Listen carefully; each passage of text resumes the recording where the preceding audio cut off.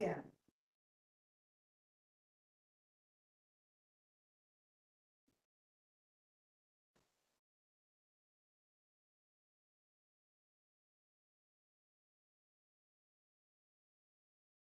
Not come back.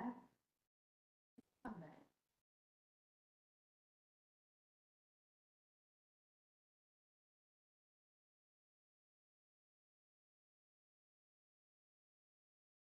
Okay, good afternoon.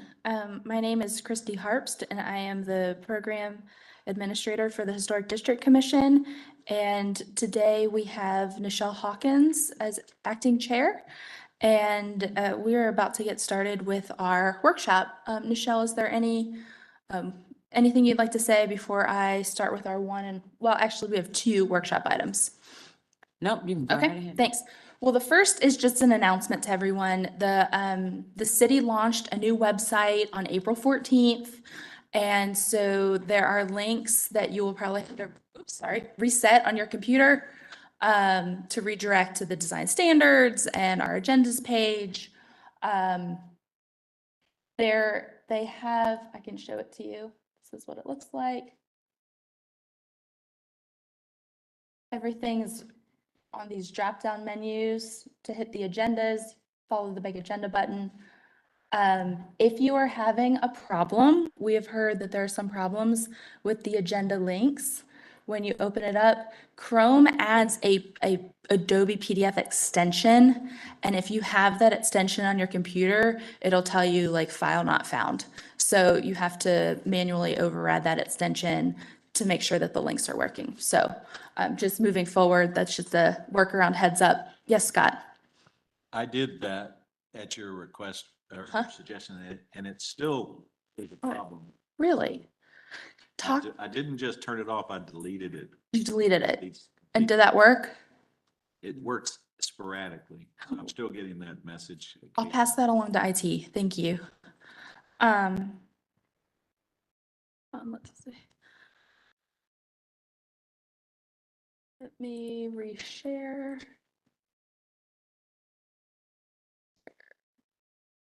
Here's the website. So here's the website. It's all been streamlined and there is information missing. So we had lots of pages on our website and they are in the process of, this is a slow transition. So if something is not there, for instance, all of the past agenda links and old cases used to be on the agenda, on the website, but that is slowly coming. So if there's something you have questions about, information you need that's not on the website, contact staff. We're happy to help in this interim time period. So with that, I would like to start with our workshop item. And the commission, we have some new commissioners since the last couple times we did this with Oaklawn Park and McCurry Heights. But we have received a request for a local historic district with a local designation report. And as you know, this is the very, very beginning of the process. This is a long process. Final decision is made by city council. It is a rezoning.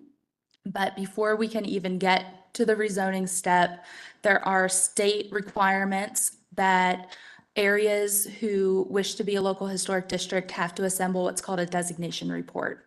And the designation report includes a map of the proposed boundary, a survey, photos of each individual house, and a historical narrative talking about the growth and development of this area.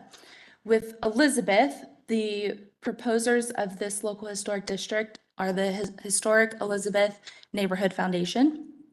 And over the past year or so, they've been working to update the Elizabeth National Register nomination. So they already had a starting point from the 1980s National Register nomination that included the house-by-house survey, the historical narrative, and photos. And what they did is they hired a consultant to help them update that report. And that's the report that's in front of you. It's 381 pages, but there are some summary pages here about, what's been lost. Let's see, I think if we go towards the end. But what what's being asked of you today is just verification that they have met these baseline standards set by the state, that they've submitted a boundary map, that they've submitted the survey, that they submitted the historical narrative. And if you are you are determining that the submission is complete. And what state law requires is that the Historic District Commission determines if it's complete or not, and then votes to transmit to the State Historic Preservation Office for their review of the report and map boundary. The State Historic Preservation Office, once we transmit that to them, they have 30 days to review all of the documents, and they will make recommendations. And their recommendations can be wide-ranging from boundary recommendations to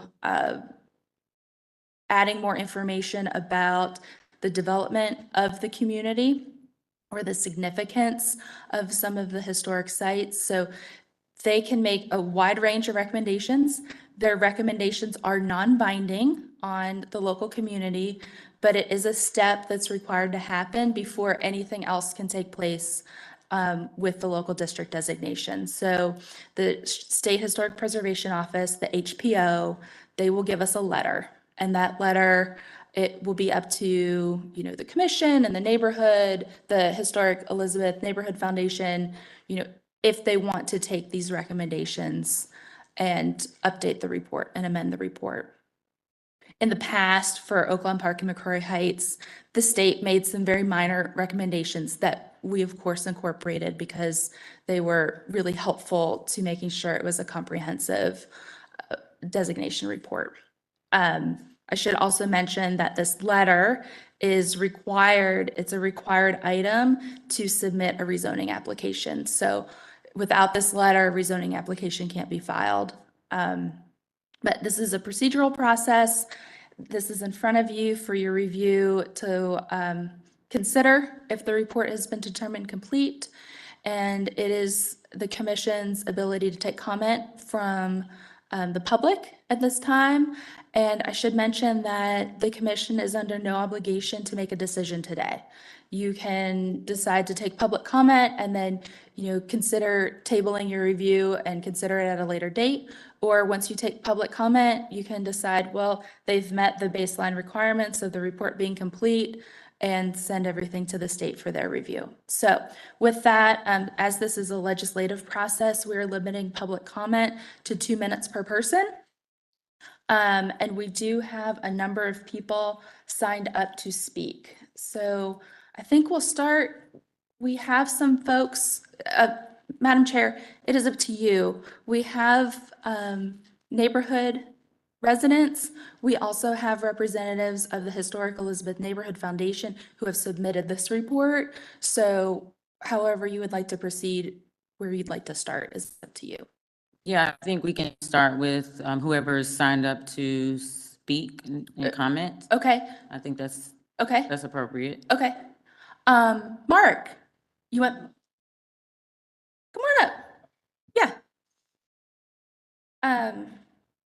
We have someone who has joined us in person, and so you just need to hit the mic so it turns green.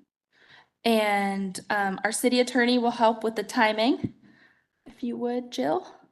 Can I say thanks first before you start the timing? Absolutely, Okay, absolutely. Christy and Marilyn were very helpful, letting me know that this is the appropriate forum to oppose this. So I appreciate the help. Sure. And also Christy showed up at a couple of meetings to actually answer questions in the community. So staff has been tremendously helpful in this. All right, you ready? Ready, go for it. Excellent. First, I want to respectfully state that the last Historical Elizabeth Neighborhood Foundation, the information meeting, I acknowledge the group on their efforts. It's apparent that they put much time and heart into this, no matter how much we oppose it. Additionally, it's the first chance I've had to see the enormous document they submitted. As a former English teacher, it is very readable. It is a very persuasive document. Fortunately, the prompt is for an objective document. As a history teacher, we must therefore raise significant concerns about the lack of context in this narrative and insist that this board reject their acceptance of it and the whitewashing of the history of this area. There are several examples. Let's highlight two quickly. One, page 19. The majority of buildings in this district were built during the period between 1910 and the beginning of World War II. That is true. However, the commentary then adds they represent most of the mainstream residential architectural styles popular at that time. That's not an accurate generalization. It should read the houses represent several architectural styles found in mainly segregated white neighborhoods in the Jim Crow South. It then goes on to state the broad range of housing stock represents this period as prosperity spread through the population, creating an ever-broadening middle class and a large group of upper-income residents. That is not an accurate generalization of the population. It misrepresents the historical context of that neighborhood. It should read the housing stock, while broadly representative of the segregated white-only areas in the city, represent the prosperity that was legislatively stripped from the Black population, were excluded from owning property in the neighborhood through redlining, artificially inflated mortgage rates, race-restricted property covenants, and physical intimidation. While a portion of the white population benefited from the racist laws and customs, a small group of segregationists earned excessively high incomes, moved into the de facto white-only neighborhood. They reference substantial and stylish houses, specifically J.B. Ivy, who is the owner of Ivy's department store, who you should know is famous for their policy of declaring that no African-American would ever eat a meal there. They also registered the home of Beatty Health, who has 5 sons who volunteer for the Confederate Army. They did not, however, mention Thaddeus Tate, who built an Italian-style brick home on the East 7th near his upscale barbershop. He was not allowed to build this stylish and substantial home in Elizabeth because he was Black. These are just a few issues of this document. We have a duty to identify and call out unconscious bias when it's present and ensure that documents referencing history and seeking ordinances to preserve that racially biased history in this legally enforceable way fairly represent the context of that history. That's time. Thank you. Thank you, ma'am. Appreciate that. Thank you so much. I don't think we have anyone else in the audience to speak on Elizabeth. No? Okay. We are going to move to online. And Mark, should you wish to, you are welcome to submit written comments as well. Okay. Yes, yes. Let's see here. I cannot see the attendees. Is Cliff, are you with us?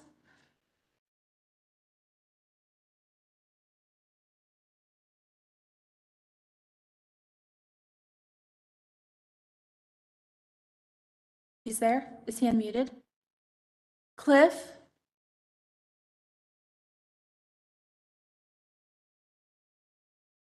Oh, there, she's moved him over. Okay. Can you unmute Cliff, please, Candace? It looks like he's still muted on our end. He's not muted. I'm not really sure what's happening. Oh, okay. It's interesting. It's showing up as muted on our side, so that's why I was wondering. Let's see here. I'm actually not seeing his mic at all. Oh, okay. Wonder if there's a mic issue. Do we want to go to try someone else? Maybe try Cliff, maybe call in on the phone? I don't know if there's anyone else here. Greg, Adam, Angie.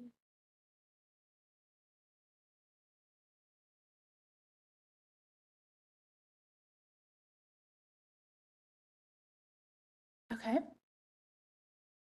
Well, it seems we're having technical difficulties from some attendees. So we're gonna, while we do that, I'm gonna turn it back over to Madam Chair Hawkins to open discussion amongst the commission. Okay. And again, it is the commission's ability to either transmit as is, extend this comment period and accept additional comments in written form, and delay your vote until June or July. It is strictly your purview how you'd like to proceed. Okay, thank you, Christy. So commissioners, I know we have this 300+ page document. We've heard from a concerned neighbor, and so just wanting to understand or hear your feedback on whether we should vote for this to be sent to the state or not. Anybody want to start us off? Krista, it looks like you have. Well, I just have a question. Are we going to hear from the historic Elizabeth? Or is, That was the A plan, substation. but they're the ones that are having some technical difficulties. oh, okay. So, yeah, it looks like there's no headphones. Okay. So, thought you know, those that were- could also be, should you wish to hear from the applicants, that's a valid reason to defer as well. That's a good point. Any other commissioners, any comments or feedback? Commissioner Wojcik? I would definitely like to see if anybody else has any more information that they want to submit to us before we send this document. Okay, I mean, if they should at least have an opportunity, I think, to Yeah. submit their information as well. agreed.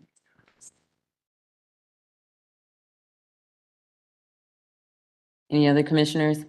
I mean, I agree, at least the applicants, I know they're having technical difficulties and we want to make sure that we get as much feedback as we possibly can from the neighbors.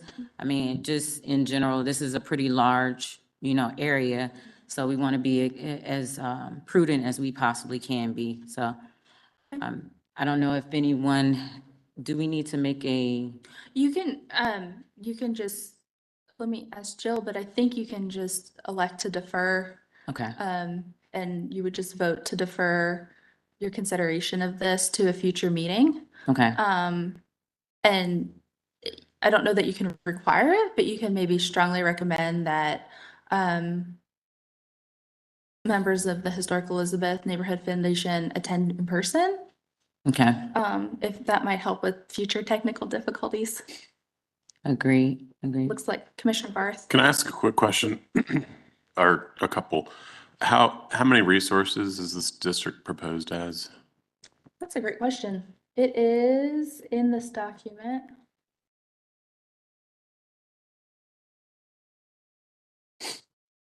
It is 673 contributing and 358 non-contributing. So a total of, can't read that, 893. 893. Gotcha, okay. And No, yeah, that was previously listed, was 893. So so it's a fairly large. it's yeah, very it's large. large. Mhm. And then my second question, I think this aligns with most commissioners. But I think I'd like to hear, if there's any other public comments, especially from the people who actually live in this district, on their opinion as far as this proposal. What does that look like? I mean, will we be able to see testimony come in here, like in our meetings, or is that something that is distributed publicly? This is, everything we do is public information, public record. So should you defer, I will handle it the same way I do any written comment or spoken comment. Of course, will be on record on the video. Any written comment will be included for your review and the public's review. It'll, of course, be made public record. Thank you. But it would Christy? come back. Yes? I'm sorry, it's Candace. I just wanted to cut in, I'm sorry, and let you know that Clifton is back. Okay, well, I'm gonna let that be the decision of the chair since it is 12:55. Yeah, I think we probably could use some more time to get more public comment. Okay. And so we can entertain a motion to defer this to a later date so that we can give folks time to get those comments in. That sounds great. So any commissioner want to put forward a motion to do that? I make a motion to defer the Elizabeth Historic District presentation to a later meeting date. Okay. Motion made by Commissioner Lineberger.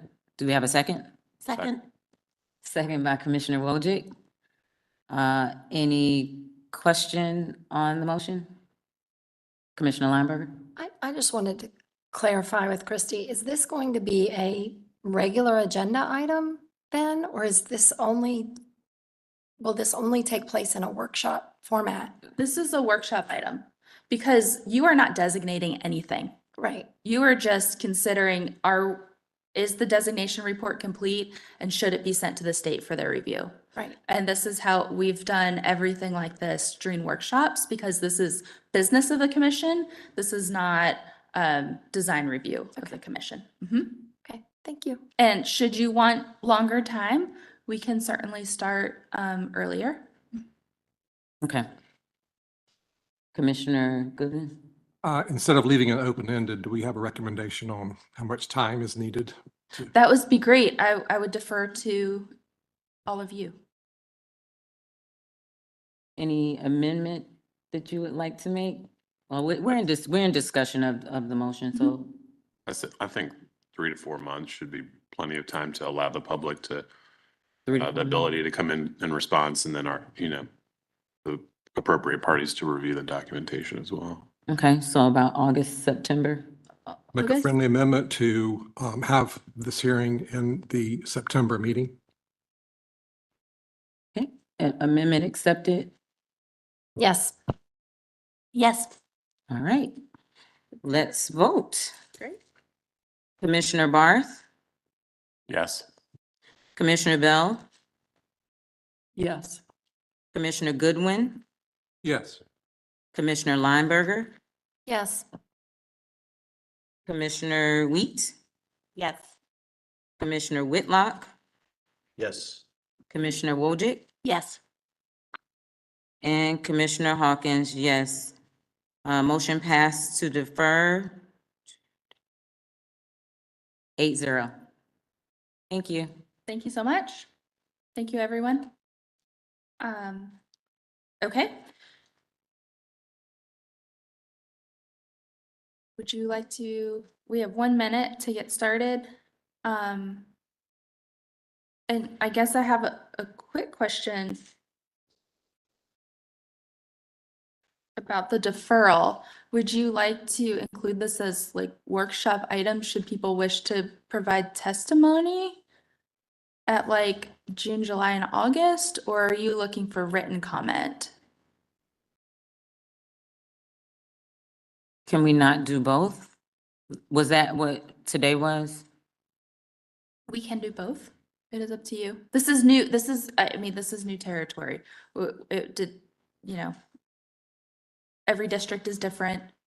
I mean, what is the recommendation? I'm not sure. I would say to allow both. Public Yeah. comment at the meetings. Sure, we can do Yeah. that. Can we just keep it on the agenda as a workshop each meeting until Okay, Yeah, we we can do close it that. out? Absolutely.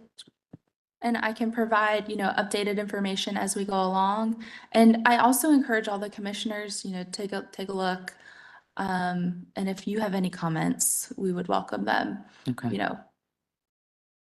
all right. And the state has been put on notice that this Elizabeth has been pending. Mm-hmm, So I will let them know the outcome of today's meeting as well. okay. Thanks, Christy. Commissioner Lineberger? What is the procedure for, is it appropriate for you to forward us information that has come in written format prior to our meetings? I'm just trying to digest the time, that we have enough time to. Yeah, I think that's really insightful. I would ask our attorney that I can forward as it comes in and then make sure it's all compiled for each meeting. Sure. Yeah, it's all matter of public record, so it's whatever's easiest to, if you prefer to receive it as it comes in or have Christy compile it, kind of like she compiles the agenda supplement and sort of, this is the information that has come in since the last meeting, you know, prior to the meeting for consideration. Just whatever is how you prefer to receive the information. Yeah, I think it would be helpful to receive it with our meeting, you know, our normal meeting Absolutely. information. I mean, not, you know, send us every week. Yeah, right, I feel like that necessarily, might get a little but- overwhelming. Okay. I think that would be helpful to be able to read that And beforehand. so, just so everyone listening can understand, will leave it here, and this entire information will still be here. We'll add another link that's called like public comment about Elizabeth, and it'll all be compiled there in the agendas. Perfect. Okay. Yes, Commissioner Bell. Question about the public comments. How do we, or how is the process? What does the process look like as far as engaging those comments? Yeah, so you can, I mean, like anything else, you can decide if they have the weight that you want to give them in reference to the designation report. So if there are some areas of history that have been left out of the designation report, it's perfectly within your purview to go back to the Historic Elizabeth Neighborhood Foundation and say, we think you need to do a little more work before we send this to the state. Or you can send it to the state and say, here's the designation report. Here are all the comments we received with the designation report, and lean on the state to make their recommendations for enhancing the designation report. Okay. And once the deadline is passed, like the 3 to 4 months, if residents or others come forward after that, This is the first step in a long process. Like, Oh. this is not, you are not designating a local district here. You're just saying, hey, is it complete? Did we get the map? Did we get the survey? Did we get the narrative? Is there anything missing from the state laid out requirements? And then the state will do their review and talk about maybe boundaries or missing historical information about the full range, showcasing the full range of history of an area. okay, thank you. And then there's an opportunity to make those amendments. But there's also another step that the neighborhood has to, Michelle's very familiar with this. There's a petition requirement that a minimum of 51% of the property owners have to sign a petition in support of the local district. And that petition and the letter from the state are required to be submitted with the rezoning application. So they can't move forward with rezoning until those two requirements are met. So we can't hold this up forever, right? But absolutely do our due diligence. At some point, we will have to send this to the state for their review. And I know something that was very helpful for us that Christy and staff put together was kind of like a checklist, because I think some of us are very visual, right? And we see that there are hypothetically 8 steps. They're on like step 2 or step 1. I think that would give the conversation better context. I mean, for the public and for some of us that haven't been through the process. But it's Would you pretty like me to thorough. bring that to the next meeting? Yeah, I can present that at the workshop? that would be good. Okay, sure, we can do that. All right, well, are you ready to swear everyone in? Yes. Okay.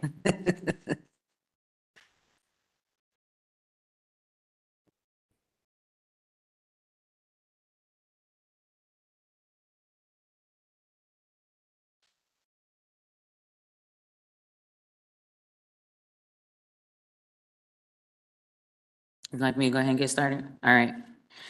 The Charlotte Historic District Commission welcomes you to the May 10th, 2023 meeting. I'm Nichelle Hawkins, Vice Chairperson, and I call the meeting to order at 1:06 p.m. Also sitting on today's commission are Chris Barth, Noel Bell, Krista Lineberger, Sarah Wheat, Scott Whitlock, Heather Wojcik, and Phil Goodwin, who are present in the meeting room.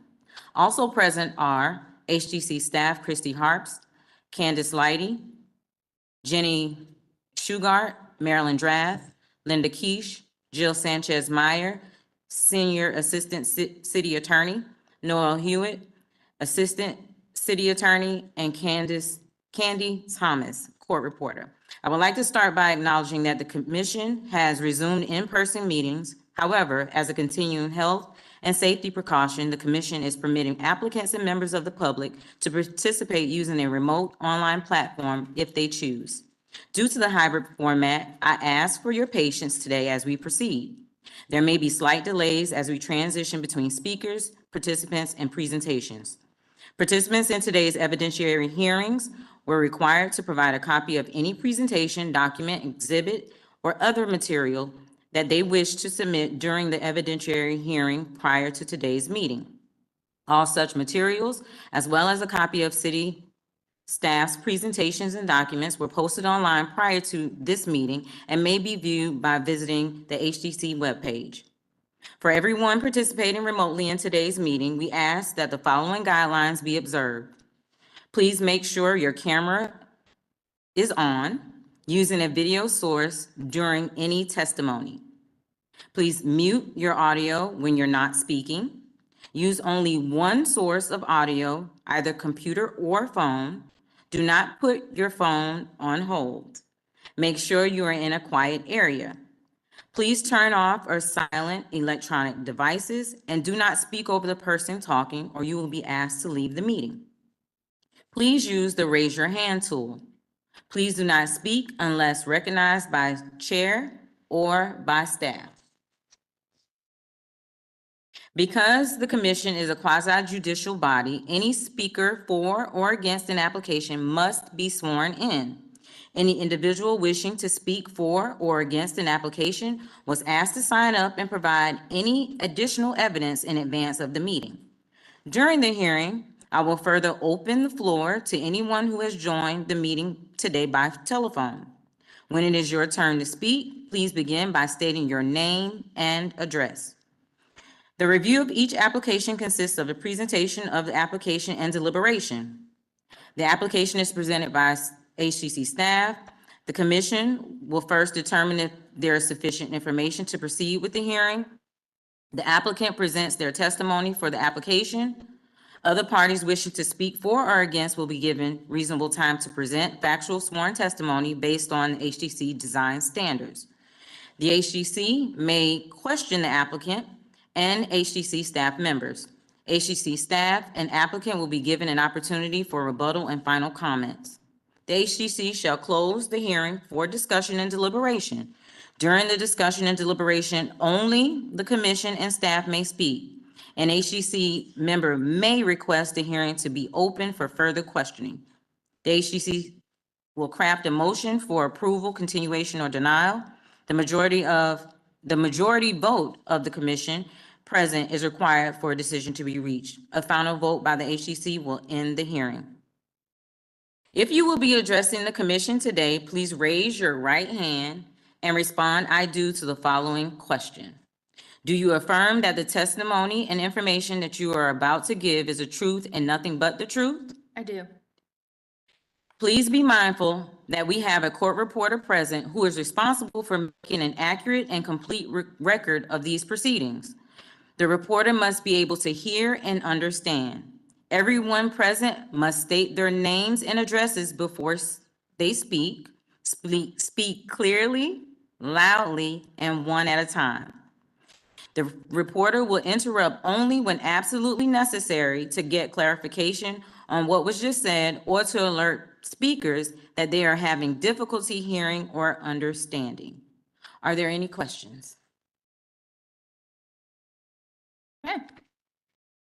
Our first application is 1620 Dilworth Road East, and it is for window and door changes. It's a reaffirmation. The commission has already approved the project and the COA has expired. So they are asking for actually a partial reaffirmation just to remove an existing double hung window and install a new entry door in the left elevation.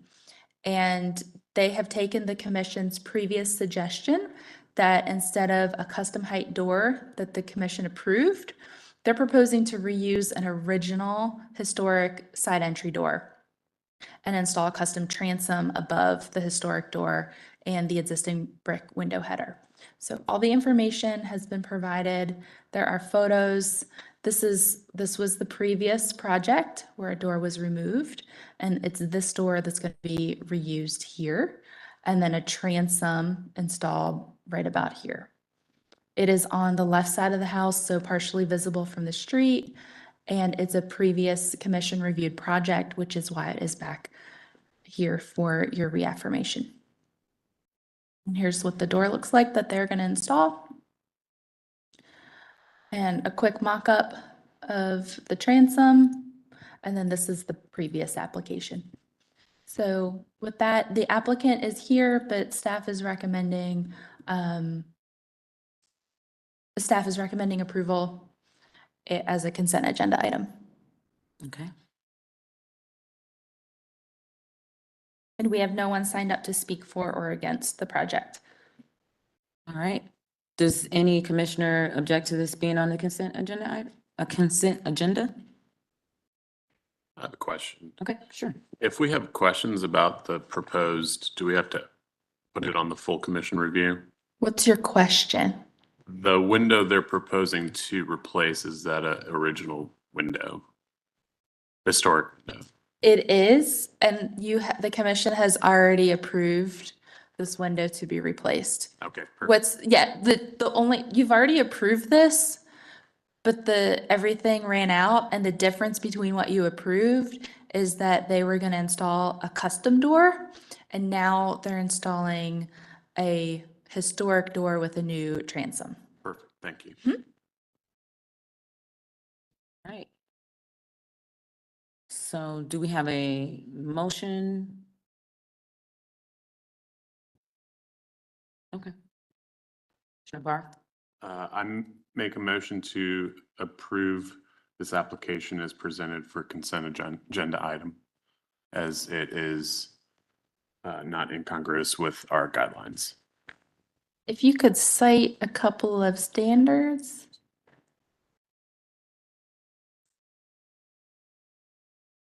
Chris, they're right here.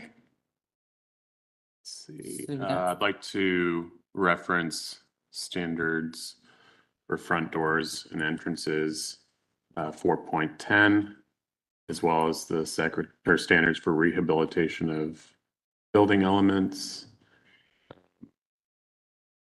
I apologize, it's 4.10, number 5, trim 4.11, and the Secretary of Interior standards. Okay. We've got a motion by Commissioner Barth. Do we have a second?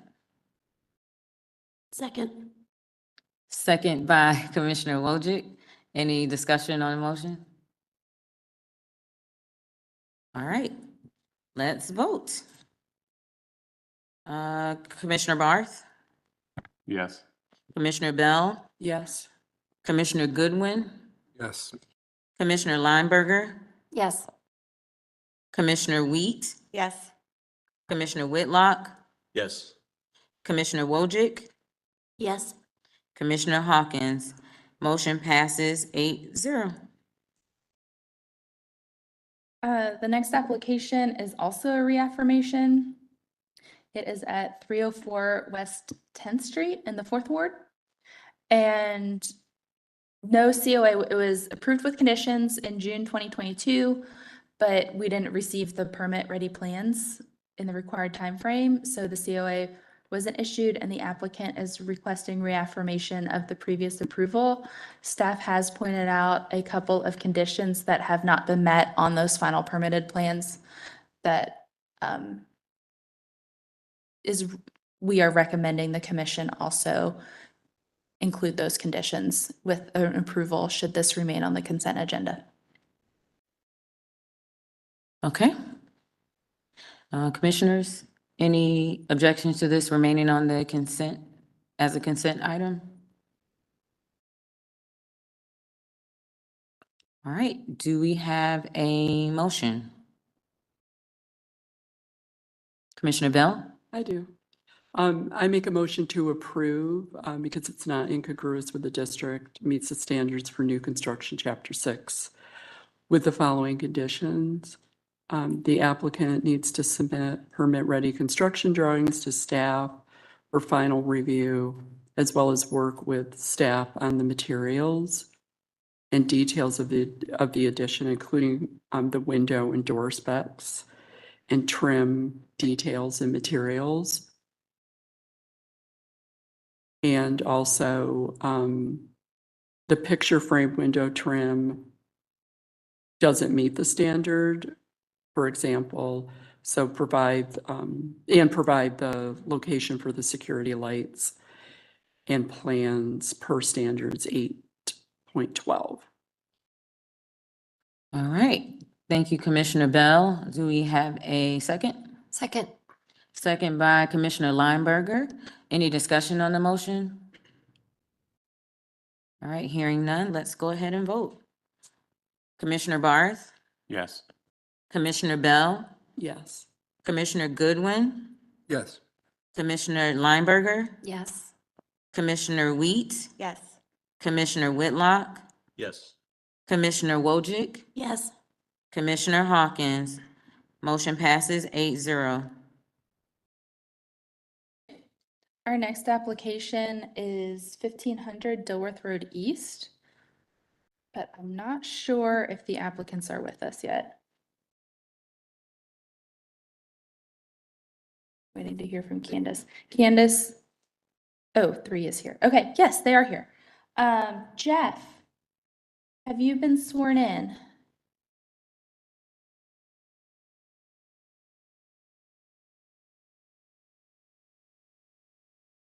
I don't believe I have, no. Okay, Emily, have you been sworn in? No. Okay, we're gonna swear you in, and if you could please turn on your cameras. Thank you. All right. Do you affirm that the testimony and information that you're about to give is the truth and nothing but the truth? Yes. I do. Okay, thank you. All right, this next application is in 2 parts. It is for window changes on the main structure. And then it also includes the demolition of an accessory structure in the rear yard, tree removal, and the construction of a new accessory building. Staff memo is slides 1 through 3. At the request of the commission, we are also including all the intake emails after that. And here is the house in question. And the window changes are on the left elevation. No, they're on the right elevation. Let's see here. Here we go. And with that, I am on slide 18. Jeff, do you want to take over sharing more about the project and starting with the changes to the main house and then moving to the accessory structure? And if you would you please state your name and your address for the court reporter? Sure. Jeff Oaksey, 336 North Caswell Road. So for the main house, as far as the exterior, we're doing an interior renovation, but as far as the exterior, we are just replacing those 2 windows on the left-hand side. We're gonna try to salvage the brick and then reuse it to patch in the existing window locations. And then, can't move this, but the next slide should show the rear elevation.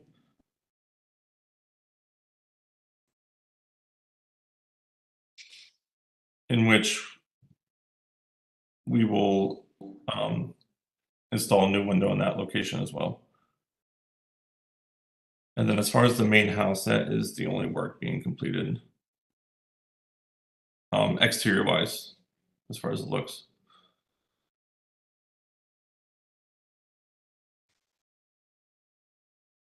And then for the garage portion, we will remove the existing garage.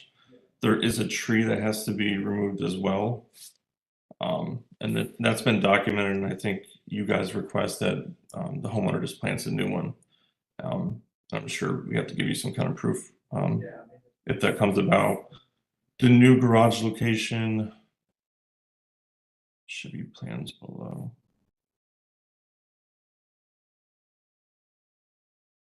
Jeff, there's existing garage. Yep, that's correct. That's the existing garage. This is the tree That is the tree. there. Right here.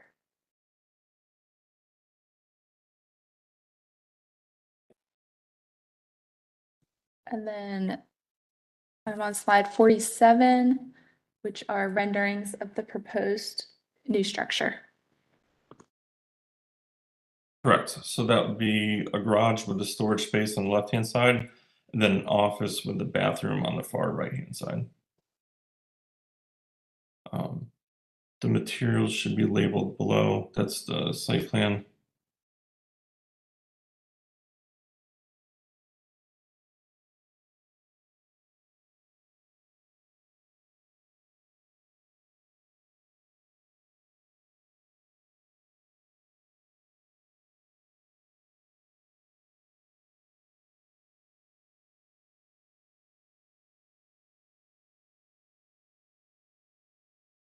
And I think the only changes we made, and Emily, you can confirm this, is we added a couple windows per the notes that you guys recommended. And we made the little storage shed on the left smaller. And Emily, could you turn your camera on, please? I think it's on. Let's see. I don't see any way to turn it on other than, let's see.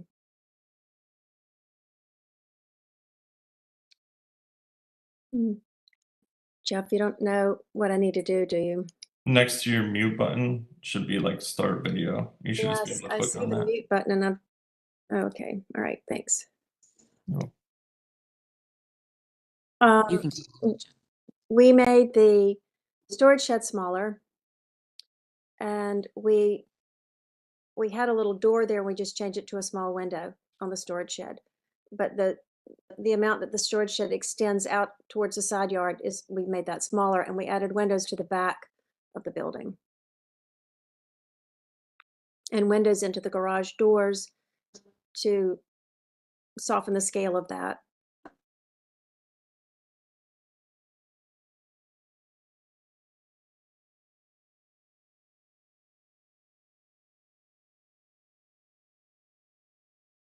Okay. Is there anything else, Jeff, Emily, you want to add? Trying to think of other questions we had to answer during this process. I think one was, I may have some photos in here of like from the street view. I think one of the questions is like, can you visibly see it? And it will be behind the house. If you're standing on the far left side of the property on the road, you might be able to see a glimpse of it. I'm not sure. That answers that question. I just know it came up during the application process. Yeah, correct. Yeah, you might get a little bit of that. It's basically to the right of that tree. Mm-hmm. And the house is fairly elevated off of Dilworth Road. So I don't think the line of sight is very open at all. Okay. Anything else, Emily and Jeff? Well, we chose a one-story structure rather than a two-story structure.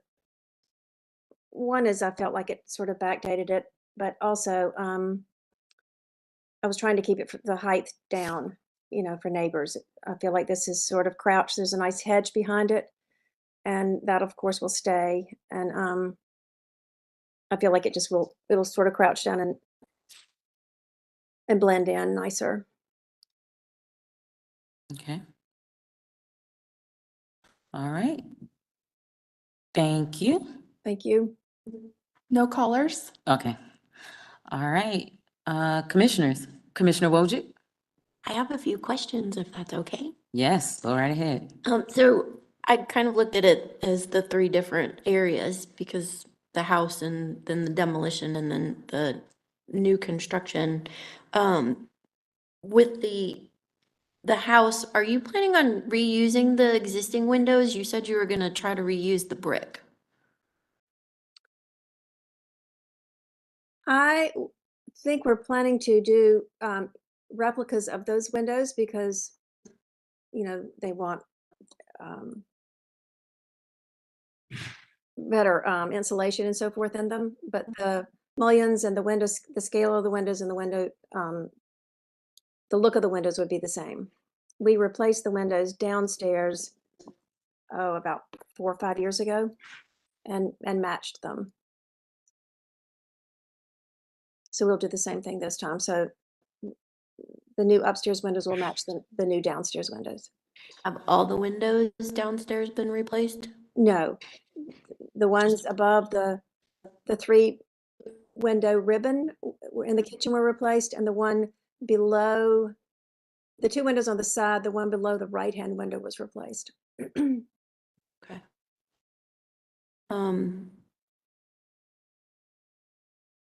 And then can you kind of elaborate a little bit on why you chose to demo the existing detached garage versus It's about to adding fall on to it? down. Yeah, it's about to fall down. It's got rot and it's about to fall down, and it's also not large enough to hold a modern day car, so it's not usable for them. And is the tree location, I saw the letter from the tree company, but is the garage location, the choice for the garage location, what is impacting the tree in terms of damage? We have room to locate it without taking the tree down, but um, it's my understanding that the tree is not well, and it would die after we built the new garage anyway, so, needs to come down. And then Charlie is a real gardener, so one of the reasons he wants the house back there in the exercise room is because he, likes his garden, so he will plant another tree. He's very pro tree and shrub, so, that's the plan, and he hasn't done a lot back there, knowing that he had to take the garage down, but now he wants to finish his garden out back there.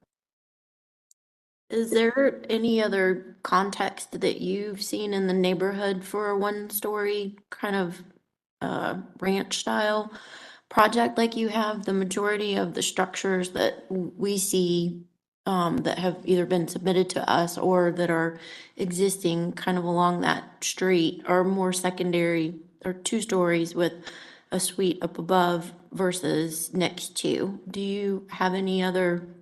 I know that there are new garages in the neighborhood that have a suite up above, but I don't know of any. I'm not saying they're not there. I just don't know of any older ones. And typically when I see these older garages, because land was not at a premium, they tend to sort of sprawl. So there's one in particular that's not in Dilworth, but it is an older home on Bromley, and it was sort of the inspiration. But I like the lower profile of it because I think it backdates it. Right. And you mentioned that, I guess someone had requested whether or not we'd be able to see the secondary structure from the street. And you showed us on the driveway side, but is there going to be a view of it from the right-hand side of the property? I don't believe I have that photo, but you can see there's a bunch of vegetation and we have that, I believe, which he uses as his office on the right-hand side, that lower level wing. I do not think you'll have any visibility into the backyard on the right-hand side. No, I don't think so either.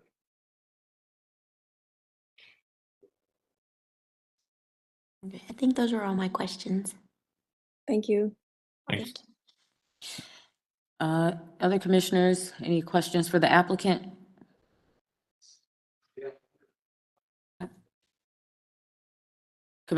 Commissioner Barth? Yeah, could you elaborate on how you guys, or maybe you haven't, calculated the historic rear yard impervious area? Have you guys done that calculation? I saw the overall site, which I think is a zoning guideline. But we typically look at rear yard calculations as it relates to the rear thermal wall. You know, we actually, to be honest, I wasn't real sure where you wanted the rear yard to start. I don't know if that was at the end of the main structure or at the end of the porch. But I'm glad to calculate that. We felt like there was, a lot of yard back there. But if you can define rear yard, I'd always heard it done as the overall.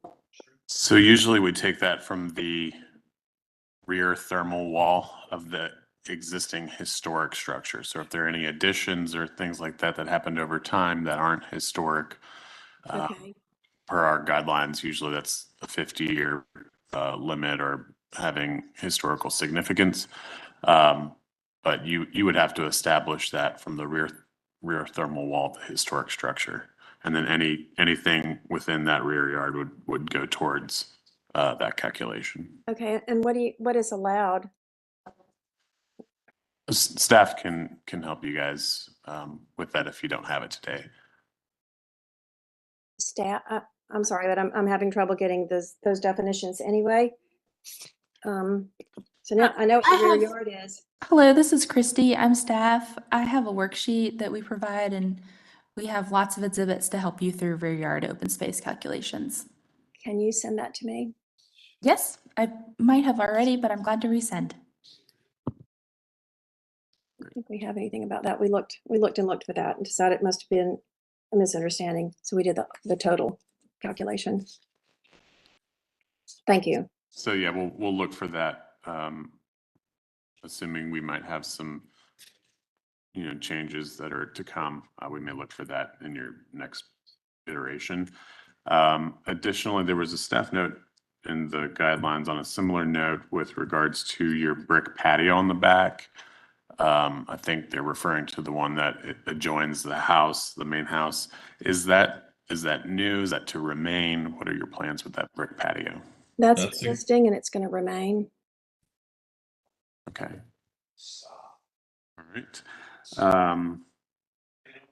And then for the main house, you're replacing and removing some existing windows. Are any of those to be reused elsewhere on the house, or are those going away? No, they're going away. I think that's all my questions. Thanks. Thanks, Commissioner Barnes. Commissioner Bell? Thank you. I had an additional question on the existing garage, and I know the request is to demo that. And you said the reason for it is because it's about to fall down. Are there any photos that show some of the detail on the inside? Because I guess what I'm looking at from the outside, I can't really tell that from my point of view anyway, that it looks like it's about to fall down. And I do notice that there are a couple of photos here with a car actually parked inside and near it. So do you have photos that you can share with staff later that show or demonstrate that the structure is about to fall down? I don't mean it's literally dangerous at this point, but I don't think anyone would want to put much money, and nobody would want to put money into it. You can see how low the garage door is. One car fits in. I think some of the larger cars don't fit in. And it's not a sound structure. It's just not a sound. You certainly can't put a suite above it. I don't know. Okay. And I Personally, I have think it's one, worth salvaging, but I understand from a historic standpoint, but I don't think he can solve the problems that he's trying to solve, starting with that existing structure. okay. And then I had a question on the tree. You mentioned that there was a plan to replace the tree. Right. I didn't see that included in here. I thought it was on the site plan. Maybe I think there's a note somewhere. Maybe not, but there was a note at one point in one of our renditions, but we'll have to make sure that that note is on there. Okay. Thank you. Mhm. Thank you. Commissioner Wojcik or Commissioner Lineberger? Well, I'm interested because the whole basis of this commission is based on the Secretary of Interior standards. And the first thing that it says is basically repair, don't replace. And one of the big things that we really like to have happen is if there are changes, that things be reused as much as possible, but also not to just have something torn down just because, especially if you've followed us at all, trees are a huge element and secondary structures are very important. So I'm personally having a hard time with the request for demolition and tree removal without even getting into the scale of the structure in terms of proportion of the backyard. And obviously, we would want to have that thermal or the percentage of yard being used and such. But that's just, and just because you're saying that the garage is going to fall down, I mean, we're definitely going to need more information on that. You're going to need to submit pictures and documentation from. Let me I was speaking sort of figuratively, meaning that it's, in my opinion, it's not worth putting a lot of money into it or putting a suite above it. So let me retract. It's about to fall down. I just mean that it's in disrepair and would need some money to be repaired. And at the end of spending the money, I don't think it would function as a garage for him for 2 cars. So that's it. To me, it's a moot point. I mean, if he can't tear it down, he'll probably just leave the structure there, but continue to, I mean, maybe paint it, but not use it for what he wanted to use it for. He wanted to be able to put 2 cars in the garage. And I don't think that's possible with the existing garage, even if we paint it and, dress it back up a little bit. Well, modifications are allowed, but my point is that maybe there would be a way that we could use the existing structure with modification without destroying it, and then still be able, to achieve. And of course, we're not allowed to design it for you, but I'm just kind of saying what's important to me and what I'm seeing with this presentation, just so that you could give us that feedback. So thank you. Thank you for your concern. I'm actually, never mind. All right, Commissioner Goodwin? Yeah, there's a lot of photographs provided here, but if you look at slide number 42,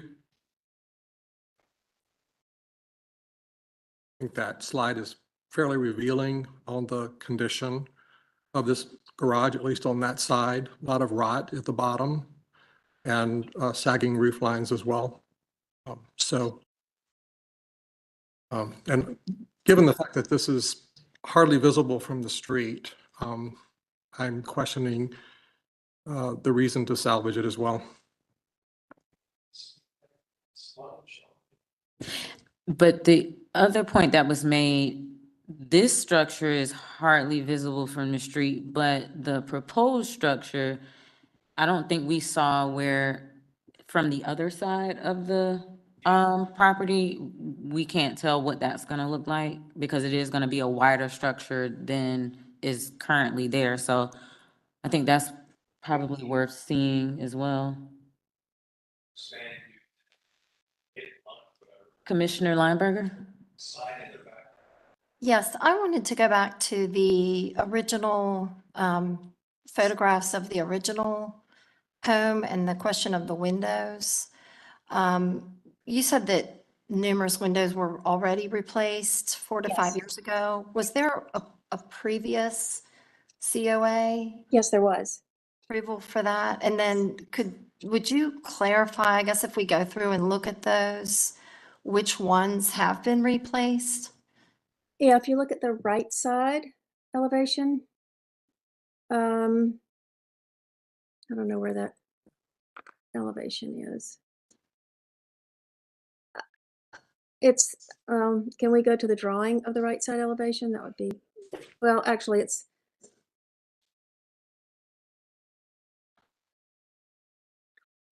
this window upstairs, on the upstairs window, excuse me, the downstairs window on the far right was replaced about 5 years ago. And then on the rear elevation, the 3 windows right here were replaced. And we did get approval for that, and we copied the existing windows. Were they replaced due to disrepair or?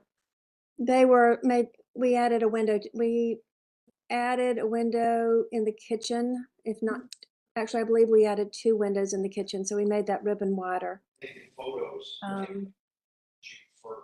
And then moved the window on the right side elevation to be more of a corner window.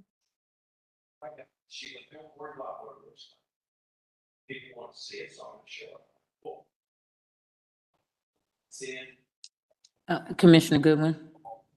Yeah, Emily, a question on the windows that were replaced. Are those IG units? The insulated glass units? I'm assuming, yes, that they are, but they're true divided light. Okay, and then the older windows on the majority of the house, are those single pane? They're single pane. Okay, thank you.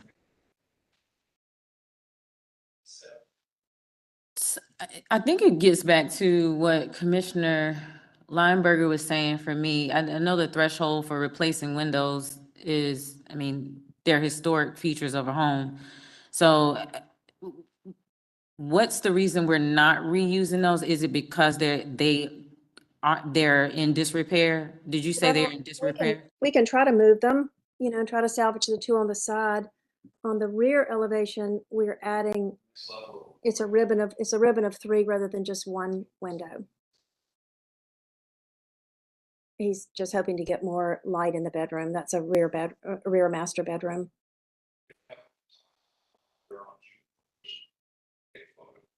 Okay. All right, commissioners, any other questions? Commissioner Barth? Just one last quick question. Have you all checked with zoning? I mean, we don't get into setbacks and things like that, but you know, it may affect y'all in our review of this project. Have you checked with zoning as how they would classify this, whether they would classify it as an ADU? And if so, have you checked with them as far as the rear yard setbacks and the side setbacks? We have made sure, yes, that we meet all the zoning requirements. Okay. Commissioner Lineberger? I just wanted to make a comment before we close. I'm sure this will come up in deliberation, but just to clarify, our standards 8.10, 8.10 for accessory buildings. Our standards state that we place, number 2 says, place new outbuildings such as garages or sheds to the rear of lots that are large enough to accommodate them following the applicable zoning requirements. I'm sorry, I'm going to go to number 3. Design new outbuildings to be compatible with the style and character of the primary historic building on the site, especially in scale, massing, and other architectural elements. Any new outbuilding must be clearly secondary, height, footprint, scale, massing to the main structure on the site. I think that that's going to be something we might dial in on. The ranch style of the structure, as Commissioner Wojcik already addressed, I just think that it doesn't quite comply with what the standards are asking, that it is compatible with the primary structure. I wanted to go ahead and see if you wanted to comment before we close. Yeah, are you saying, when you say ranch, are you referring strictly to the one-story nature of it, and you would prefer a two-story structure? Or, Well, I mean, if we've used gable, you know, we had a gable roof and we changed it to the hip. But I was trying to use all the same materials and same window style and just keep the building low in the back so that it was secondary to the primary structure. I have a hard time getting tall cars into two-story garages and then at the same time keep them crouched and have them honor the main structure. And Charlie's house is not particularly tall, so once we go to a two-story garage with a car as the first floor, it gets very challenging to keep that secondary structure hierarchy, which is one of my really big things. I love hierarchy. So that's the main reason I chose a one-story structure, is to have that structure honor the main structure. I understand the challenge. I think that our purview, though, is to interpret your design we're determining if it is within our standards. Right. And what the standards are I'm telling trying to us to follow. So I think that style-wise, it's a different, it doesn't seem to be compatible with the primary structure. So I think that, I was just letting you know that but I think that we need to address first the demolition, first of all. I mean, we need to talk about that, which is section 9.2 for demolition. So we need to address that first before we even address this structure, but. Well, I guess I was trying to get clarification from you on the term ranch, so that if we go back to the drawing board, are you suggesting that ranch is a one-story or some details about the structure. I'm trying to figure out if you feel like it might be more appropriate for a two-story structure rather than a one-story structure, just to get some guidelines. I think that that probably would be our, Cannot, we can't design it for you. Yeah. I Um, understand that. I'm just trying to understand what her term ranch means. What does ranch mean? One story, Okay, thank you. Commissioner Lineberger, yes. I'm not trying to put words in your mouth. But what I'm hearing is you're alluding to the massing of the building and particularly my guess would be the rear elevation. And that one story isn't necessarily a bad thing, but it's more of the form of how this is presented. Right. Okay. Thank you. Commissioner Goodwin? I think one important item in our deliberation is going to be visibility. I thought that we had addressed that, but the structure that is proposed is, what is the visibility of that of the proposed structure? What would it be from the street and the side views as well? There's really no view of it from the sides because of hedges, and there will be no view of it from the rear because of a hedge. The house is fairly high up off of Dilworth Road. I think if you can see anything from the left side of the yard, it will be maybe the corner of that garage, which won't look any different than the one you see now. From the right, there's a large magnolia and a camellia garden. If you see anything from the right at all, I don't think you'll see anything from the right. But if you do, again, it'll be the corner of the building. You will not see much of this building at all from anywhere other than Charlie's house. Thank you. And it looks like, Jeff, do you have a question? Yeah, it looks like I failed to get a photo of that right-hand side, and it's been brought up more than once. I can take a photo, and obviously I know I have to resubmit it and whatnot, but I could definitely do that. Okay. And hopefully that'll clear Sounds things like- up. Yeah, it sounds like the commission would want to see that, and that's generally what we tend to see and receive when we are talking about what can be viewed from the street. All right, any questions for the applicant before we, I have Commissioner one Bell? more. Sorry, I have one more question. So in looking at the massing of the accessory building, a couple of times the shrubbery was mentioned, which allows for more of a hidden feature. But if it does go as wide as what the new design is, are there some of that shrubbery would be impacted, correct? And if so, are there plans to replace it? Yes, there's a hedge that runs down the right side. Right now, the left side of the existing garage there was a photograph, but it's just kind of a little dirt area that collects wheelbarrows and tools and things. There is, if you can, this area right, that area right there. But once he gets it cleaned out in the new garage, he's planning to have a more extensive garden throughout the backyard. So yes, he'll be planting more camellias and things that are there now. Okay, and that's included in here? We do not have that shown on the site plan, no. Okay. So that'd be something else we might want to talk about. Thank you. Commissioner Wojcik?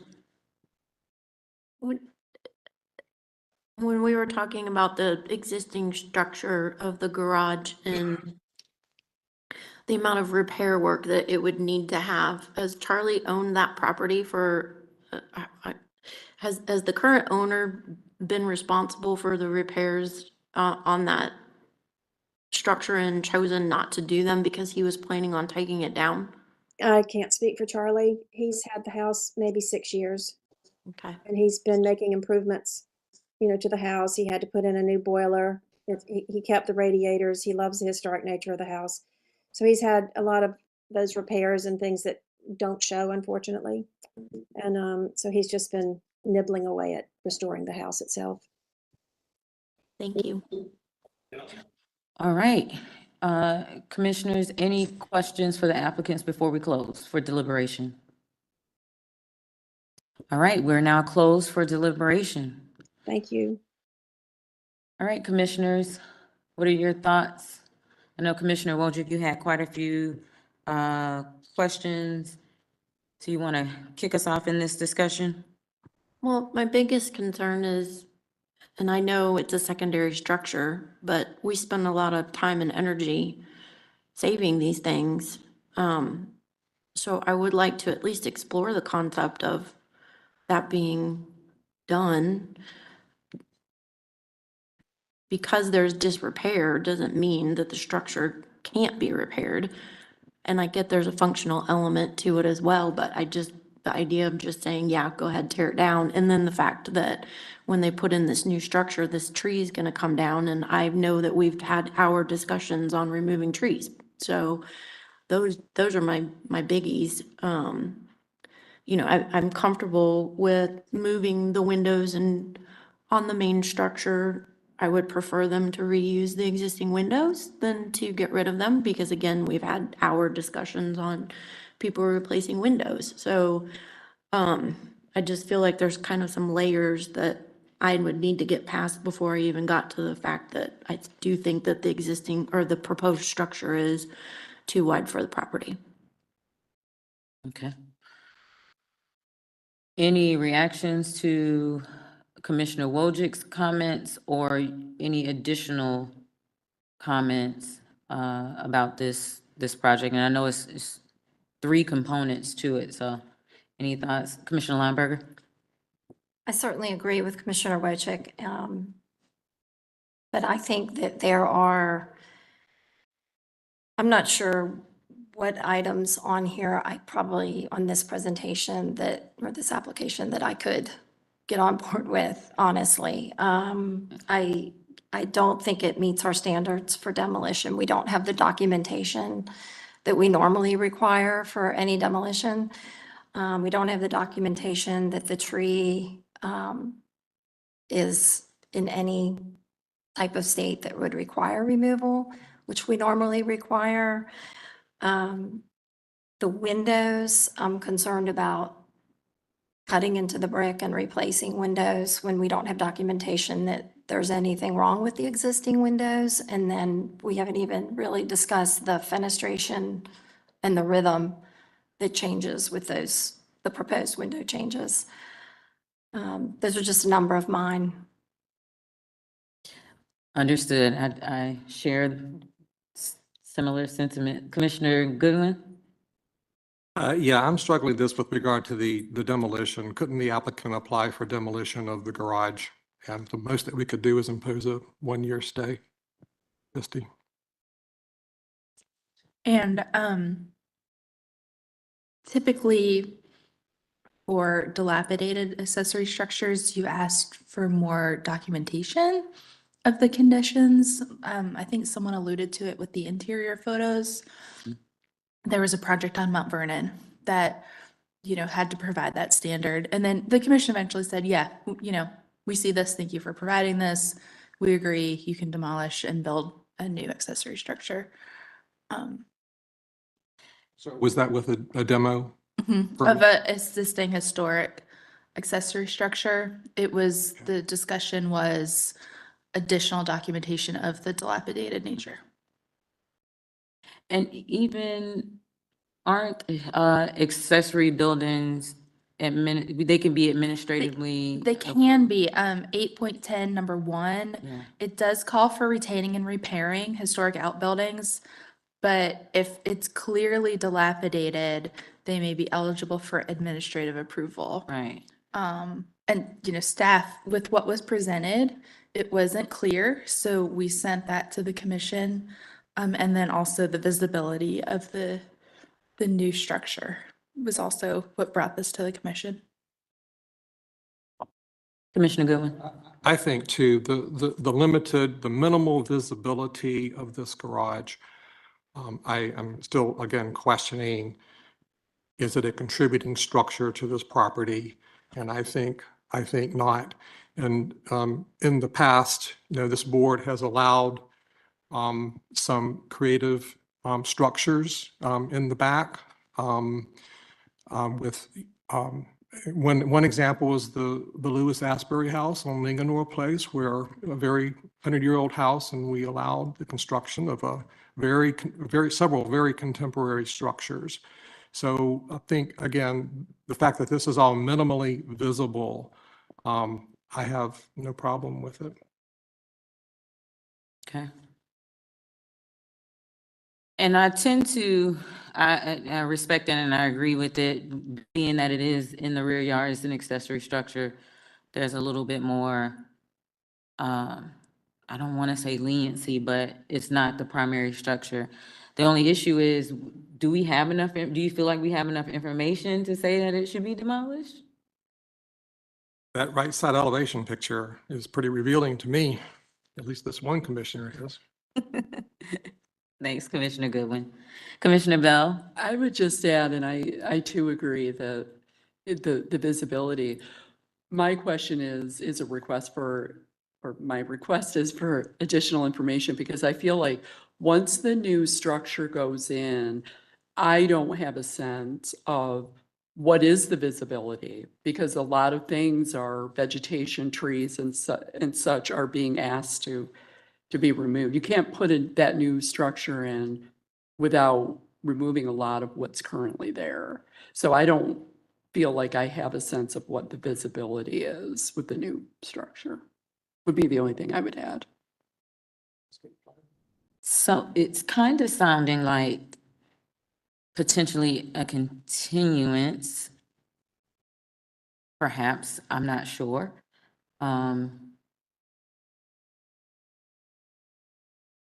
Any other comments? Commissioner Goodwin? Yeah, and with regard to the windows, I'm a little bit concerned about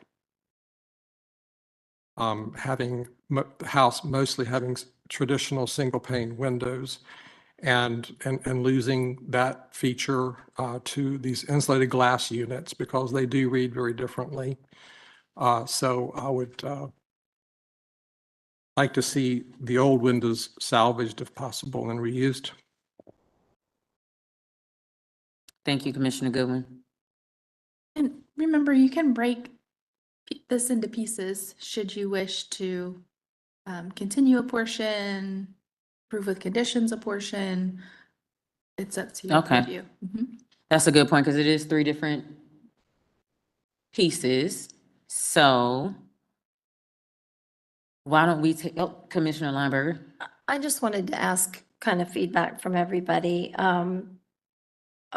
What on this application does meet our standards for anyone, if anyone can weigh in? I mean, I'm not sure that there's anything that really, if we're going by our standards, really meets them at all.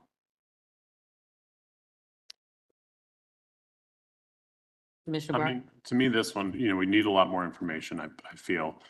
I would feel more comfortable having more evidence on the demolishing of the existing structure. I'm not okay with the massing of the AD or the accessory structure as it relates to width. Things like directional expression, rhythm with the windows, configuration of the windows, blank walls. We need rear yard calculations. We need landscape information and tree information. And I really would like, I'm not so quick to remove windows on a historic structure, especially if they're historic windows. So I would challenge them to explore reusing the existing windows in some manner in the proposed. That was a pretty comprehensive list. That sounds like a motion. And a basis for, a continuation perhaps.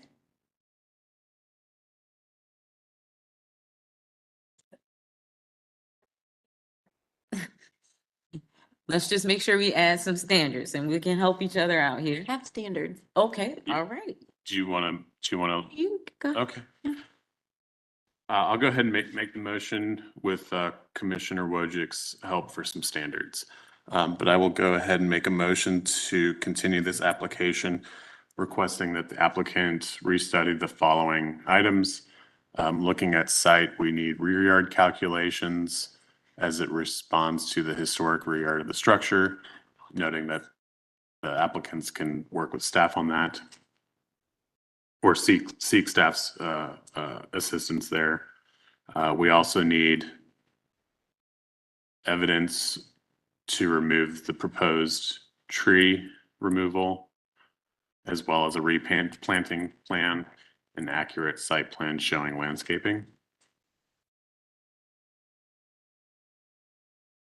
With regard to the main structure on the property, would ask the applicants to analyze using the historic windows in the proposed application. That would be 4.13, number 1, retain windows. That's guideline 4.13, number 1. For the accessory structure, would ask the applicant to restudy the massing of the proposed structure, particularly as it involves the structure's width, as well as directional expression, and how it relates to the primary historic structure on property, such that it responds to its architectural style, massing, and is clearly secondary to the primary structure. That's 6.8 and 6.9. And 8.10, 6.8, 6.9, and 8.10, number 3. number 3. Oh, yeah. Would also request, well, do we need to review fenestration since this is likely going to be changing form? No. So I would like to also state that we are not reviewing the details of the accessory structure until the next iteration of this project. All right, we have a motion by Commissioner Barth. Do we have a second? Second. Second by Commissioner Wojcik. Any discussion on the motion? All right, hearing none, let's go ahead and vote. Commissioner Barth, Yes. Commissioner Bell, Yes. Commissioner Goodwin, Yes. Commissioner Lineberger, No. Commissioner Wheat, Yes. Commissioner Whitlock, Yes. Commissioner Wojcik, Yes. Sorry. Commissioner Hawkins, no. Motion passes 6-2. All right. Our next applicants are in the audience. Would invite you all to come up. Maybe bring chairs with you. Are you part of are you neighbors or what? Are you presenting or are you speaking for or against? Okay.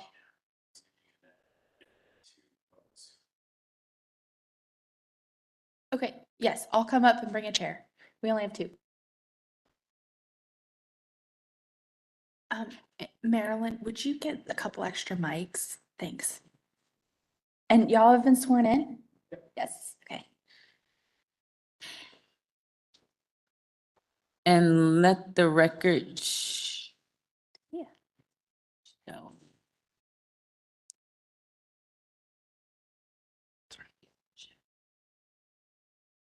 Thank you. Okay, this next application is 1209 Myrtle Avenue, and it's for demolition of a residential structure. The applicant has provided all of the required elements, the Zotwall survey, property survey, digital photos, and elevation drawings. I am going to turn it immediately over to the applicants. If you would state your name and your address for the court reporter, please. And then let me know what slide you'd like to go to for your presentation. And please be sure to speak into the mic. Say your name and address. She forgot her hearing aid too. Kevin Davis, 701 Mount Vernon Avenue in Dilworth. And Josh Lanning, and I live at 1210 Myrtle Avenue. And I'll just start. I think the application is up there, but this is my mom, Kevin Davis's application to demo the house that's currently at 1209 Myrtle Avenue, which is right across the street from where I live, preferably without waiting the 365 days, which is, we understand, permitted by statute and the guidelines, but not required. I think particularly in circumstances like this one, which hopefully we can expand upon here at the hearing. But I just wanted to make two kind of overarching points to frame things. One is, I don't think that you're going to find an applicant that is more dedicated to preserving the historic character of Dilworth than my mom. She's lived there for 50 years. She's spoken before this commission numerous times, each time in favor of preserving the character of the neighborhood, and really in opposition to buildings which she didn't feel preserve the character of the neighborhood. She purchased the house next to her on Mount Vernon, and kept that house in its exact condition, which was her intention with this house, which is around the corner on the other side from her. It just didn't work out that way. And so I wanted to point out sort of her dedication. She doesn't make this application lightly. But when she purchased it, like the other house she purchased next to her on Mount Vernon, she intended to fix it up, renovate it, keep it, all of the features the same. What she didn't know is that the house was really in extreme dilapidated condition, and that became apparent. I mean, the family that lived there, no one has lived in the house for 10 or 11 years. I've lived right across the street that entire time. The only tenants of the house have been successive families of raccoons. And they are, great neighbors, but they didn't do a great job of keeping up the house. And so when my mom finally got a chance to walk around and see the inside of the house, one of the ceilings had fallen in, so it wasn't safe for her to go in certain rooms. In the house, we have two folks here who are able to talk about it, the general state of disrepair. And the standards we understand in reading the guidelines is, in addition to the historic character and contribution of the building to the neighborhood, is whether or not it is salvageable.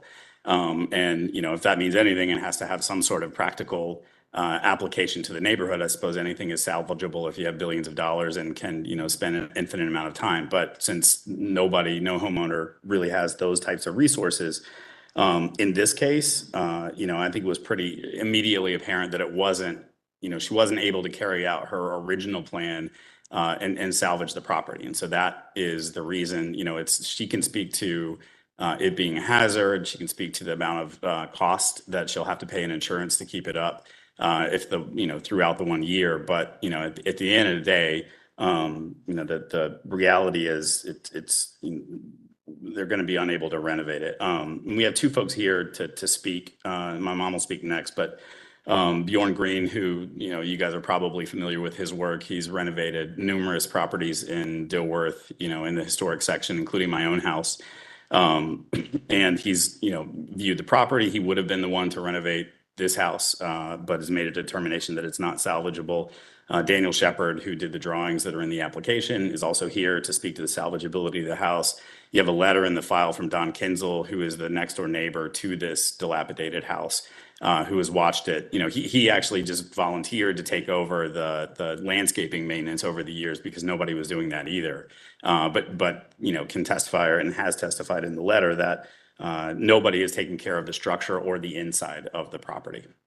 So with that, I'll turn it over to my mom. Thank you, Josh. First of all, I'd like to say how appreciative I am of the work this commission does, the staff and all of the commission. And over the years, I have come before you to both do the renovation on my house, which Concept Building and Bjorn Green did a fantastic job. And of course, we went back and forth with the guidelines until it was approved. And it's just been a good process, and I've appreciated the standards and what the impact has been on the neighborhood, such that in more recent years, I have really felt that it was very important to speak up about things that are happening in our neighborhood in hopes of contributing to the preservation. With this particular house, I had known this family pretty much since I moved in my own home.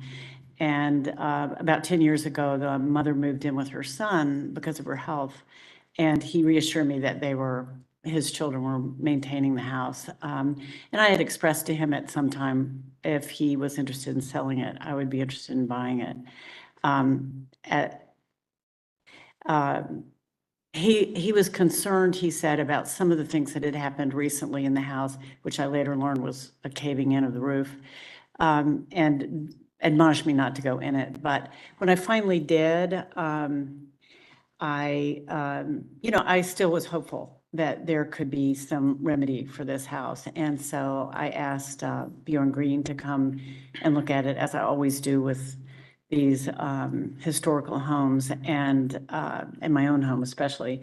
And so I'll let him say what he came to find out about it. And of course, the original folks that I had worked with, Friday and Dwayne, in terms of my own renovation is now Integra, and Daniel Shepard from Integra did all the structural drawings and also has a background in which he has some expertise about the condition of properties. My intention always was to preserve this house. I think it's a pretty special house.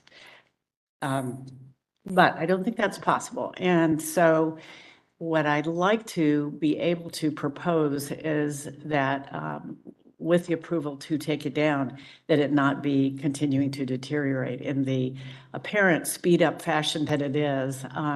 It has had a series, come to find out in this last year, of raccoons coming on a regular basis and living in the house, and the neighbors observing that and calling the city to come and remove them. So it I think is very definitely at risk for someone being injured in or around that house.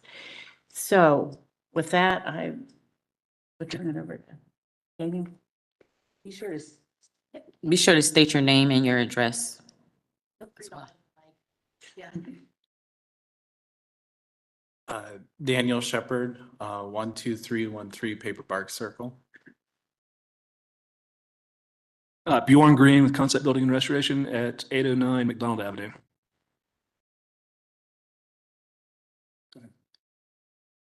So, yes, that's actually the page that I need to be on. So I have a little bit of a background in restoration work. I worked with insurance claims, fires, flooding. And so I'm fairly comfortable hopping around in a house that nobody else is comfortable in. So when Kevin asked me to actually go in and take a look, the one thing that I noticed, obviously it looked like a time capsule. It looked like nobody had stepped foot in this place for 10 years. In addition to that, just right off the bat, the thing that I noticed was the cracking in the plaster and the cracking on the side of the house. Part of the reason why what I observed is as the rain hits the roof, the water seeps into the house and then slowly takes away the structural integrity of the wood. And so then the actual weight of the house is transferred to the plaster and the brick. Of course, they're not built to do that, so then they crumble and crack.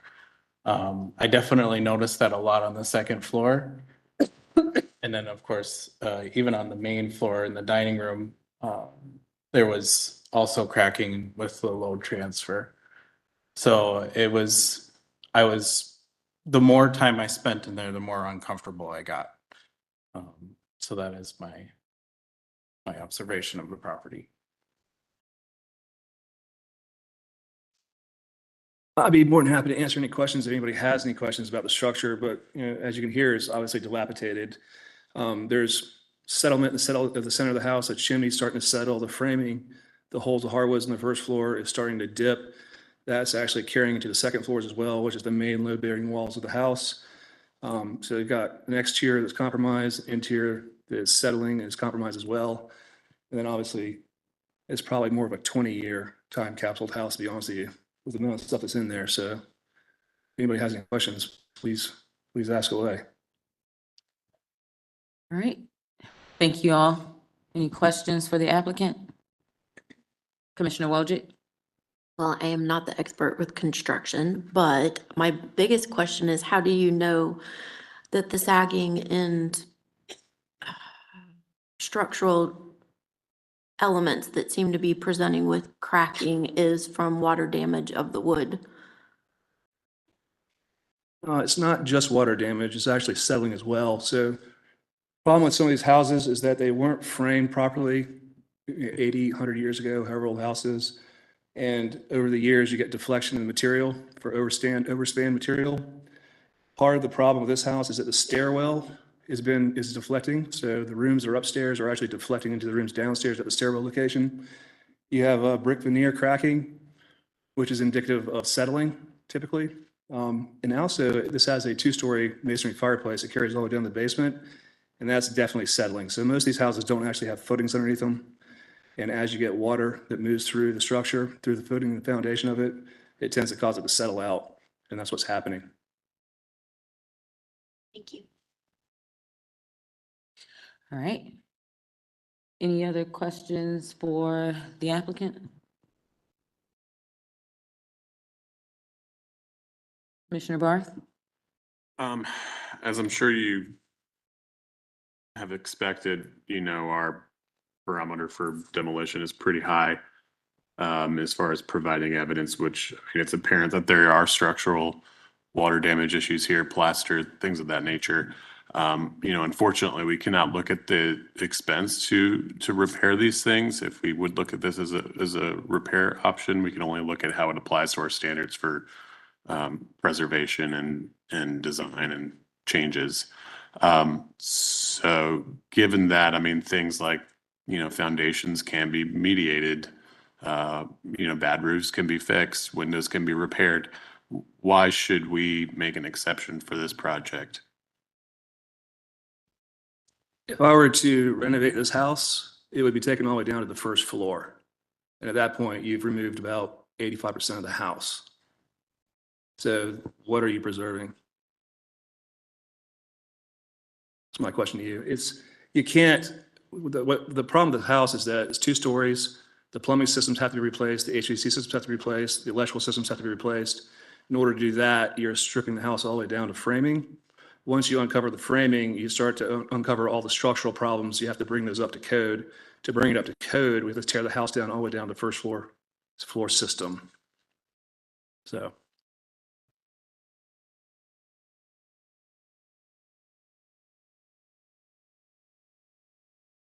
All right. Any other questions for the applicant? Commissioner Bell? Thank you. I have one question. So when you went into the house to buy the house, I'm curious what the inspection report was.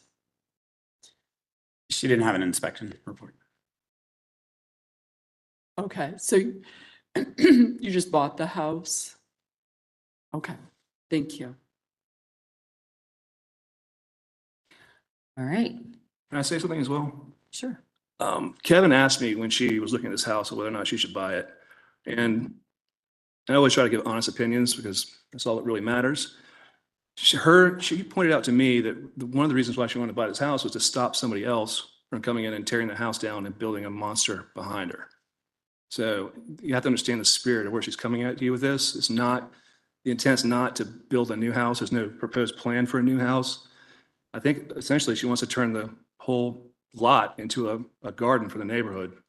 So I know, that's short term. Eventually someone's going to build a house there, but when that happens, they'll have to come back and get approval for that, correct? Or they get a permit for a new house? That's correct. Good context. Thank you. Any other questions for the applicant before we close for deliberation? Before we close, I just want to note for the record, there are no callers. Okay, thank you. All right, let's go ahead and close for deliberation. Well, it looks like the case has been made and we have the photographs showing the condition, the deterioration of the structure. So commissioners, what are your thoughts? Commissioner Bell, you want to lead us here? God, this is tough. I guess when I look at the standards, obviously there is special significance given the date of the structure. And I understand the applicant's desire not to want to hold on to a house they don't have any plans to inhabit. I'm just struggling with the fact, the rationale of buying the home with some level of understanding that it needed a lot of repair. And we can't consider expense as part of our decision. Those would be my comments. So when you say the applicant purchased the home without knowing the repairs, the need for repair, can you clarify that for me? Yeah, sorry. Based on what I heard, my understanding is the home was purchased without an official inspection form. Obviously got guidance to purchase the home, but a lot of the decision-making was to prevent someone else from buying it and turning it into something, which I fully appreciate. So I guess I'm just trying to figure out the 365 versus the immediate kind of decision. Got it. You know, we can't, well, I certainly empathize, and I'm sure the whole commission does, with the expense. It's not something that, you know, as Chris noted, that we can consider as part of the decision-making. So I'm struggling with the home was purchased to prevent someone else from purchasing it, to turn it into something that they didn't want it turned into, without really considering, you know, if I'm purchasing this home, what does it really mean for me? And, you know, all that entails that the applicant presented today. Okay. Does that answer the question? No, I wanted to make sure I fully understood Okay, sorry. your ask, and the skipping of the 365, that gave me the context that I needed. Thank you. Commissioner Goodwin? As was mentioned earlier, our threshold is pretty high with regard to establishing if this is a contributing property or not. It has historic significance, and given our procedure, the house is more than 50 years old. We have to impose a 365-day stay. However, I think that you demonstrated ample evidence that the house is deteriorated, and one of the things that this board could consider is waiving the 90-day requirement, the 90-day wait to submit new plans for construction. If I may, turn everyone's attention to 9.2, number 2, the commission, you know, you need to balance special significance. You are not to take into consideration cost, but there is a clause that says if the structure is unsalvageable, it shall waive all or part of such period and authorize earlier demolition or removal. So I think that's the question that's before you today. Thank you. Thanks for that clarification. Sure, yeah. Going by this procedure here that we have for demo. Yeah. If you check that box, then it's automatically. Because, yes, this is true. There are very few times when we're presented with buildings that are deteriorated. Usually demolition is being requested for buildings that are in great shape. So you have pointed out such a good flaw in that form that I will take into consideration in the future. And then I also wanted to point out that Commissioner Lineberger has recused from this application. Thanks. Commissioner Whitlock. Yeah, Christie, this is kind of a question, but if a house, I think it was suggested that this house would be condemned if it was inspected. If it were condemned by the county or the city, whoever does it, is that reason to tear it down more quickly? That's a really good question too. As far as I know, there's not a minimum housing case on this property, but should there be, then at that point, it would be the city or the county requesting demolition instead of the property owner. And that might be something we could suggest that they pursue and then come back for a. I hesitate to suggest people pursue minimum housing codes simply because the Well, threshold is very low. I think Bjorn, I think what he stated about having to possibly, if it is to a certain extent, they're going to require it to go back to code. Right. There wouldn't be an easy way to do that, and I think that it would probably make sense. And it's kind of a blight on the street right now. So anyway, just trying to think. Yeah, no, absolutely. And part of the commission's role is to take any expert testimony into consideration, because it's not just a letter. You have the people here that you can, as experts in the field, that you can question and answer. And if you need to reopen, do that too. Okay. Thank you. Commissioner Barth. I'm certainly no expert, and I appreciate the testimony from Bjorn and the other applicants. My difficulty here, this is a fairly clear-cut case as far as how we move forward with it.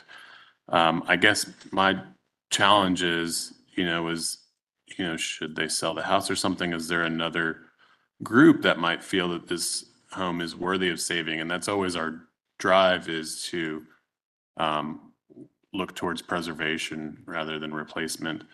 And, I would probably pose this to the other builders on the commission, Commissioner Whitlock and Goodman, excuse me. If you guys feel, or anyone else on the commission feels, that enough evidence has been provided to prove that this must come down. For me, no, not yet, but it's compelling to think that there may be enough evidence for that.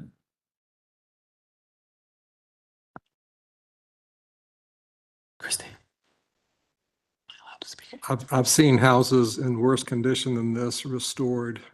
So again, it gets back to the cost. You would probably spend much more restoring it than building something new. I'm still struggling with the issue that cost is not an issue for this commission. We will reopen. The applicant has a comment or question.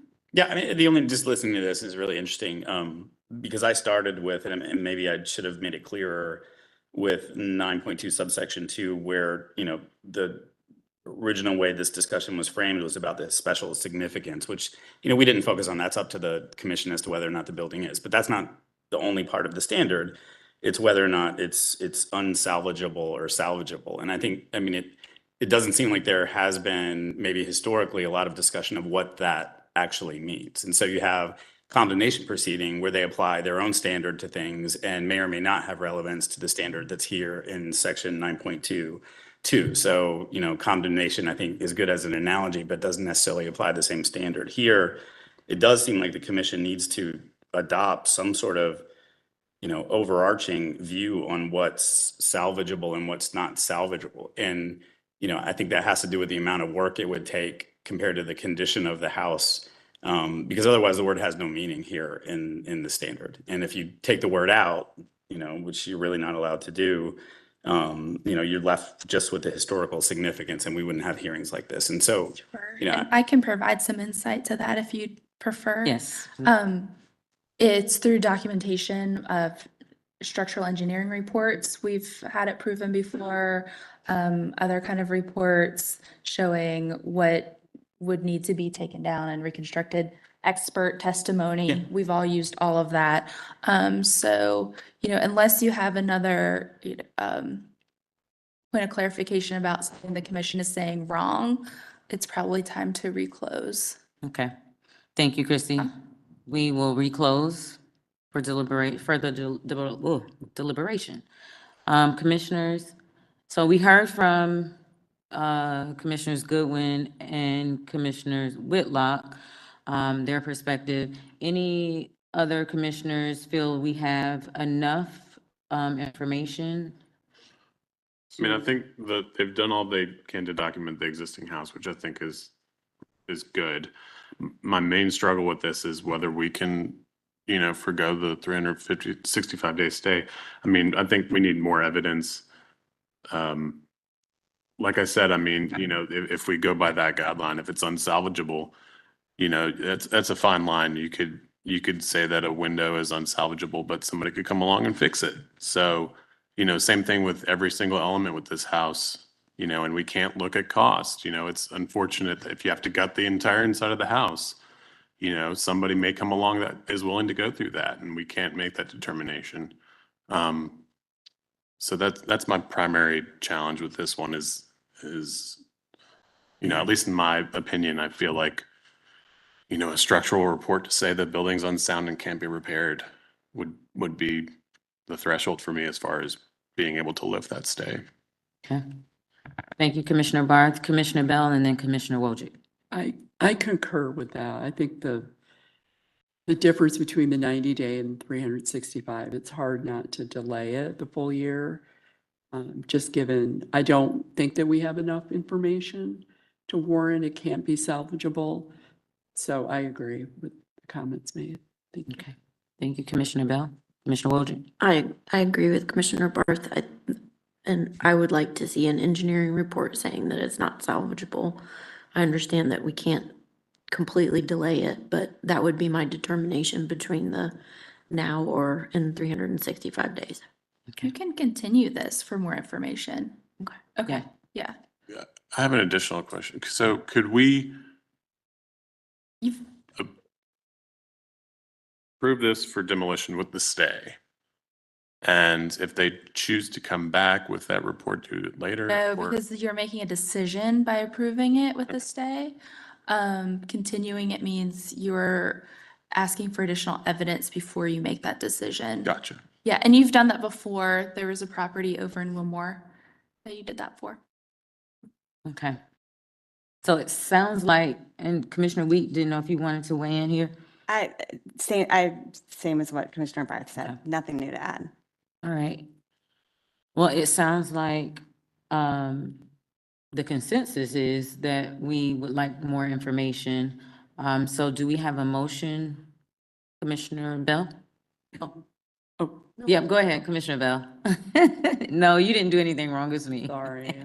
Yeah, so I'll make a motion to continue the application with the following condition of additional information and I guess an engineer report, including an engineer report on the structure, basically to validate or confirm that a 365-day delay would be applicable.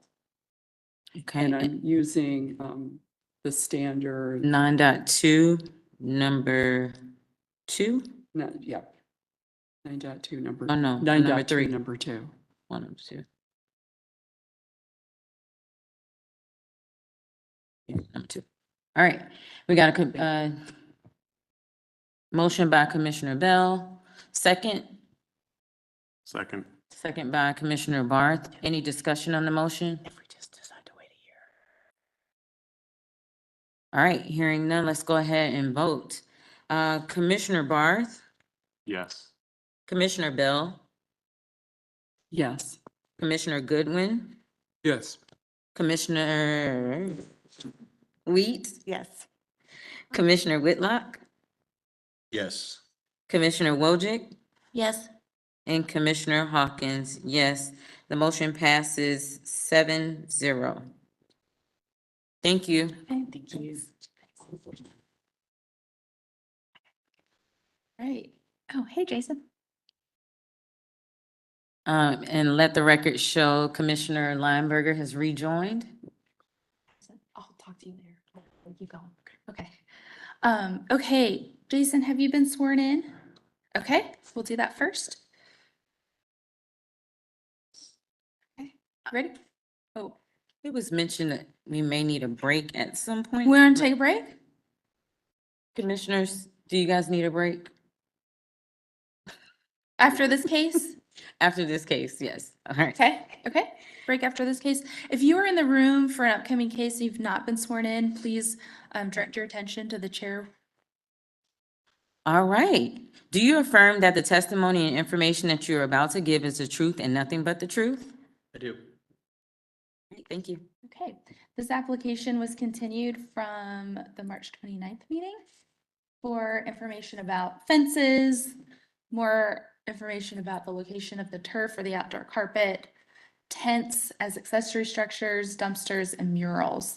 And before we go too far, I did want to say that our legal team did, some reconnaissance and research about the definitions of temporary structures and accessory structures. And Jill, would you like to summarize, or should I just tell them that since it exceeds 90 days, this is considered an accessory structure and you're to use the accessory structure standards to evaluate this project? Is that fine? Okay. All right. Thank you. Just wanted to make sure that the reference to the zoning ordinance was included in the record. Yeah, the temporary structures is defined by the zoning ordinance and what those limitations entail. And it defines them as a structure in place for 90 days within like a year timeframe, as interpreted by the former zoning administrator. And since any temporary structure that exceeds that 90-day then has to comply with building permits and is reviewed and considered a structure, which is where you will consider it under accessory structures. So that's on the record. Is that, so it's 90 days in a year? In a year. Could be any combination of days, just so it doesn't exceed 90. Correct. In that 12-month period.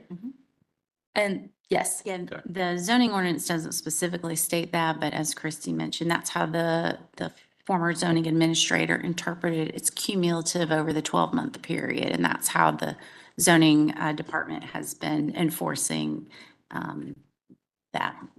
Okay. Okay. Thank you. Okay, with that, I'm going to turn it right over to Jason. Thank you. And Yep, sure. And you want me to pull up the updated site plan? I think it's basically the same present, but we've added this sheet, and I think this sheet addresses the outstanding issues or questions. And so so this is a follow-up from last month's meeting. We were provided with some comments, which I feel that we have addressed. Am I good? Okay. So I'll just kind of go through that. Jason, if you would state your name and your address for the court reporter. This is Jason Hood. I'm with Hood Architecture, 707 McNinch Street. Thank you. So I'll kind of go through the list of items that we were asked to address. So the seating area that's in front of the building facing South Main Street, we are proposing a picket fence around that area, meeting standards section 8.6 through 8.8. And just a few of the highlights of the plan for the picket fence is that it would be designed to emulate traditional wrought iron fencing, spanning a limited distance between planter boxes, which would have landscaping in those boxes. The purpose of that is so that the fencing is temporary and not fixed to the ground, so those planters would hold the fencing in place. and that the fencing would be no higher than 3 feet above grade. And so that's the plan for the fence at the front seating area. The fence that spans the two buildings, which would screen the rear yard and what we'll soon talk about the accessory structures, would be more of a screen fence, is proposed to be more of a screen fence.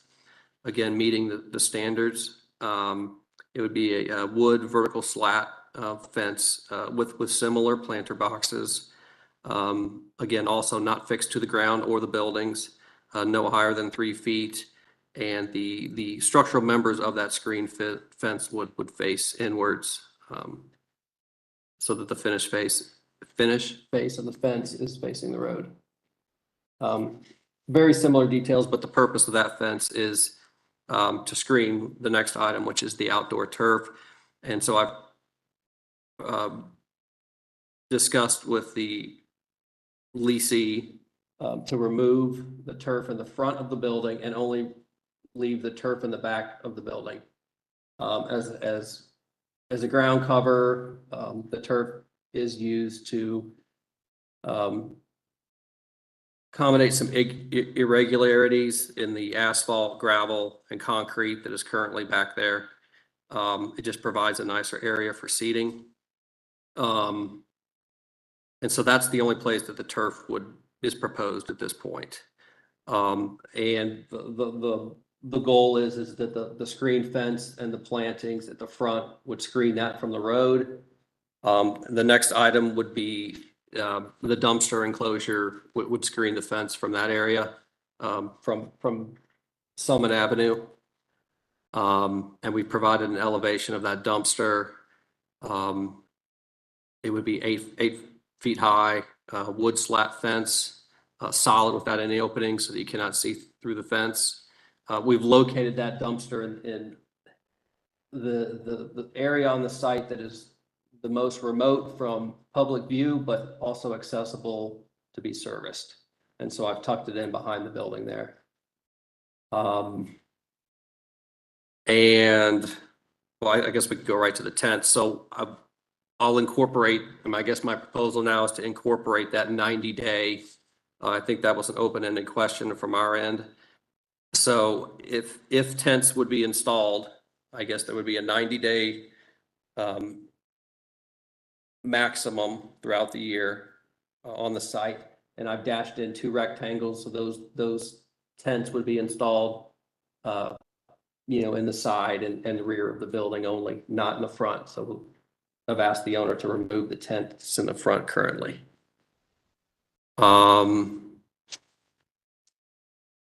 And I think the remaining item is the mural. I think I'm bringing my own experience, but the mural is required to meet the standards of section 5.9. I do feel that it enhances the outdoor area. I think it's representative of the character of the historic neighborhood. I feel that it's scaled in proportion to the building. It does not contain any advertising for the business. And so I think that's why we would request the mural remain.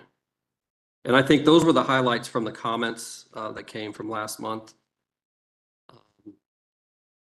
And I think that's kind of where we are.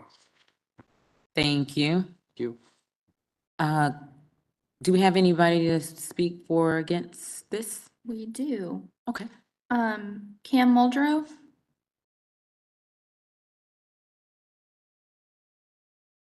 Hi, Cam. Would you please turn on your video? And Cam, I don't believe you've been sworn in. Is that correct? That's correct. I have not yet. All right. All right.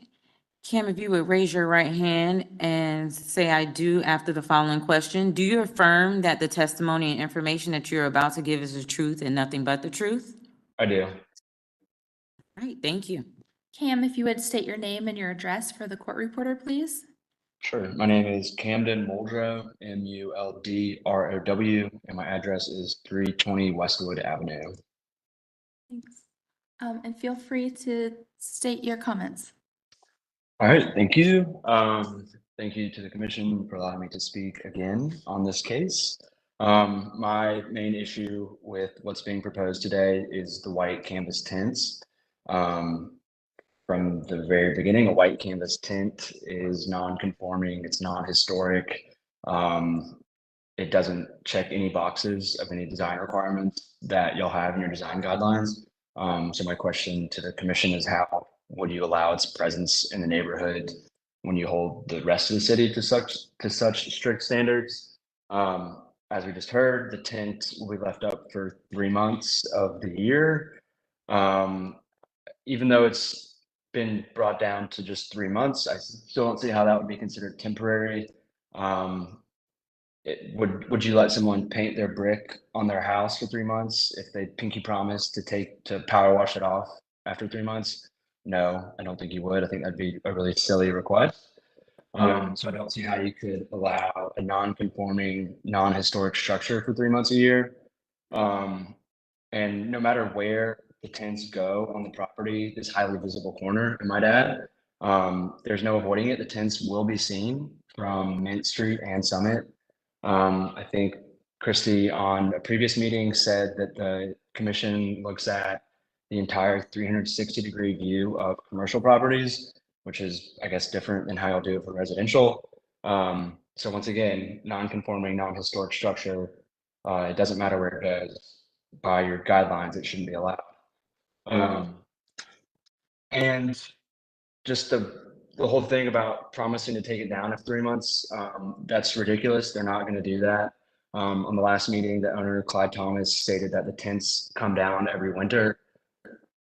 I interjected, I apologize again for that, and said that that's just not true. If you go on the GIS and you look at this property and you click the bird's eye view maintained by Mecklenburg County, the very first picture it pulls up is from January 27th of this year, or January 15th maybe, which is very much the dead of winter. You'll see in the GIS image that the tents are up. They have sidewalls. There's propane heaters inside for obviously the comfort, so it's not freezing inside the tent. My point is the tents don't come down. Zoning code review has a hard enough time enforcing things on this corner. There's numerous violations all over the place. What I'm saying is they're not going to take down the tents after 3 months. They've shown time and time again, they have no regard for any laws or any regulations. Prime example is the cigar lounge that they illegally upfit without building permits or certificate of occupancy. The owners of 1501 simply do not care about the laws and regulations. They're not going to take down tents. And lastly, if 1501 needs shade for their patrons, which is totally understandable, they can do what everyone else in the historic district has had to do across the city, and they can build a permanent conforming structure or a structure that complements the existing area and the historic building.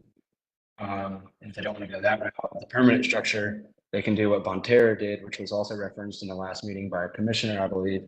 And y'all said that Bonterra puts up umbrellas, or I guess they did when they were there. They'd put up umbrellas every day and take them down at night. That is a truly temporary solution, not white canvas non-conforming tents that stay up 3 months a year. And lastly, I have one question for the applicant.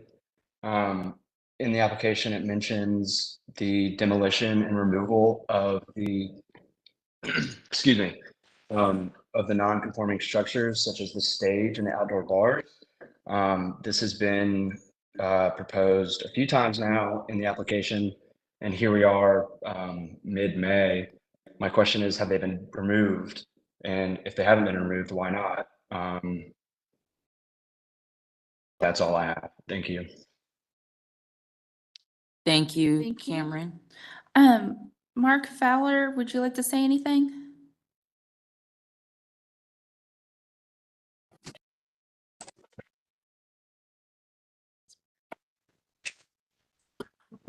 Good afternoon. Hey, Mark, have you been sworn in? No, I Did you say- haven't. Okay, please be sworn in. Okay. All right, do you affirm that the testimony and information that you're about to give is the truth and nothing but the truth? Yes, I do. Thank you. Mark, if you would state your name, title, and I guess work address for the court Sure. report. please? Sure, I'm Mark Fowler. I'm a code enforcement supervisor for the city. My office address is 2550 West Boulevard here in Charlotte. And this area is in my specific coverage area.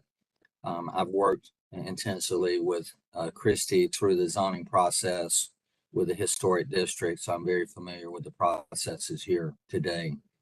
What I wanted to just chime in is that we do for tent structures like this, whether it's a tent, whether it's some type of portable structure like a pod that's put in someone's driveway, we do enforce this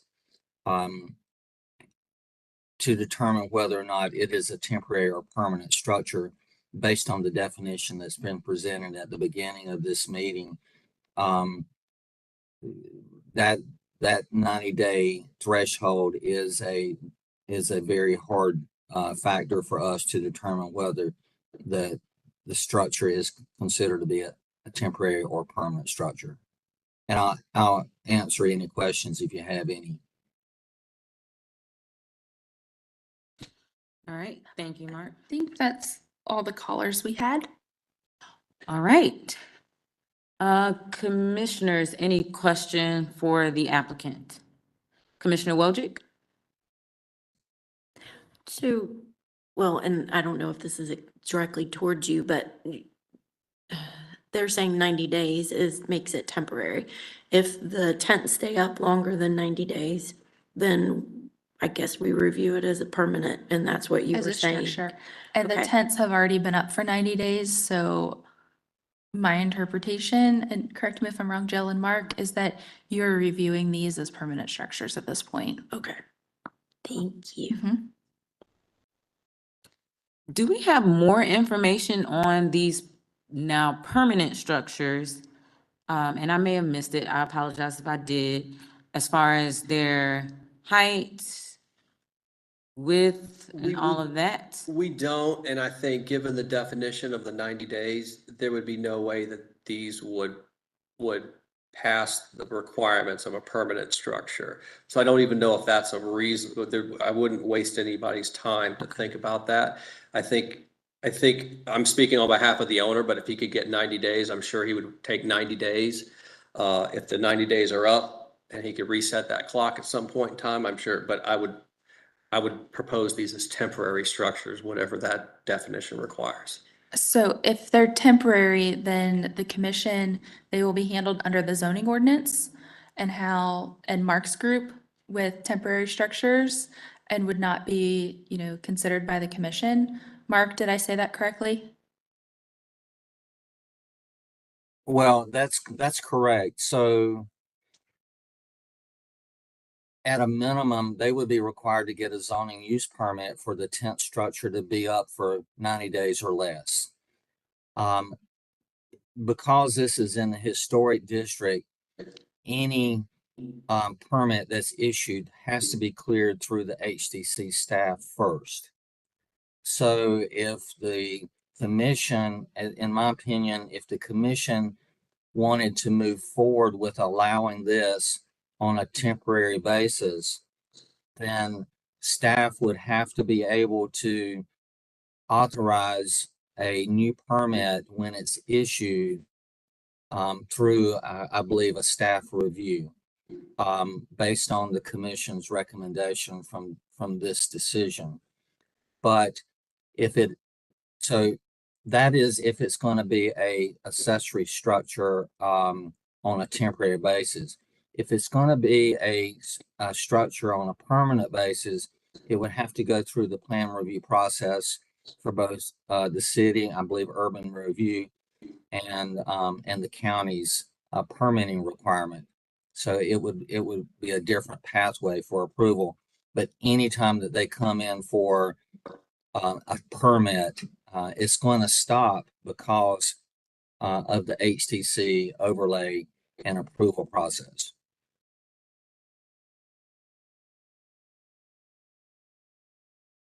Mark, we don't issue COAs for temporary structures. in the past, we don't issue those and we just let them abide by the zoning ordinance. So if this is a policy discussion we need to take offline, we can. But I think for today, what we need to direct the commission is how they are to review these structures. So again, we would still require them to get a zoning use permit, even if it's a temporary, because we do have temporary requirements for other types of uses, and these types of structures are included in that. So are they in current violation of that and not having one of those? Well, I would say so, but they have to get the HTC approval for it as well.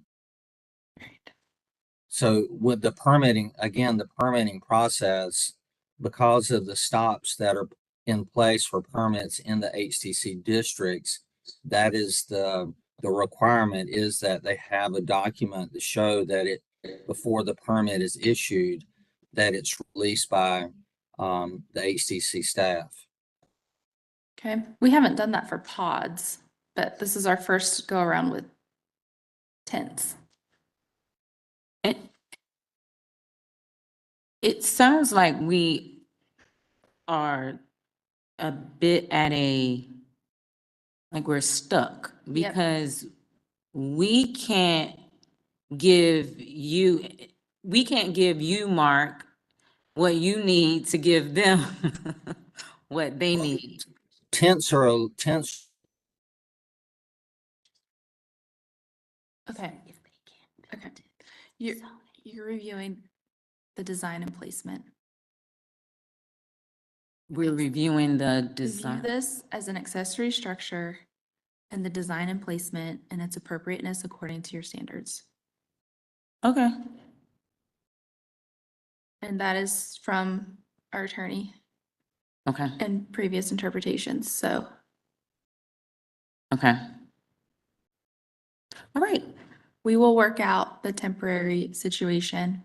Okay. Yeah, All right. I would. Yeah. Commissioner Lineberger? So given that definition, my interpretation of that would be that these tent structures that are temporary would qualify as prefabricated outbuildings that are not in keeping with the historical character of the district and are not allowed where visible from the public street, which is 8.10 number 5. Correct. So that's our guideline, or that's our standard. So they aren't allowed. I mean, we can't approve that piece of it at all, in my interpretation. Yep. Thank you, Krista. I think we're still open. Any other questions for the applicant? All right, let's go ahead and, Commissioner Bell.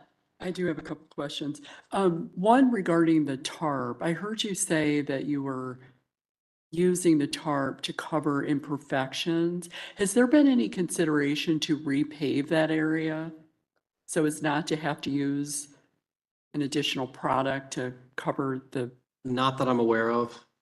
It hasn't come up for conversation. Okay. Yeah. And then my other question is on the mural. You said that it represented significance of the neighborhood. Can you expand on that? Like, just talk to me about the design, the coloring. How does it represent? I think it's representative of just the history of the neighborhood. I'm sorry, could you speak up? Sorry, I think Sorry. it's representative of the older history of the neighborhood. I think that the patrons of this area are from the neighborhood. And I think I was trying to identify some of the items in the requirements to touch base on a few of those that show compliance. And so that was one that I thought was just character, scale, appropriateness, was not an advertisement for this. It's not naming the location. It's more of a broader picture of this area. Okay, thank you. And just while we're talking about the mural, can you clarify? I don't think you can see this mural from You the cannot, street. you Yeah. cannot see it from Okay. either street. Yeah, No, because no matter I how walk you. by this all the time and Yeah, I've never I seen the try and mural, see it, so. you cannot, yeah. Okay, just wanted to point that out. Thank you. Make sure it's one at a time speaking. Thank you. Commissioner Lineberger? Yeah, I had a question about the fence details. The description is a black wrought iron. This is on the typical picket fence elevation. Correct. Black wrought iron style picket fence. What is that material? It would most likely be pre-finished aluminum is the typical material used for those. That's all that I'm aware of, other than we're not proposing an actual iron fence. Okay, and then the wood for the screening for the dumpster on that fence, is that that's a painted wood or a exposed wood? It's I think in the proposal, I indicated as a natural wood finish. I think that's what the proposal is at this point. High sealed, I see it now, high sealed natural wood finish on the site. Just didn't want to add more paint to the conversation. Speaking of paint, I know there's a reference in the staff notes about the masonry being unpainted. Where is there going to be masonry in this project? The only painted masonry is the mural on the back of the building, and it was previously painted white. And so the owner painted that mural on top of that masonry. Okay. All right, thank you. Any other questions for the applicant before we close for deliberation? All right, we are now closed for deliberation. All right, commissioners, what are your thoughts? Any comments from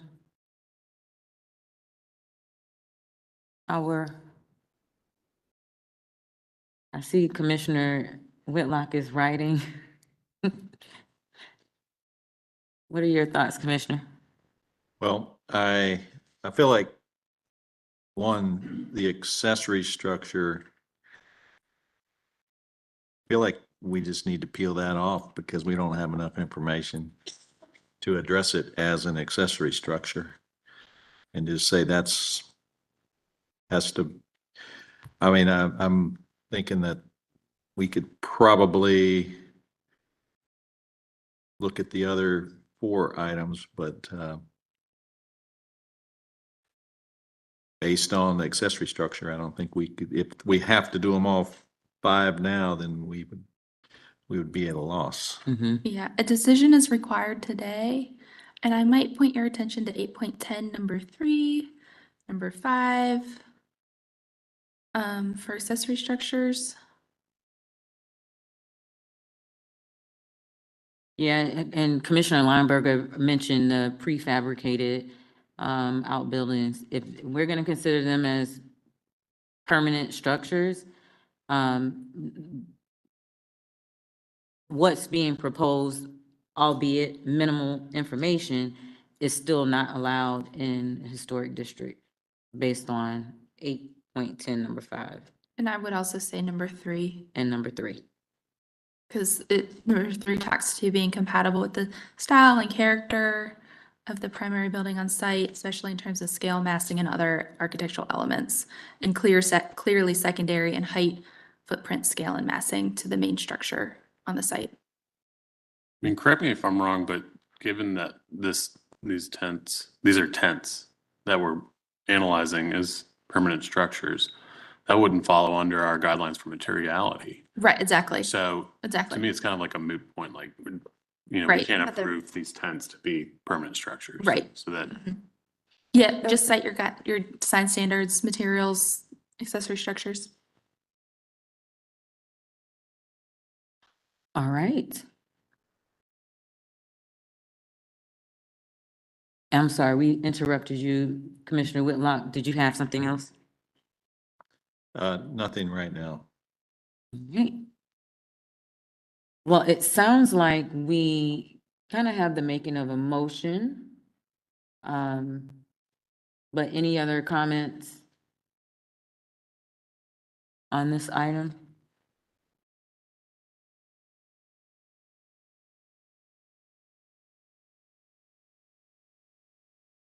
And we can help with standards. So I know we heard materials, and we also have 8.10.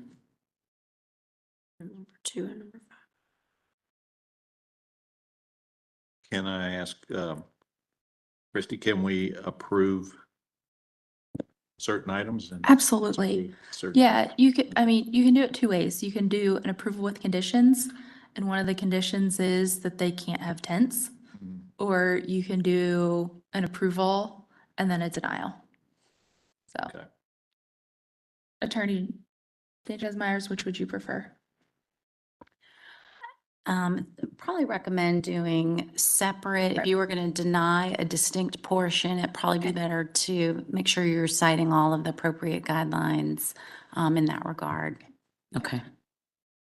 Yeah, so 2 motions is what you're saying. Yes, if you're inclined to approve part and deny part. Okay. Well, if no one has any other comments, I'll make 2 motions. And the first motion would be to deny the accessory structure based on standards 8.10 numbers 3 and 5.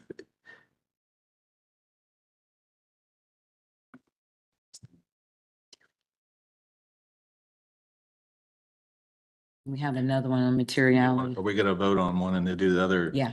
So, yeah, that was number 1, the accessory structure. So We have one more standard we want Oh, to add to that. 8.16.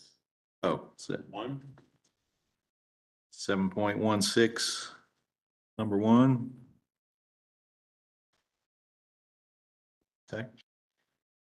All right, we have a motion to deny the accessory structure and standards cited. Do we have a second? Second. Rock, paper, scissors.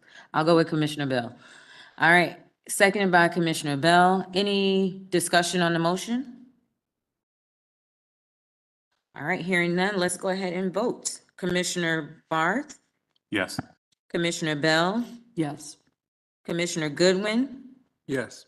Commissioner Lineberger, Yes. Commissioner Wheat, Yes. Commissioner Whitlock, Yes. Commissioner Wojcik, Yes. Commissioner Hawkins, yes. Motion to deny passes 8-0. Okay, and I make a motion to approve the following 4 items: the turf fences as proposed, the dumpsters, screening, and the mural. For the turf, citing standards 8.9 and 8.4, number 6. Fences, standards 8.6 through 8.8. Dumpster screening standard 8.9, number 4 and 5. And mural standard 5.9. Did we need to repeat any of that? You good? Okay, awesome. Okay, motion by Commissioner Whitlock. Do we have a second? Second. Second by Commissioner Goodwin. Any discussion on the motion?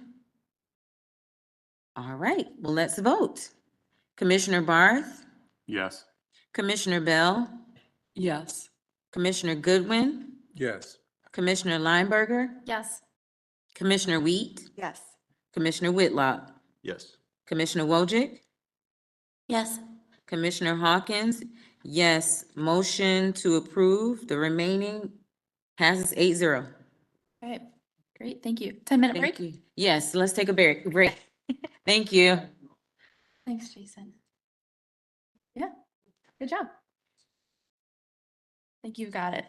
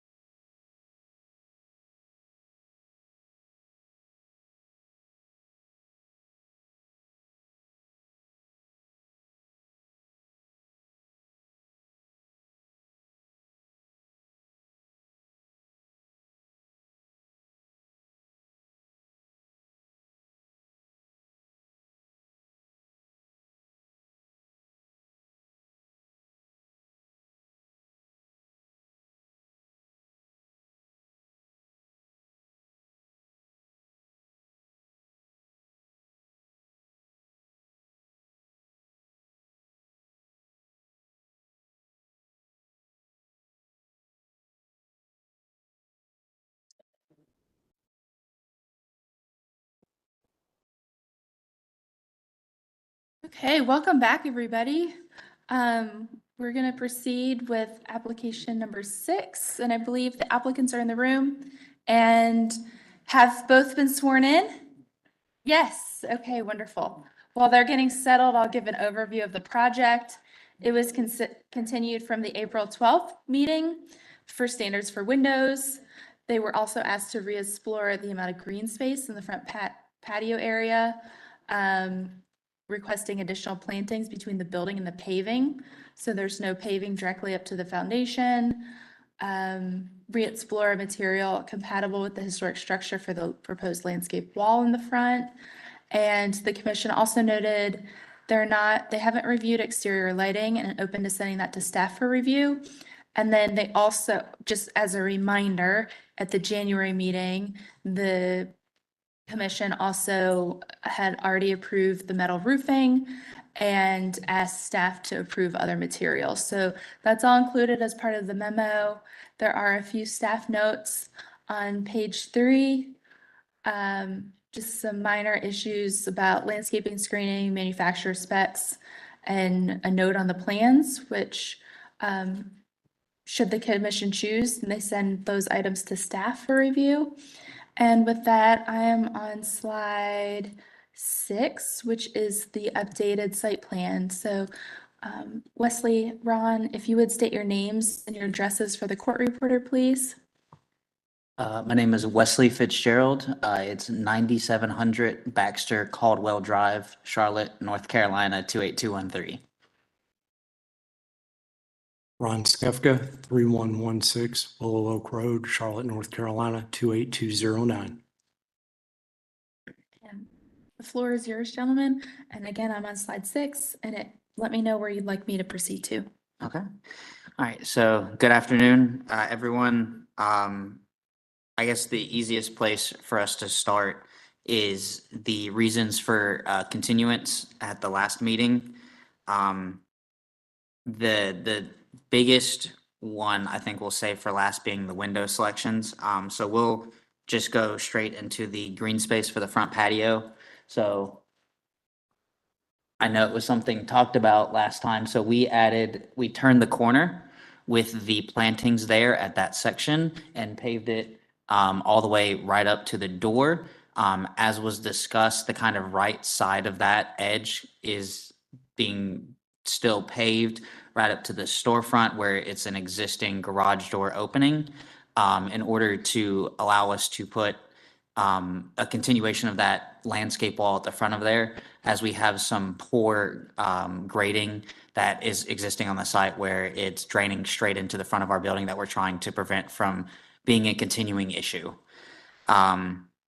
So we have added that green space, and then it was worth it in our deliberation with HTC staff with Christy last week.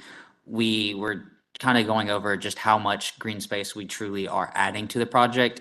And something that we felt worth touching on was the fact that per the Charlotte zoning standards, we're adding a 8-foot grass strip where it currently really is just a 15 to 18 inch kind of mud area. So this will be a much nicer, larger maintained area.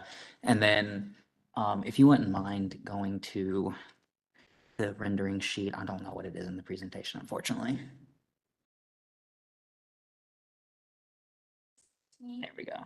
So touching on that, and you can kind of see the evidence of the amount of grass that we're trying to bring and the amount of green space that we're trying to bring in here, not just in the front and around the strip on the side, but also with the amount off to the side in the 15-yard buffer off to the left of the site, where we'll be planting obviously additional trees, both shade trees and smaller ones, as well as shrubs and bushes and such. This elevation or this rendering also does a good job of showing that landscape wall and how it's trying to hold back that grade of the street. So as we had kind of talked about last time, the street grade is roughly about 14 inches higher than the front door of our project. So we pulled out that front patio section, created a small landscape wall, which we have chosen to reflect with a brick to match the existing style of the building.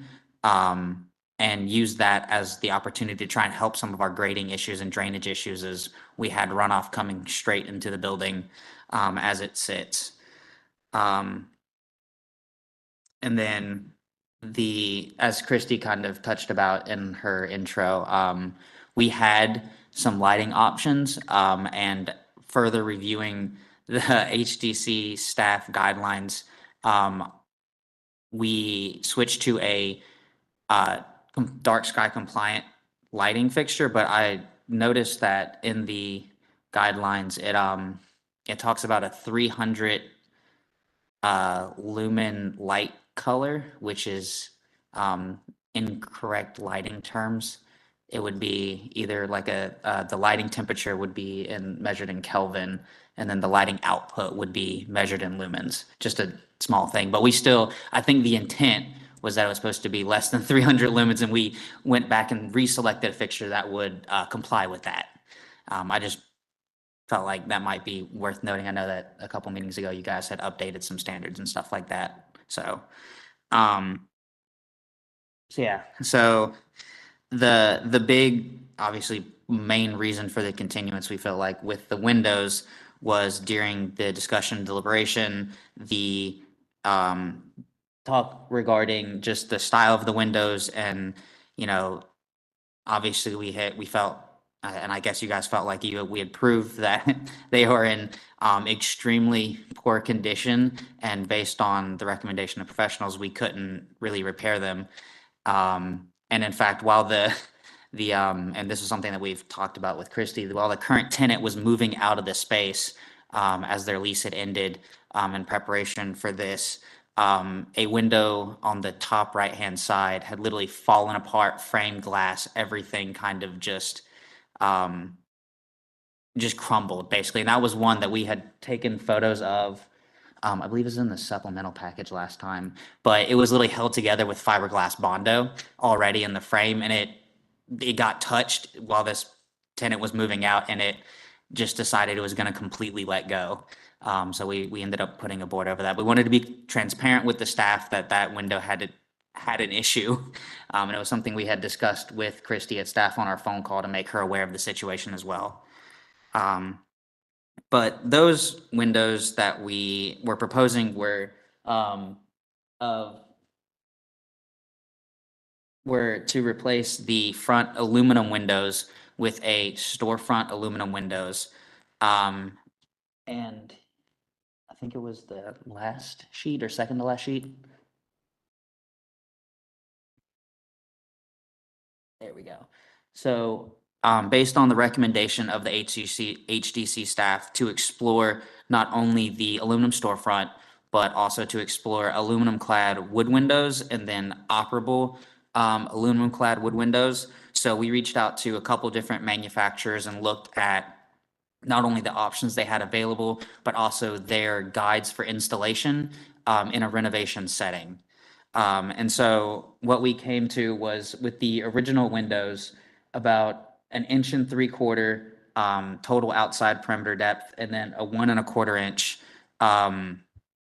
center divider, basically where the operable window kind of hatched open. It had a flap that kind of sat over the window below it. So with our proposal for the storefront system, we were switching to a 2-inch aluminum storefront system, and then a 1-inch applied interior and exterior muntins.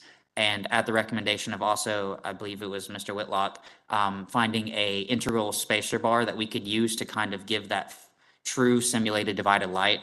So we would have that as an option in there. So it'd be the exterior 1-inch muntin, a spacer bar in between the glass panes, and then an interior of muntin as well to give that true simulated divided light appearance. When looking at the aluminum clad wood windows, one of the big things that happened was the actual window frame is very slightly smaller than the aluminum storefront, but per installation guides for renovations, both of the manufacturers we looked at recommended installing a treated board around the entire opening of the window. And so not only would be adding that new window in there, we would have to add that 1 1/4 inch of treated wood. So instead of having just the 2-inch storefront, you're looking at roughly within a 16th of an inch, within a 16th of an inch, 3.5 inches of aluminum visible instead of, what we were shooting for originally was 1 3/4. And then the last one was looking at doing an awning style window similar to what was present originally. And with the aluminum clad wood windows, it has a 5.5 inch center mullion to create that operable area, which, I mean, from the elevation, you can kind of see that it's significantly thicker than the initial. And, as part of it, keeping true to what's there and, with the HTC guidelines, we're not trying to reduce the amount of glazing surface area as consistent with, I believe it's 4.14 item 16. So that's why we believe that the storefront system is indeed the correct system to replace it. We're replacing aluminum windows with aluminum windows. The only downside is obviously they are not operable, but we felt based on the evidence that we found from these different manufacturers, the operable windows creates more of a visual dissimilarity than the aluminum storefront windows. And if you could go up a page, we included details of the two of basically, well, I tried to clip out the manufacturers' names to make it a fair comparison, but I missed a couple. But between the two windows, kind of how they walk through how you should be putting these in an existing masonry condition with the pressure treated wood and then the aluminum clad wood window as it goes in there. And so that's kind of our baseline. And then on the right, the farthest right, you can see that center mullion piece, that 5.5 inches, where we would be reducing the amount of glazing by a significant amount to retain the operable condition of these windows. And then in the supplemental pages, if you could pull those up.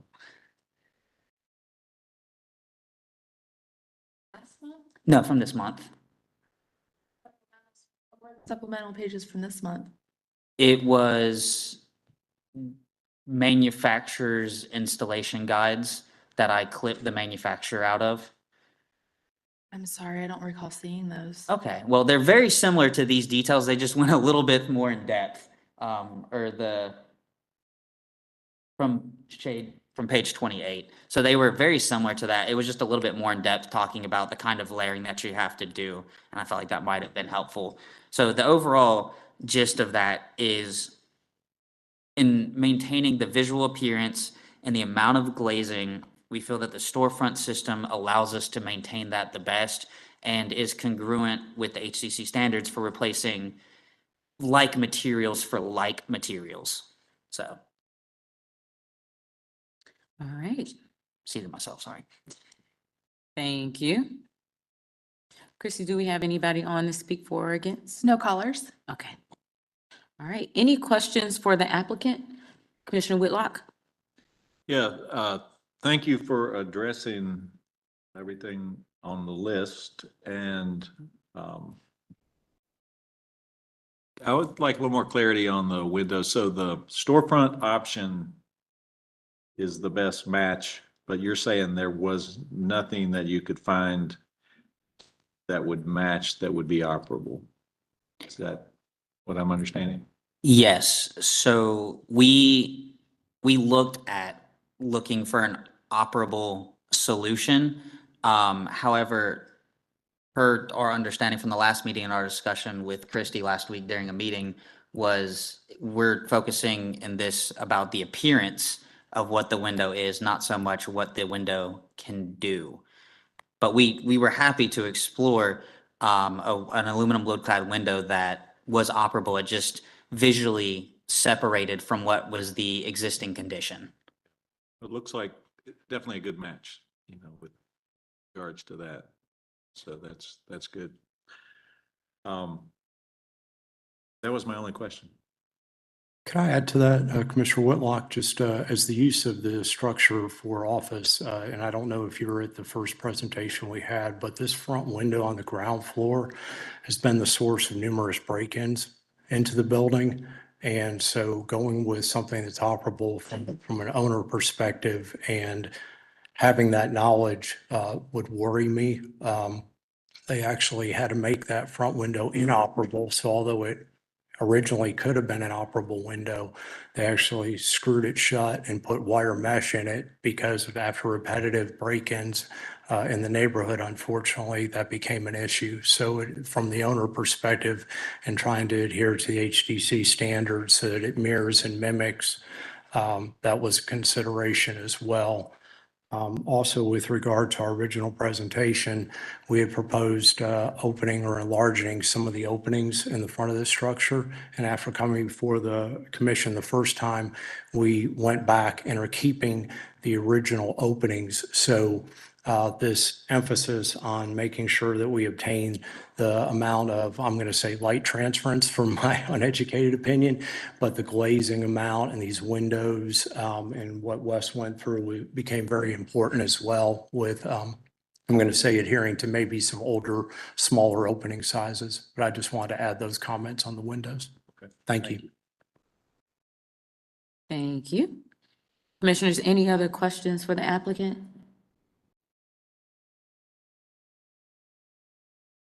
None.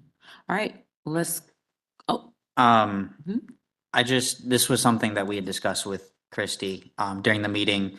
I don't know if it's the appropriate way to ask, but, similar to some of the other things on this list, if there were small, minor changes that the HCC staff would see fit to approve the project with conditionally, that we would ask that staff be allowed to review some of these small changes. So I'm not sure if that was the appropriate way to ask, but we would like to take that into consideration. it is, thank you. All right, Just one more clarification on the windows. So Christy, can you go to the section details of the window manufacturers provided? So what we're seeing here are, I guess that would be options 2 and 3. Correct. From the next page down would be, yes, options 2 and 3. So the 2 on the bottom. So And then option 1 would just be a traditional rectangular storefront extruded aluminum correct. version. And so if we do, so what I'm seeing here on the option to the left, which looks like a direct glazed window system, it's actually showing a GBG mutton bar. I imagine you wouldn't want to do that. You'd want to go to an applied. So if, even in this situation, we would do both the interior glass separator bar as well as the interior and exterior muntins to give that full look of the simulated divided light. We wouldn't just stick with that piece. Okay. And then for the storefront application, again, that horizontal spacer would be applied to the exterior and interior of the glass. Yes, as well as the exterior, interior, and then in between the panes itself. So yeah, all 3 layers. Gotcha. Thank you. all right. Any other questions for the applicant before we close for deliberation? All right, we'll now close for deliberation. Okay, commissioners. Thoughts on this application? Commissioner? I think they've done a great job responding to the inquiries that we highlighted last time. I would say I don't know why we made I can't recall why we made the comment previously that the windows might be operable. I'm willing to sacrifice operable natured windows for, the stylistic cues to respond to the old windows, in my opinion. So for me, Christy, could you go back to the yes. To me, I would be, well, I mean, I would be in favor of option one. Yeah. Yeah, I would agree that I think they did a good job of addressing everything, and I think that the finished product with that option one, albeit not operable, would be the preference. Other commissioners, your thoughts? I see Commissioner Goodwin is nodding I his head. agree 100%. All right. Commissioner Lineberger, Commissioner Bell, and Commissioner Wojcik all agree too. So it sounds like we have a motion in the air. Yeah, I'll make a motion. I will move to approve this application based on the fact that it fits our standards, and specifically regarding windows, standards 4.12 through 4.14. The landscaping strip, I believe, would be applied to standard 8.4, and lighting 8.12. I believe that's everything. Okay. Did you specify the window option as option number 1 as shown on slide 29? No, I will add that. Thanks. So we would approve based on the window option number one on slide 29. And then just for confirmation purposes, you're okay with staff reviewing exterior lighting, and you're still okay with staff reviewing other materials? Correct, Okay. yes. All right. We have a motion by Commissioner Whitlock. Do we have a second? Second. All right. It's been moved and properly second. Do we have any discussion on the motion? Commissioner Goodwin? Yeah, there was one item in the staff notes about note that all masonry is to remain unpainted, but the concrete masonry blocks are to be painted. Just want to make that clarification. You said what is to be painted? The concrete masonry blocks Okay. on the rear building. Okay. Do you all accept that amendment? Yes, I accept that. Chris, do you accept that amendment, Commissioner Barth? Yes. Okay. All right, let's vote. Commissioner Barth, Yes. Commissioner Bell, Yes. Commissioner Goodwin, Yes. Commissioner Lineberger, Yes. Commissioner Wheat, Yes. Commissioner Whitlock, Yes. Commissioner Wojcik, Yes. and Commissioner Hawkins. Motion to approve passes 8-0. Thank you. I'll send a letter as normal. Okay. Have a good one. Yeah. All right. All right. Application number 7, Ryan's.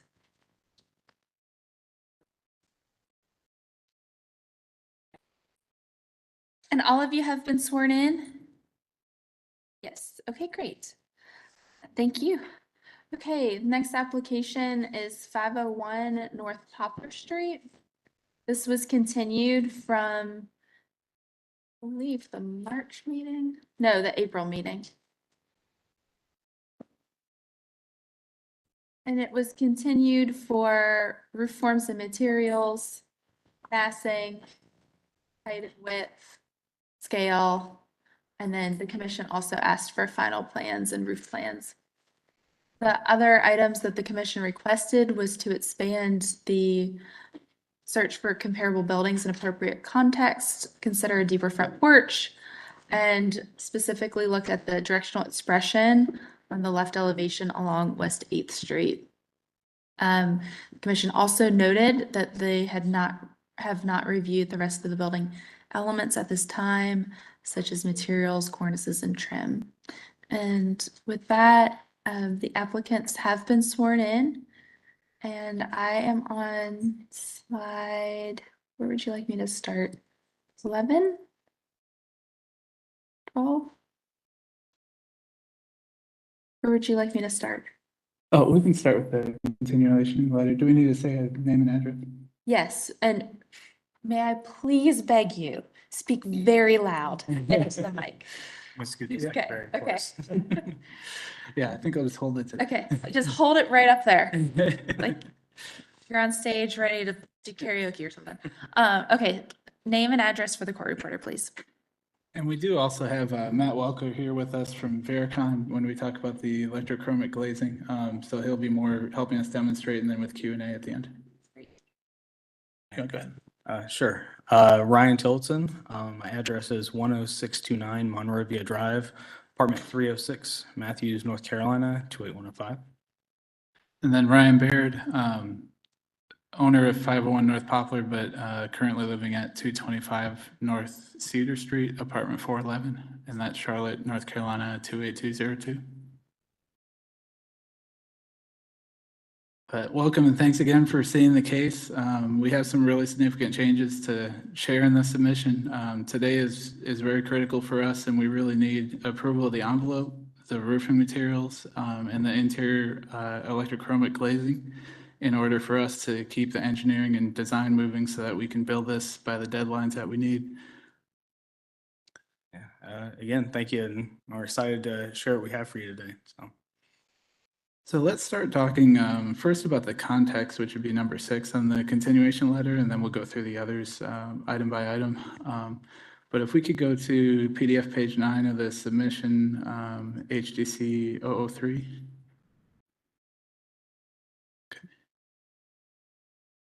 So item number 6, that's led us to expand the context and search, and we found a number of other historic multifamily homes that weren't on the 4th Ward map, and we've also found a number of historic homes that were previously multifamily from going through the history further.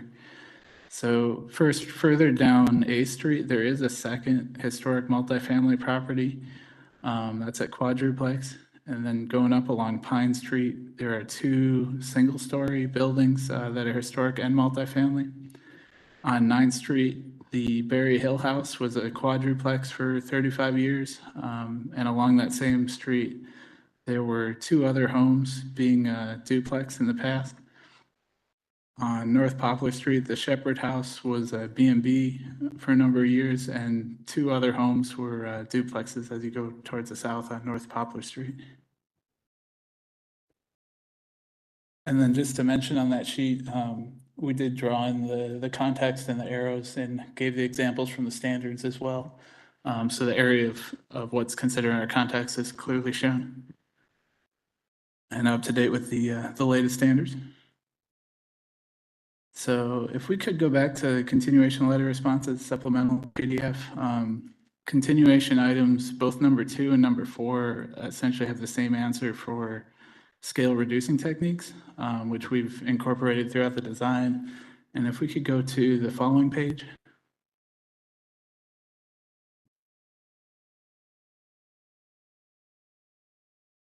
All right. And just to go through here, so first the standards are in the top left, the massing standard 6.8 number 6 that was referenced, and then the scale standard 6.10 number 4. And then we've called out on the plans essentially some ways that we know we've met the standards. So going through first that image in the top left, the 14-foot setback at the bump out that we have is a larger setback than many other similar height homes, and that reduces the impact. And it's a much larger impact, or excuse me, much larger setback than the historic homes that have tall eaves and ridges. Going to the right a little, our tallest gable is set back the furthest at about 18 foot 6 inches, even though we're also trying to make that prominent as an architectural feature. We've taken a number of cues in the roof design, whether it's the inverted V gables, the recessed bump out gable, the turret roof, and even the varying levels of roofs from other historic, most of single family homes in the neighborhood nearby. We have been using multiple roofing materials to break up the turret roof mass from the rest of the roof mass at the top, and then the lower roofs as well. And then elevation really steps forward and backwards in about 10 locations, and breaks up the A Street mass in a number of smaller bays, which creates the varying building planes. Going to the right, the exterior fenestration and rhythm, we've lined up neat and orderly in the exterior despite any interior layout differences. The third story ridge that you can barely see in the back, we've set back significantly where you can barely see it even from across the street. On the same side of the street, you definitely wouldn't be able to see it. The porch roof wrapping around now is used to break up the elevation massing. And then, for example, on the bump outs, we've used materials to break up the wall massing as well for scale. Going to the image in the bottom left, a few more examples of the porch wraparound roof and materials used on the turret to break up the massing. Another example of the setback of a second gable to where you can barely see the tip of it from across the street. And with the new gable and porch roof design, taking cues from other historic homes as well. Going to the right, continuing comments on fenestration using the multiple roof materials, and a more significant one on the right side as you look at the front of our home would be the third story is built in and really a 2.5 story with a couple of dormers. So then moving on to continuation item number 3, if we could go to PDF page 10 of the submission HDC 004.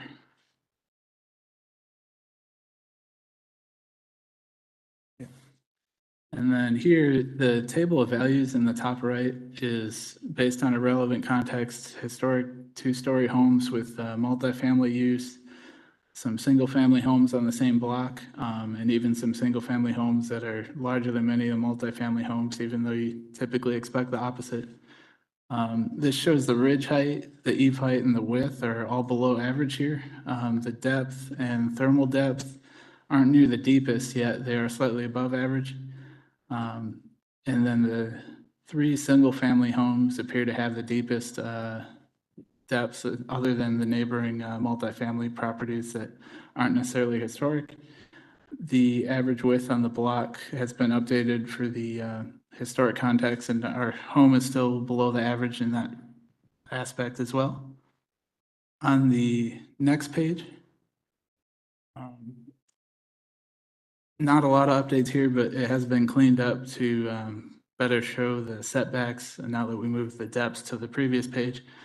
And I did want to mention that our context for the land area ratio at the historic multifamily on 402 West A Street, that does have a 67-foot deep building where we ended up finding out that Polaris hadn't been updated to show the whole footprint. So that's why that was one of the many examples of where they've built roughly to the extent of the lot constraints in this neighborhood.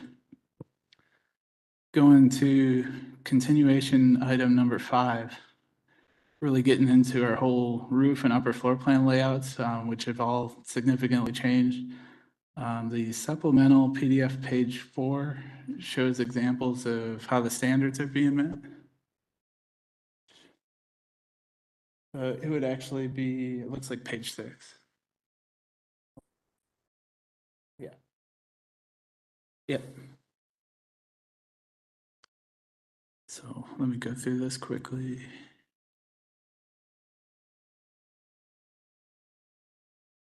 So some examples, how we met standard number 1. Our roof now uses numerous large gable and hip roofs similar to various historic homes. A few examples would be 320 West 9th Street and 428 North Poplar Street across the corner from us. Number 2 is the dormer shown on the right side of the image, which we've matched with the other Victorian homes as far as the style.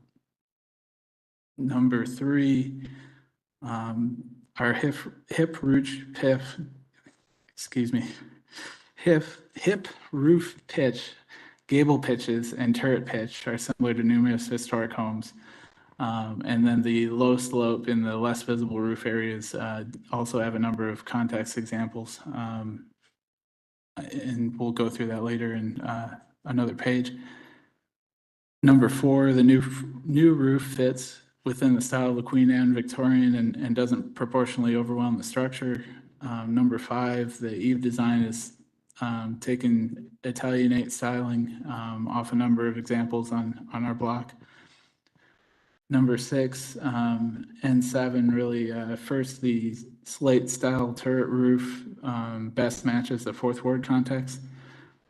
And then the Tesla solar roofing material is similar to metal roof with an appearance similar to many slate roofs. Another black roof, the solar component in itself is less visible, which we'll talk through further at the end.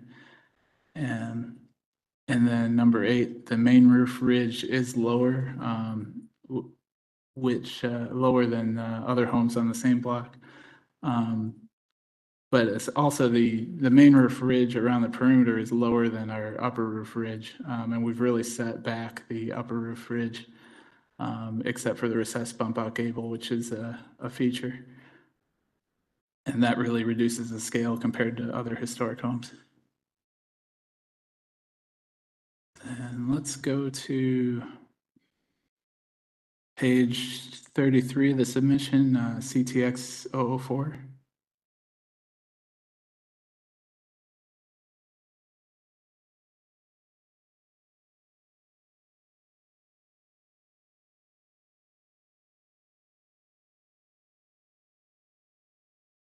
Three CTX 005. 32. Okay. So a number of examples of roof massing context here. First, in the top left, there's 4 homes in the neighborhood, 3 directly in our context, that really show that flat roof form. You know, I know our project at first seems very unique with the way we're doing a roof terrace, but there are a number of historic homes that have done similar flat roofs and just used it in a different way. Going down, that's the example of the house across the corner with the varying roof planes up and down at 428 North Poplar Street. Down a little further, examples that are similar to our gable styling and pitches. Going to the right in the middle at 320 West 9th Street, that was one of the better examples of the gables in front of the hip roof, and then also the porch roof form and context there. The 3 images on the top right, the first one is essentially a 3rd story low slope roof like we have that's set back, and that's in 601 North Poplar Street.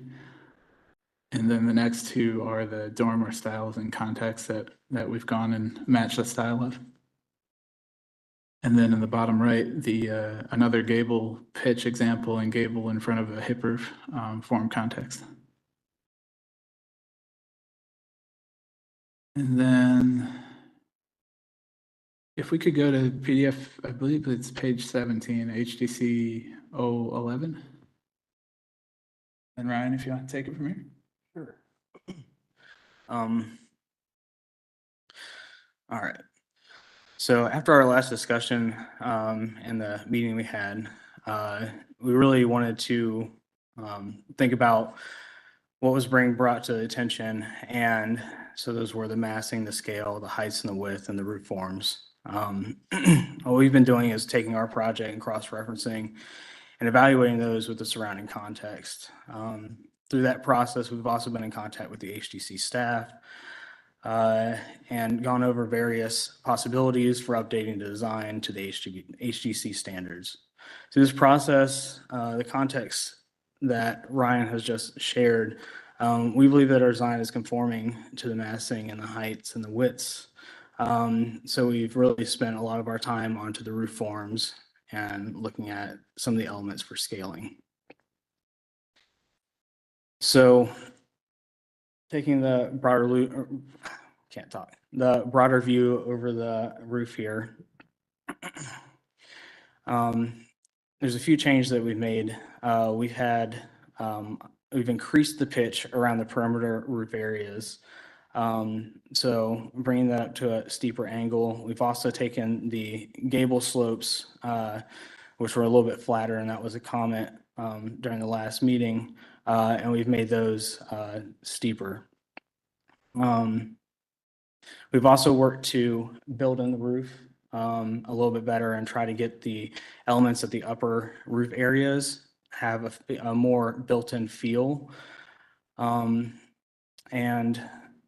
one of the changes also that we made was to the roof over the front porch, which had a pretty low gabled roof before. Now we've kind of reduced the footprint of that roof. We've heightened up the pitch. And then we have two kind of flanking lower pitch roofs on either side of it, helping to kind of draw out that gable, add a little bit of complexity and a little bit of variety to the roof forms. If we could go to the next sheet, please. All right. So the following elevations and perspectives, what we've done, we've placed the existing, what we previously had shown during the last meeting alongside our current design. So our current designs are shown within the lower portion of the sheets, and that will follow through the rest of these.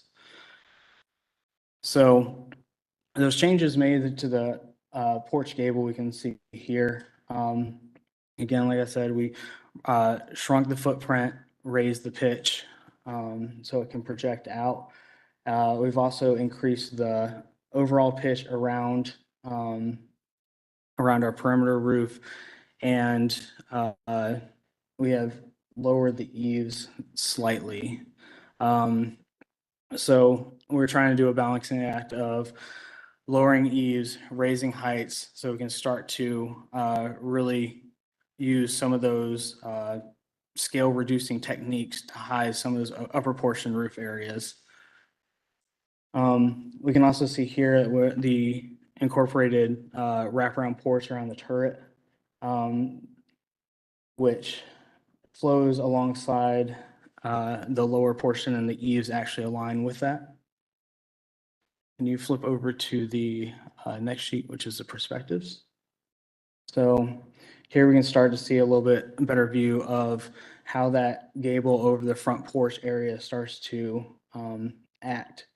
It's our belief that, as we kind of shrunk that up, the massing above the porch started to get a little bit less. We also have a little bit more variety to the roof and the overall massing of the project by doing so. And then Reeling off a little. Can I'm you sorry. Take your mic with you. I'm just please? gonna hold this. It's gonna Just travel hold with it me. you. Yeah. Okay. And the wraparound porch, again, to help add a little bit more scale and a little bit more differentiation for the massing and break it up. We could go to the next sheet, please. So for the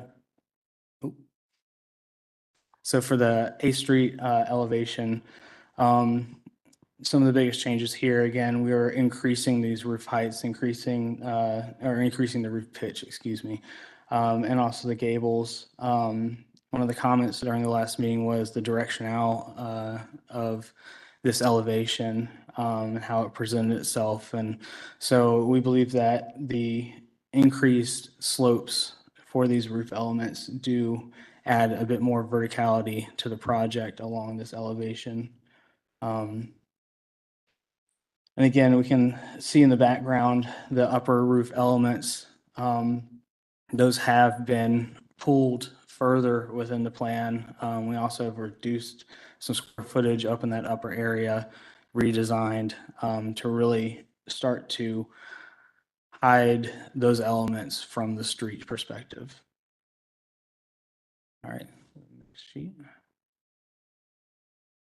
Again, these are perspectives of the new versus the old.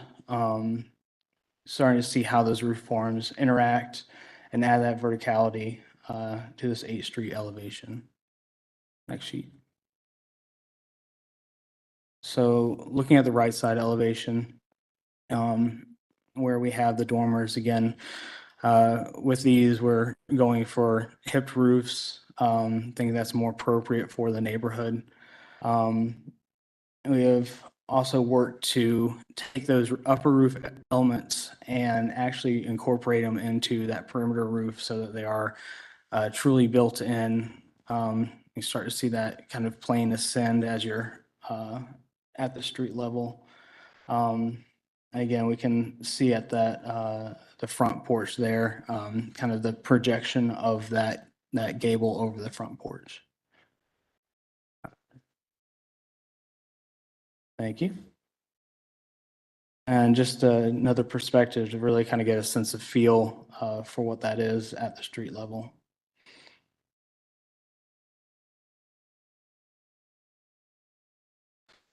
So for the rear elevation, other than the changes that I've already kind of mentioned about the steepening of the roof slopes around the perimeter roof, the other kind of notable change here is the difference between the railings that we were looking at before, which was more like a screen wall, versus what we have now, which is kind of a half wall situation with the railing on top. Again, trying to make this a little bit more built into the overall design. Okay. And perspective. So could we go to one more? Yeah. So these perspectives here, they're taken from what would be approximately the opposite side of the street along 8th Street for these. Just to kind of get a sense of how this is masked, how it's broken up, what we're seeing of the roofs, you know, how we're really trying to hide those upper roof elements. So as we're not adding an additional massing to the project and having an overbearing feel along the street. We believe that we're definitely getting a bit closer with this. And we feel that our eaves and our sidewalls compared to the context around the neighborhood are comparable. There's other homes that are similar in length that have less differentiation along their elevation. Next sheet, please. So again, these are the opposite side of the street at Poplar, looking at that front elevation, looking at the differing kind of eave heights and how we're setting back some roof elements and some of the roof forms so that they're not overbearing along Poplar Street as well. Next sheet.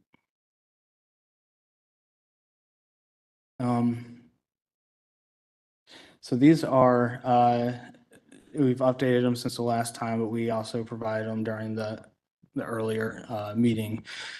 We took several sections while working through this design, just like before, of seeing what might be kind of the best ways to really hide those upper roof elements. So this is, you know, a decision that wasn't taken lightly. It was studied, it was thoroughly looked at. And so what we have here today is what we believe is going to be the best way to meet HDC standards, as well as the owner's wishes and wants from the project.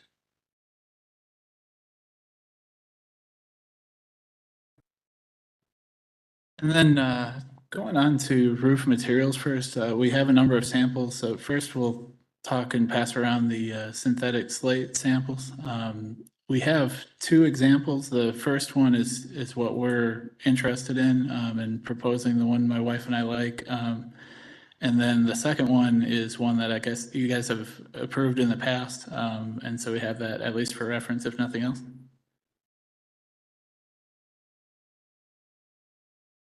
Should we give this to you or?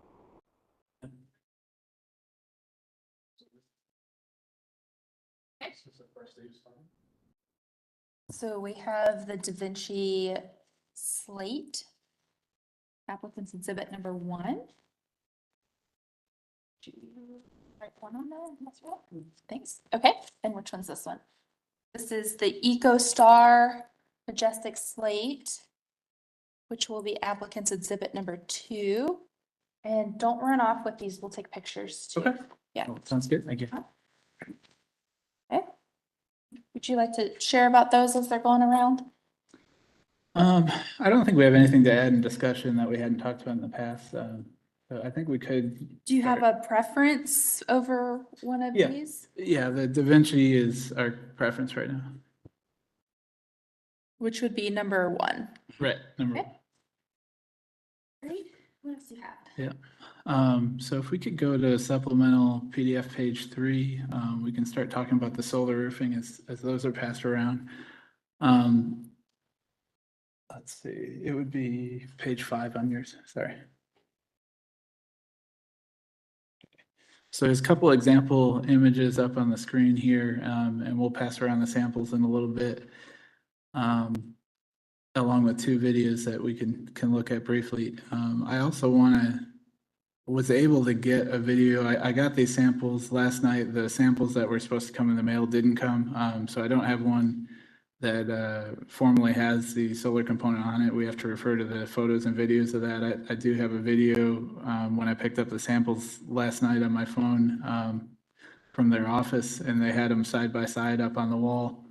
And myself, I couldn't tell between the two unless I was about 5 feet away looking above them, almost like a drone view, and really looking for it.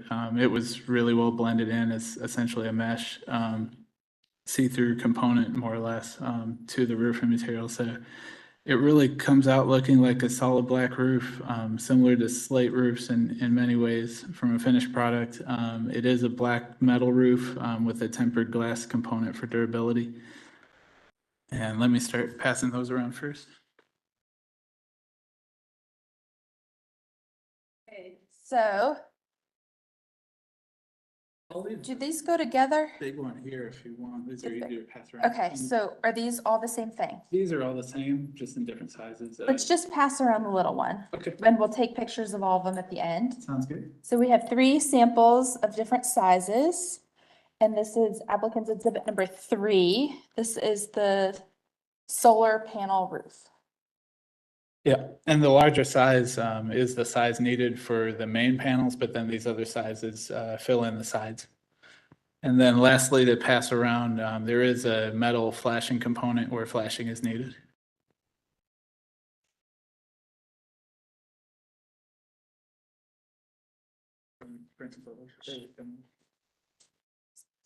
Okay, so just a question. What are the photos showing Just an example of completed project near Charlotte. near Charlotte? Is it different than what's up here? No, some of them are the same. They're just maybe easier to see on paper sometimes. Okay, let me run this by our attorney, and this is flashing. Okay, so flashing will be exhibit number 4. And then he has photos that I guess we could make. Can we make them separate or the same? I guess they're separate. 4, 2, and. Yeah, just make them separate. Okay, we'll make these separate. 5, yes. Perfect.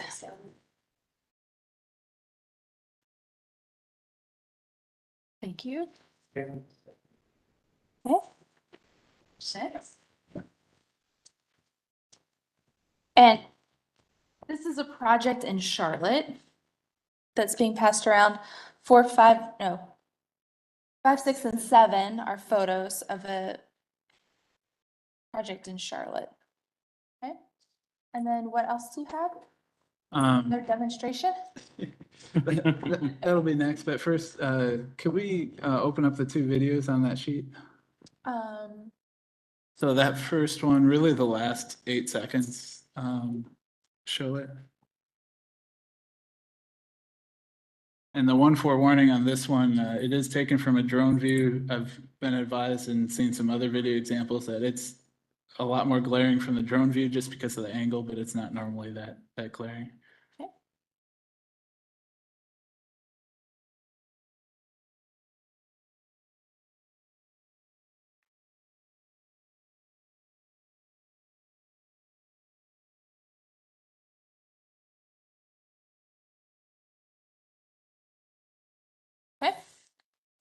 And then there's a video just to the right of that. See here. PDF. So just for the record, this video is linked on slide 5 of the agenda supplement, and this was the video at the top. And where's the other one? The top right image. The top right. Okay. Yep. And really just the first 20 seconds is probably fine. Okay. This one. Yes.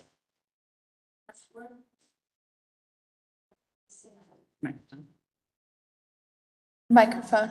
Which one of these samples are we looking at in the video? It's the number 4. That 4. Okay, thank you. And So that would, 5. 4 looks like the 3. metal flashing. Okay, it's 3 and 4 then. Yeah, 3 and 4 go together. So 3 is the panel and 4 is the flashing.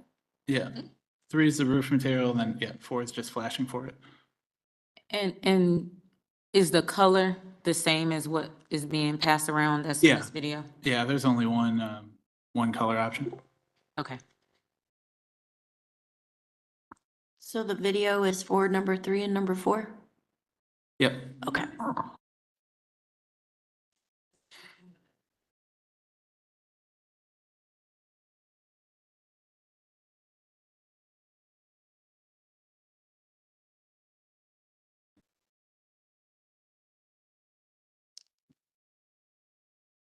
No, I don't think they were seeing it online, so I'm just going to reshare.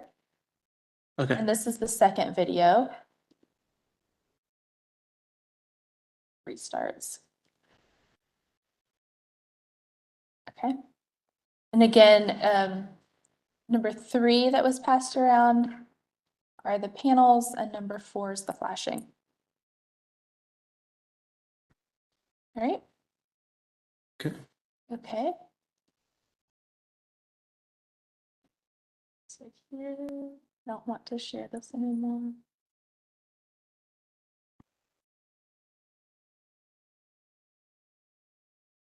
Oh. Hold on. Personal technical difficulties. No worries. Alt tab.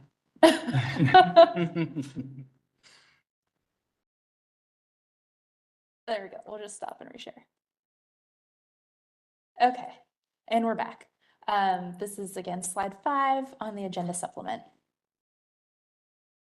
Anything else with this? No, we can move on to the electrochromic glazing. Okay, Matt, do you want to help us operate it as we talk about? that is slide, so there's a little bit of information on slide 9 Yeah. of the agenda supplement that you can see a corner of what's in front of us. And do you need a microphone? I'll let you speak to it. I'm Matt Welker with Viracon Glass. I do. Hi, I'm Matt Welker with Viracon Glass, the manufacturer of this electrochromic glass unit.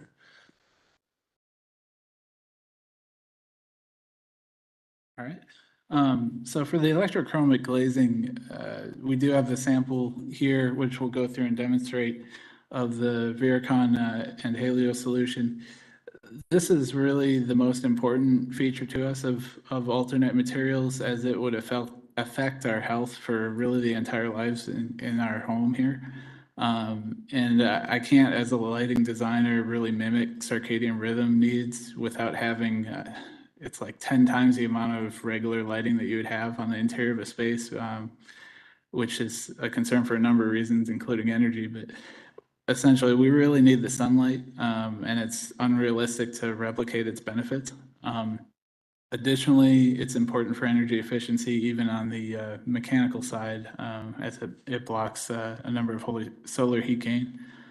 And this is a way we've been wanting to partake in Charlotte's goals for energy efficiency future and getting to, I believe, net zero eventually here.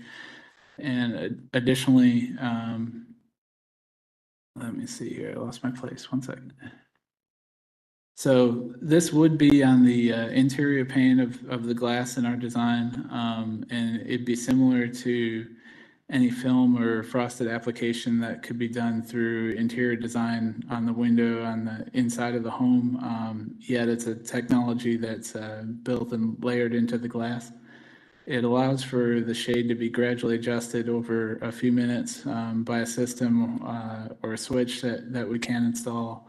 And then the exterior pane is low E glass, and the interior function really appears the same as if we had interior multi-layer automatic shades.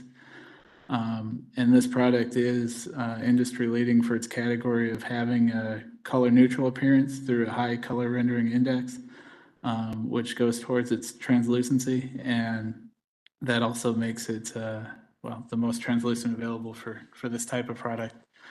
Now, the exterior layer of the glass can be kept to that clear version of the low E glass to be used, and none of the privacy or electrochromic planes of glass would be directly visible on the exterior elevations. Thus, this application from a standpoint of being part of the interior design would be similar to the interior automatic shades or electrically switchable film mentioned. That's really the interior private realm for the standards here. So What is this showing right now? So which side is which? Can you let me see here? This is as if you're from the outside of the building, and this is in its clear state. This is in its clear state. Okay. And you So might, this is the state that's trying to be shown here, yes, or is this more in the middle it's, I mean, to the left, to the left? yes. That's representing, something that's out in the daylight versus in dark Side. inside. And so for perspective. So just to clarify, right now what we're seeing is as if I'm on the exterior of the building. Okay. Okay. Yeah, and I will add from a lighting design standpoint, the yellow light in the room kind of adds a tint to it that we weren't seeing even in your office a few hours ago. It's from a glass manufacturer's standpoint, it is always encouraged for architects to take these smaller samples outside to view to get real perspective of what it looks like. And also the scale of it may make it seem darker or reflect kind of all these different interior lighting and colors and so on versus what you would get from the sky and clouds. And can you mention the type of glass as far as the translucency? Yeah, so the makeup of this is 3 panes of glass. It's a low iron Pilkington OptiWhite glass, so essentially the clearest, least green glass on market. And then let's dim it, and you'll see it'll take, I think, about 3 minutes or so. Make sure you're close to the microphone, please. Yeah, just to repeat that, we'll dim it for demonstration. You'll see it'll take about 3 minutes or so. It is a very gradual thing.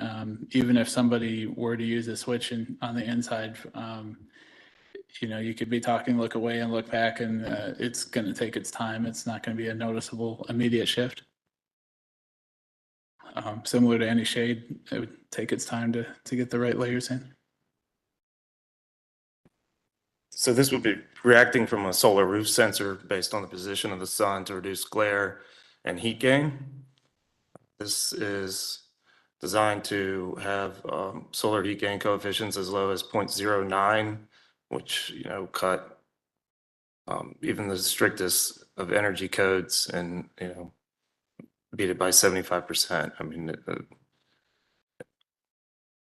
so in terms of energy efficiency, this is the best on the market to future-proof your building for the ever, evolving energy codes. And it's definitely at its darkest state at the moment.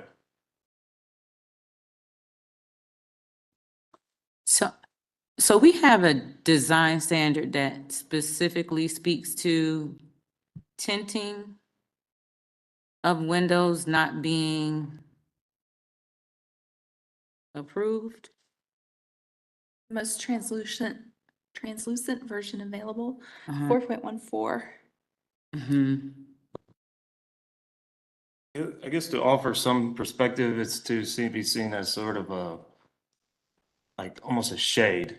The glass itself is clear, and there's a shade built Built in that into. sort of activates electronic. Okay. Do you guys have anything else? There's a little bit more to touch on, not related to this, but we can continue to bring it back to its clear state and then move on. If there's more in the Q&A, we can talk about it again. If we could go to, I think it'll be PDF page 31 of the submission.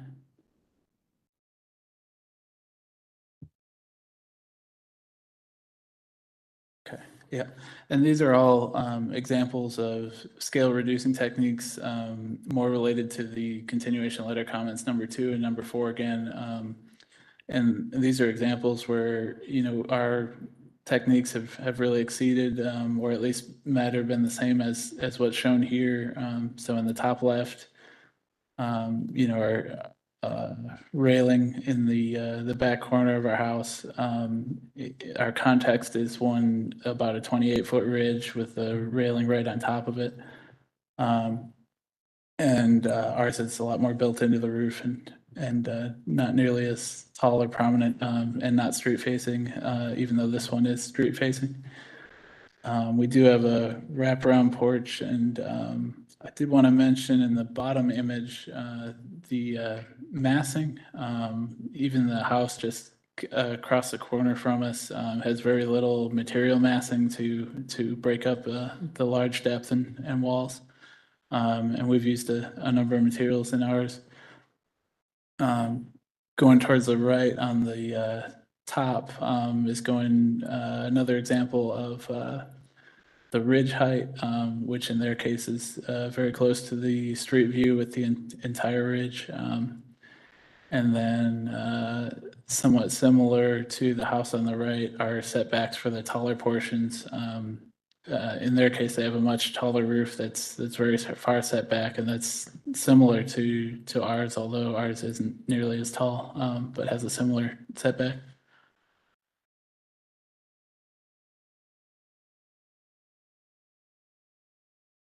And then if we could go to the supplemental PDF page, I think it'll be 8.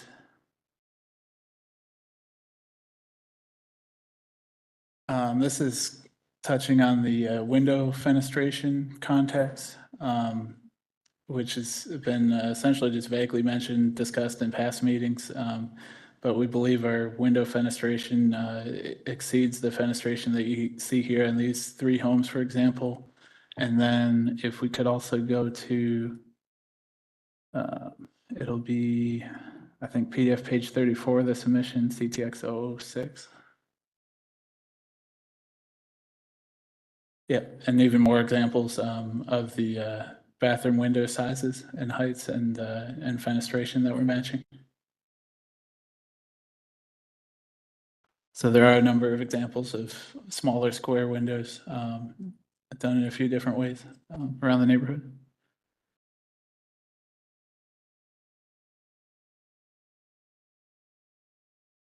All right, and then going back to the continuation letter responses, item number 7 was talking about the porch, and after reviewing that, we've decided instead of extending the porch in a depth standpoint to consider the roof as a wraparound, and we've incorporated that. And although it's not needed for approval today, we do have 2 flooring samples for the porch flooring that came in. And I'll just pass around the whitewash cedar color. It's a tongue and groove composite flooring that we're proposing.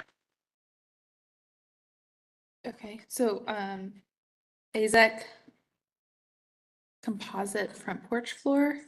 The commission, you have not yet approved a composite front porch floor. This 9, 8. I think it's 8. 8. I believe it's exhibit number 8. It's applicant's exhibit number 8. Okay. It's heavy. And you have a second one? Yeah, although it's the color we're not necessarily picking. Is it a different manufacturer or is? Same manufacturer. Oh, okay. I can pass around if you want to see it, but I think it'll add confusion. Okay.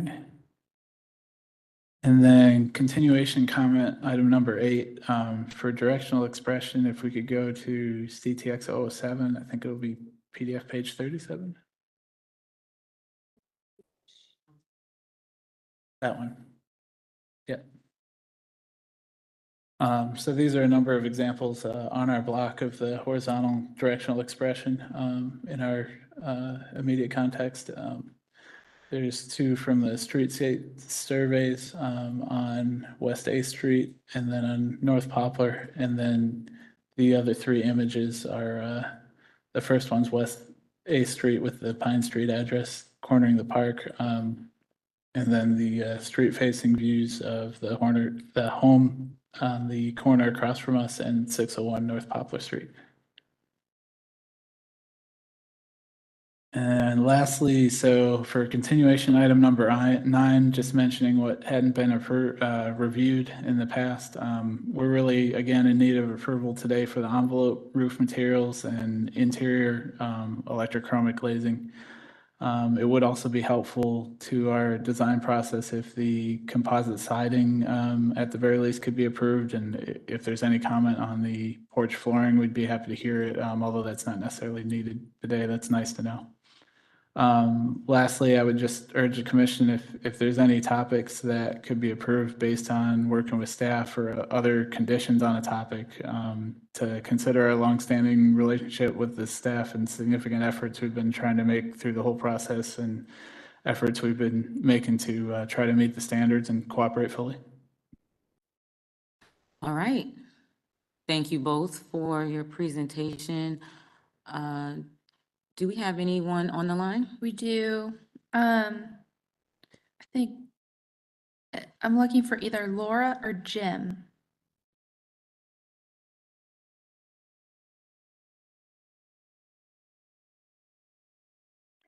Hi, I'm on the line. It's Laura Walker, but I'm just listening. I don't have any comments or questions. Okay, thank you, Laura. Thank you. And then we had Jim.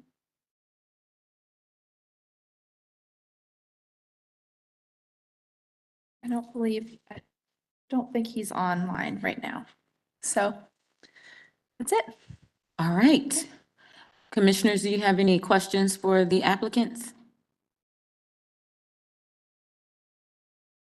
A lot of information to respond to. Commissioner Goodwin. Yeah, that's a lot, excuse me, that is a lot to respond to.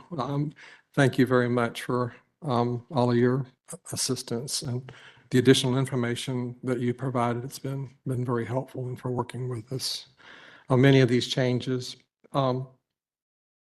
First, as it's fresh in my mind, and we've got that, is it electrochrome or electrochromatic? Electrochromic. Electrochrome, okay. Chromic. Chromic, electrochromic, okay. What controls the shading of that? Is that something that you set with a device, or is that something that's automatic depending on the So typically, it'll be automatic based on a photocell, a daylight sensor at the building. So the idea is to reduce the solar heat gain? Yeah. Okay. Now it does allow for essentially a dimming switch to be put in. It still has that gradual transition when that is used. Okay. And we can set it up without that as well. There's different options there. And at its maximum shading, do you know what how much light is filtered out? Is it the transmittance? Is it 10%, 20%? Matt, do you want to answer? Appear very dark from the exterior. You have to come up here for the mic.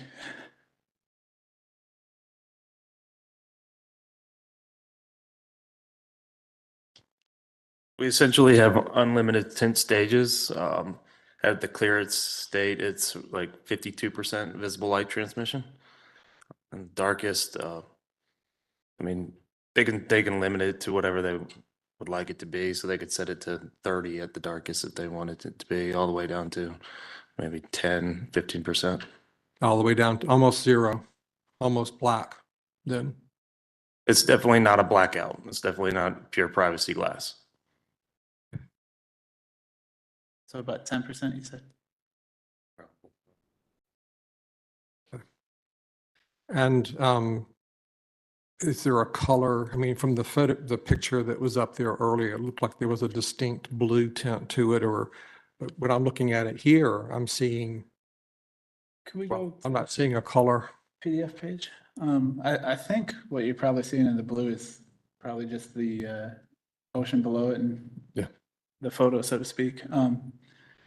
I mean, on the left-hand side, it's really more of just a white clear, which I think this presents a lot more clear in actual daylight than in the yellow lighting here. So is it essentially a shade of gray?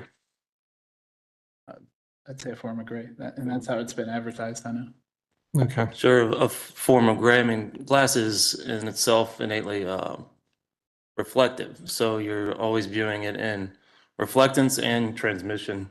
That's why interior, looking at a glass sample inside and with yellow light is not the best ideal conditions because you're viewing this in reflectance. That photograph is you're seeing the blue sky in the ocean, so it looks blue. I see. Okay, thank you. Well, again, I have several questions, and I think that we just kind of quickly go through any contextual questions that I might have, and then move on to the materials. Sure. I think that you've done a good job with the massing. I know that there were some current concerns with regard to the height and the width, and this board member does not have issues. I think that especially there were some concerns along West 8th Street, and I think that you've broken that up successfully with the bump outs and also I think the porch wraparound is an improvement as well, make it more pedestrian friendly. I think that improves the scale of the structure too, particularly from that side.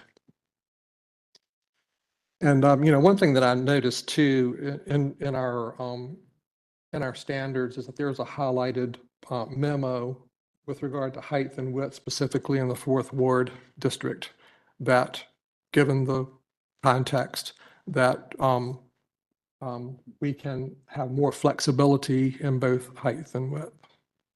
And so I think you've done a good job there. On the roof forms, I think that it's been successful to, again, you've further increased the second floor roof in height, and you also changed the pitch of it. And so I think a lot of concerns originally were on, the third floor structures being so visible. I think that that's been successful as well. You've kind of made this 3-story structure look like a 2-story structure. There's one concern that I have, now that you've raised that roof up so far, the turret is just getting buried. And if you look at some of the side elevation, for example, yeah, one of those elevations there, the new roof line is actually clipping one of the windows. It may not be clipping the glass, but it's clipping the exterior trim that you would have there. I'm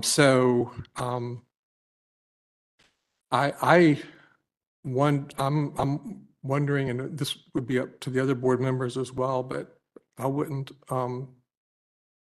mind raising the turret to give you a little more clearance.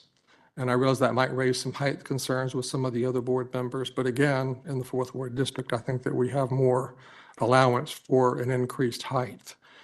But It does, it looked very, very different. I know that that's a key structure in this. It's very important to the overall design. But as you've changed that roof form twice, and the turret seems to be getting lower and lower and more buried in that. And if you look at the precedent, if you take a nod to the house down the street that has the turret, let's see, that's at 326 West 8th Street, and you've shown some, there's been some pictures of that house shown.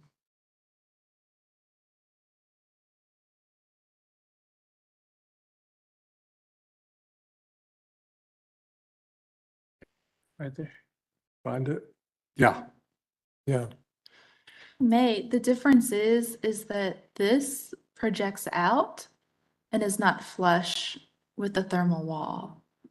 And I think that's maybe what you're picking up on, Commissioner Goodwin.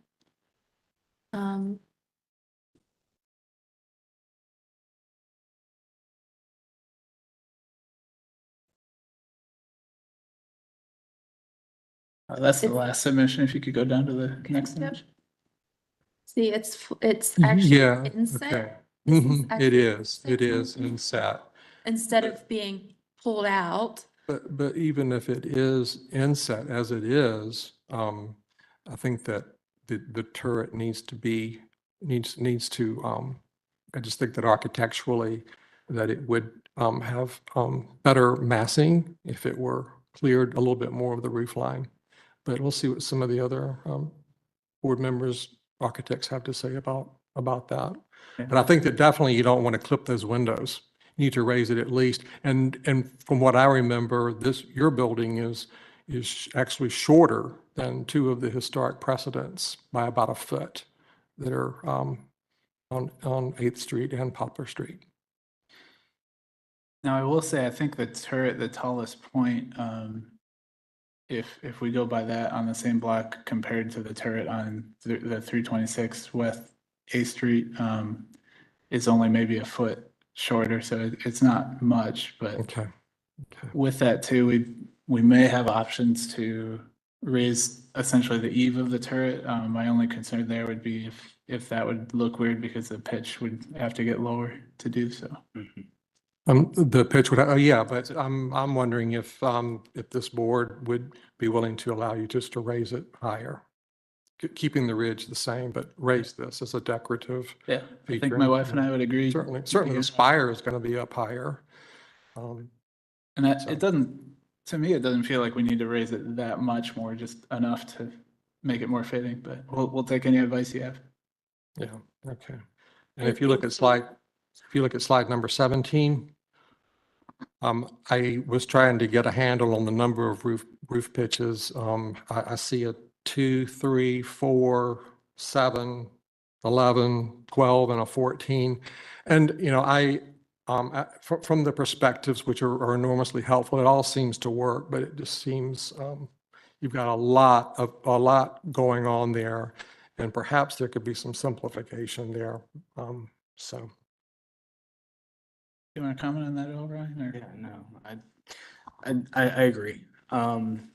Think, the need for a 12 over 12, we would bring that back to a 11 over 12, just like the majority of the roof for the two gables that face 8th Street.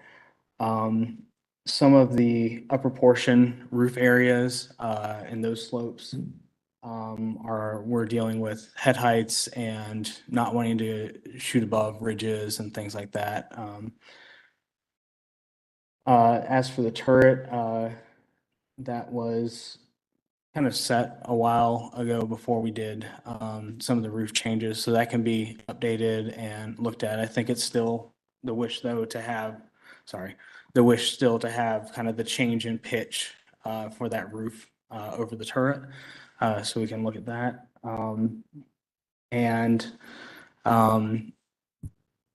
Again, it was just kind of a reworking of over the porch area for that front pitch. Looking at the scale of the overall gable and height and kind of working with that. So that's how we kind of got to those pitches, again, we can take another pass at that and look at it. Was the change in pitch, you said that was a wish. Was that your wish? Is that your design? Or is that to keep it flatter and not as tall? For over the porch or The turret. The turret? The turret itself. No, that was, I think you're referring to essentially the style. There's a number of different turret roof styles, but the one that we found the most appealing was more almost like a wizard's hat, where there's this low slope around the perimeter, but then it's high pitch for most of it. So that was just a preference. Yeah, well, that break can sometimes introduce complications, and in terms of construction, to have that break there, you've got a pretty complex roof it's faceted, and then you're changing the pitch too. Most turrets are either straight with one pitch or they have swooped bottoms, but I'm not trying to design this for you. Just be aware that is a complexity, where that break occurs, particularly if you're wanting to use the slate material. Okay. Do you know what he means by swoop bottom? Yeah. Sounds good. One other question that I had, do you plan on installing gutters and downspouts? We'll have to, and that's something we have to take another look at. We were trying to really minimize it in the past, but now I think the roof form, unless we come up with a creative solution, it seems like most of it will probably need that now. Yep. Yeah, and one of the reasons that I bring that up, if you look at, say, slide number 6, you look at that perspective drawing on slide number 6, and the roof for the porch is dropped from the main soffit, and so either you just got to spill the water over, you're going to be carrying downspouts down along those. It's something that needs to be planned, I think, but oftentimes we've seen complications where you end up having to put downspouts in unsightly places where they stand out, particularly next to those slender columns that you have. Yeah, we were hoping to avoid them entirely, but it doesn't look like we'll be able to. So that is something we'll have to work through. Okay. With regard to the materials, I'm struggling with the solar roof panels. And alternate materials, the synthetic slate. So we can maybe have some other commissioners weigh in on that. But once again, I appreciate the fact that these solar roof panels, they're engineered to look like a slate roof, and I'm struggling with that. Yes. Is there a particular part you're struggling with? Well, one of the things is that they don't look like a natural slate. They are so glossy. They're so shiny, and and you can see it in that picture there how it really reflects, really reflects the sun. But I need to. Okay. The one thing I do want to mention there, the picture at the top, that is from a drone overhead view. I haven't seen any pictures from the ground that look anything like that. Haven't seen that glare, and I've been told by the roofing company. Oh, really? It just doesn't appear that way at that angle. So Okay. I guess I would just say rely on most of the rest of the photos other than that one. Or the material samples, you Yeah. can see the glossiness in those. If you hold up the Yeah, thick yeah. flow slate, yeah. Very, very different than Yeah. a piece of slate than you would have. What did you have the siding material specified? I didn't see the brand and thickness. It may be in some of the slides way down, but I think we talked about siding, and you want to use the 560. You need to use a thicker siding material. Correct. And need those details. And ensure that the corner boards stand proud, details for materials, and the design for the windows and the doors, the columns. I don't know if you were still planning on using the composite material that I believe you brought in last time. I think for the columns for today, we could use either that or wood. That's not a critical moment today. The siding, I think, is a little bit more important, but I understand if we might need to follow up with some plan details to reiterate what we've discussed in the past and get it on the plans, right? Yeah. And then one thing, I don't know if we mentioned, the double garage door in the rear that was in the staff notes, that needs to be made to look as two individual doors. Yeah, I don't think we've changed that on the plans yet. Okay. Well, Thank you very much. I'll let some of the other commissioners speak.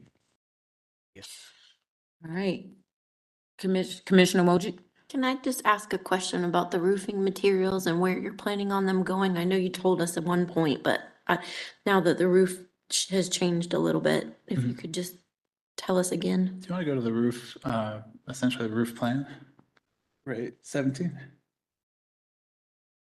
So what we're proposing, since we really have had a hard time telling which panels have the solar component and which don't, that most of the roof would be that solar component. So anything where you see those tiles, we're proposing the Tesla solar.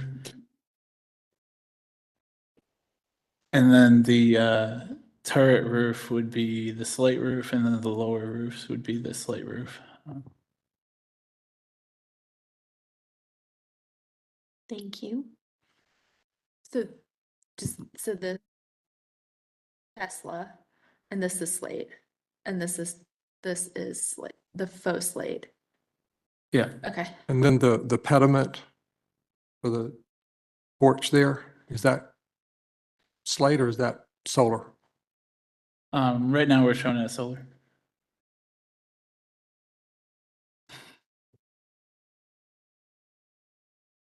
All right. Commissioner Wojcik? I just wanted to say that I really like and appreciate the effort that you guys have put into redesigning and working and pushing and pulling. And I think that the roof forms have improved dramatically and seem much more appropriate for what you're trying to achieve and what we ultimately want it to look like, in my opinion. And I do think that just by changing that front gable over the front porch made a huge difference in the perception of the mass of that. So it's just neat to see how little changes can make such a big impact. Thank you.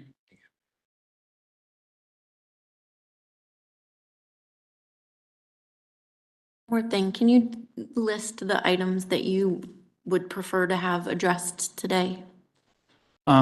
Really the roofing materials, and the electrochromic glazing, and then the envelope, which I don't know if you have a strict definition of when you do envelope only approval, but essentially enough that we know we can go ahead with a design, that the massing's okay, the roof massing's generally okay. And if there's something we need to work on with staff in the future, we still can. Okay, so not necessarily materials, but more architecture, the form itself, the walls and such. Not necessarily all materials. I think it would help to comment on the composite siding, which Ryan, if you could mention, I believe was the artisan. So, yeah, so what Ryan's mentioning as the composite siding is actually, it's a cementitious artisan lap siding from James Hardy, and I do believe that was already approved. If I'm not mistaken, that was mentioned as that was an approved material. James Hardy had taken that off the market for a while, but they are bringing it back. I've talked to reps. It is confirmed. If it's not in production now, it should be by the end of this month. So that's the goal for the siding. And I think we were looking at possibly a 6-inch face, exposed face for that siding. And then for the trim boards, again, looking at cementitious trim for all those being 5/4 board. So as Commissioner Goodwin was speaking about, all those trim pieces would sit proud. They wouldn't have that flat appearance. So. Yeah, and that'll just help us as we get through the insulation and weight ratings to do the engineering for the home. I have a question. Christy, I am a little bit confused about the windows or so that is electrochromatic. And is that something that we have never reviewed this ever. Okay. And my understanding is this is the glass that they're going to install in the windows. that it's just glass. Like the windows themselves are going to be aluminum clad. Yeah, I don't know if we made a final decision, but they What could is the be frame? or aluminum clad. Okay, so the commission will also want to know what the frame of the window is, and trim, like window trim, door trim, corner board trim. Is that part of what has to be decided for the envelope? Everything gets decided. Okay, we can just Usually say those wood for things- today if that's okay. Usually materials are like the last thing decided, so like all of that can be discussed at the next meeting. Okay. But you have never seen this kind of glass. I would evaluate it according to your window standards on 4.14.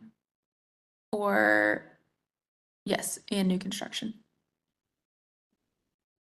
Okay. Yeah, and I'll just say, it's our intent and interpretation that it really is like a interior shade, and we are keeping essentially the clear low E glass for the glass itself. And even if we did an interior automatic shade, which we really don't want to do, it would look very similar as the tinted glass component or layer in there. Yeah, I think the difference is that this is integral to the window. So you'll have to evaluate how that is, because we look at exterior components, but like they were alluding to, we don't look at blinds or Right. plantation shutters or any kind of interior storm windows, anything like that. So just apply your standards. Okay. Commissioner Barth? I think you guys did a really good job responding to most of the comments, so I will state that. I also had a question about this electrochromatic. I mean, aside from its tinting abilities, if we do decide to approve this, I'd want it to see in more of a traditional window frame. So knowing that is helpful. And then speaking to the roofing, I know that, at least from the lower shot, it appears that, you don't get as much glare on the solar roofing. But I think there's just such a dissimilarity between the two roof forms. I probably would want to see a unified, and I don't even think I could approve as one commissioner the solar roofing, although I love it. I think it's really cool, and I appreciate you guys trying to remain energy efficient. If it were me, I would probably say the Da Vinci, gets my vote. The other product, I've seen it installed on a number of houses, and, in the sun, it does tend to warp and it looks a little fake. So Da Vinci has my vote on that one. And then again, going back to the windows, the difficulty with me with the tinting is, I know it's, a few panes in, but it still affects how light is transmitted in and outside of the building, at least in my opinion. And, we just don't see it in our districts, or haven't seen it. So that's going to be hard for me to get by. I think all the roof form changes you guys have done are fantastic. Have some minor comments about window sizes and proportions, but otherwise I think it looks great. Thank you. Yeah, I just want to add, obviously the solar roofing material and the electrochromic glazing here is new, and, it's something I would think, even though we have interpretations that we believe meet the standards weren't really written around these products because they're the first time that they've been seen and considered, so to speak. So just please consider that. We're definitely considering that. Yeah. All right, Commissioner Goodman? Commissioner Barth, are you okay with the turret as it in the windows and the roof intersection? And I am, yeah. It's kind of a nestled architectural feature. And, I agree with some of the comments that the applicants have made about its proportion to the roof plane. And I do like some of the comments you made too about, the varying roof slopes on the roof plane as a whole. I think I would like to see a little bit more simpler of a, less variation in it. But But, I think the roof turret's fine. I mean, there is a definite sill condition issue that you brought up that I think needs to be addressed, but I think that can be easily handled with a slight height modification. All right. Yeah, and I had one other question too. This was in the staff notes. If you look at I think it's slide 20. And you did bring this up with regard to these small windows on that left elevation. Is a reason for having them that small? I take it there's some interior architecture that those are needed. So those are the bathrooms, the master bathrooms. And while we would love to have large windows, there's a privacy concern. Yeah, understood. And you showed some precedent for that as well. And then the other side, slide 22. Any reason to not make the windows there on the front taller? So that's where the kitchen is going. So that's, those are actually just right above cabinetry and base cabinets. We could, we could possibly be some reworking of floor plans, and I'd like to ask Ryan if he'd be okay with that before we could do that, but. I'm not used to seeing the kitchen up in the front, very front like that. So, okay, thank you. Yeah, I'm not sure what floor plan changes we could do to get rid of the cabinets, to be honest, but yeah. All right. Commissioner Lineberger? Yeah, I just had a quick question about the impervious, looking at the site and the percent that is impervious on the, we usually require no more than 50% on rear yard. For single family, this is multifamily. It's, okay. Yep. That's what I was wondering if there. All right. Any other questions for the applicant before we close for deliberation? All right, we are now closed for deliberation. Commissioner Goodman, you had a lot of great feedback and questions. You want to kick us off in this discussion? Yeah, I think there was some good discussion and feedback. Once again, Microphone. excuse me. Yeah, I think that there was some great discussion. Thanks for the feedback, and thanks again to the applicants for the great job they did, especially with regard to one of our primary concerns, which was roof forms. I would say that in terms of the roof forms, to restudy the number of roof pitches, just try to do some simplification there. And on the turret, to adjust, to eliminate any interference issues with regard to the architectural elements there.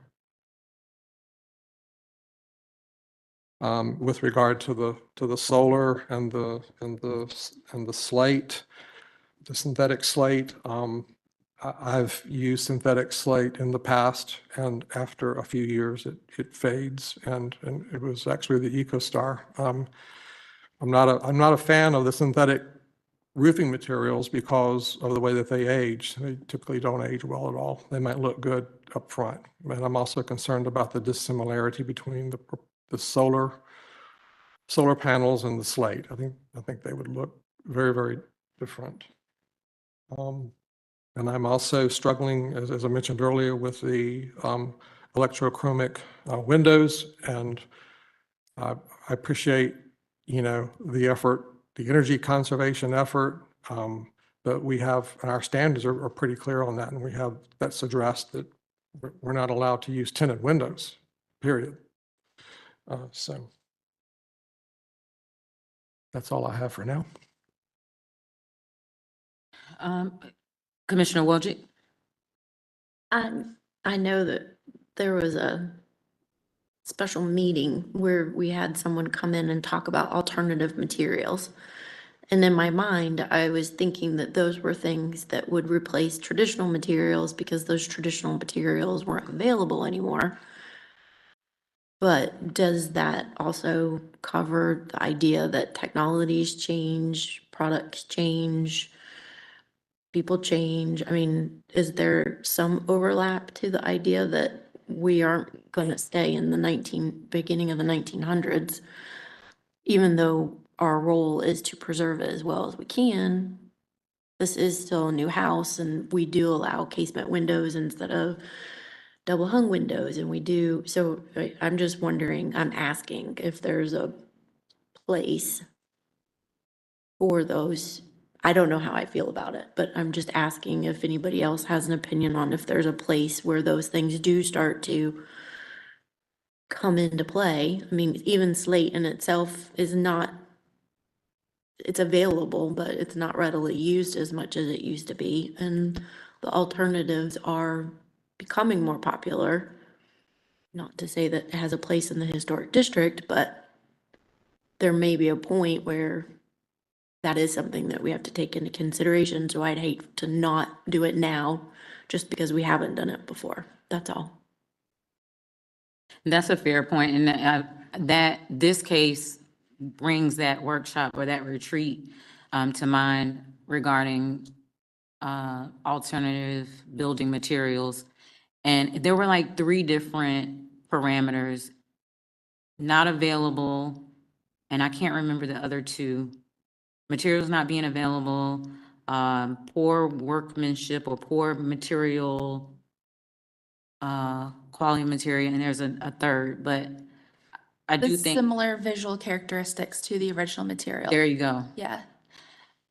So I think this is an opportunity for us to challenge ourselves to, consider those materials. But I do think, though, the quality of what we would be considering needs to be taken into consideration too, because if we have experts or people with experience with some alternative materials that don't age well over time, then we don't want to put ourselves in a position or put applicants in a position where they're having to replace those items sooner than necessary. So I think what will really help you, turn to your design standards 6.18 for materials for new construction. And then you'll also want to reference 6.15, which is windows and doors. But 6.18, just read through your design standards because it does address these things that you're discussing. Talking about compatible traditional materials. It talks about cementitious siding may be allowed. It talks about, specific materials that you're not looking at. But then it also talks about, avoiding materials, color, size, scale, texture that's in stark contrast to the historic context.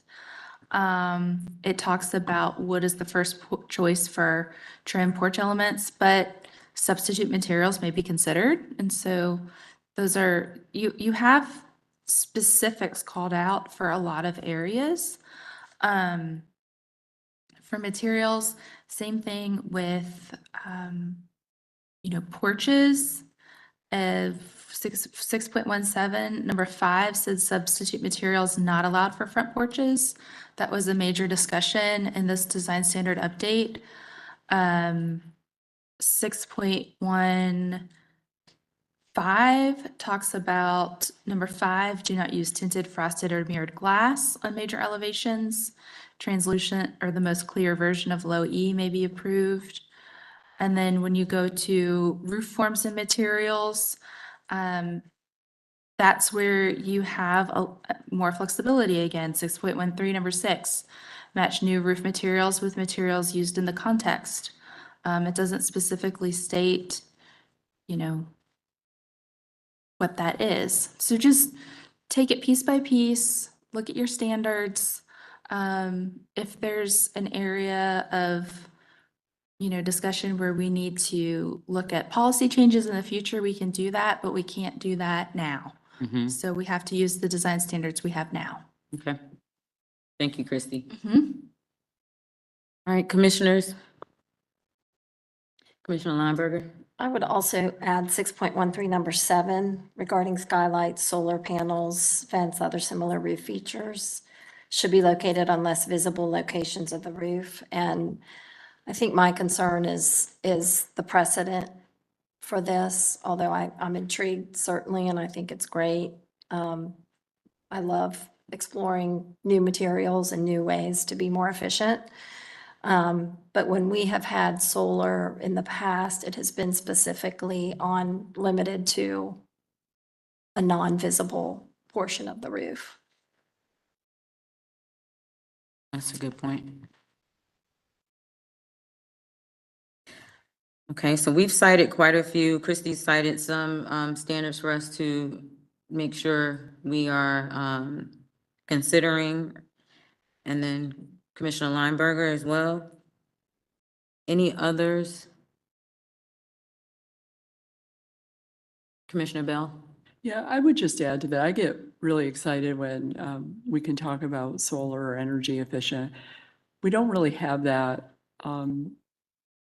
specifically in the fourth ward.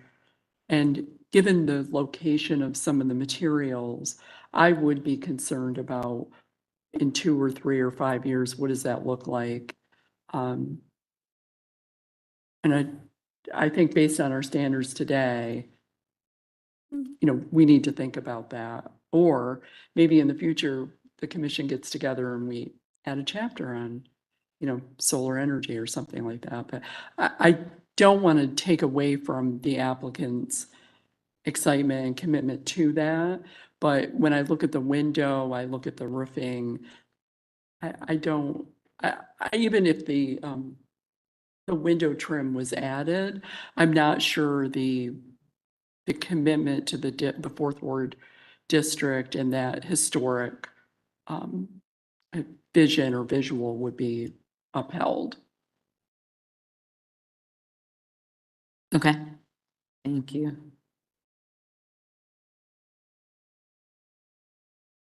Commissioner Goodwin? Should we consider a round robin on solar panels and display? Sure. So a great suggestion. So let's, if we go around the room here and get a sense of how the commission feels about the placement of the solar panel roof. Or we start larger. Okay. I think that's a great thing to talk about, but you need to talk about the big picture items first with this project Okay. before we get to materials. Like the reasons for continuance, the building envelope, the roof form instead of material. Okay. Okay. So I've heard Commissioner Goodwin mention the roof form, and it's been mentioned a few times about simplification of the roof form. I guess to get a sense from other commissioners, do you all agree with providing some feedback on simplification of roof forms? Do you feel that they're fine? Commissioner Wojcik? I feel like they've done a really good job at covering 1, 2, 3, 4, 5, 6. I don't feel like 7 was now that they've made these other changes, I don't feel like 7 is such a big part of the overall design.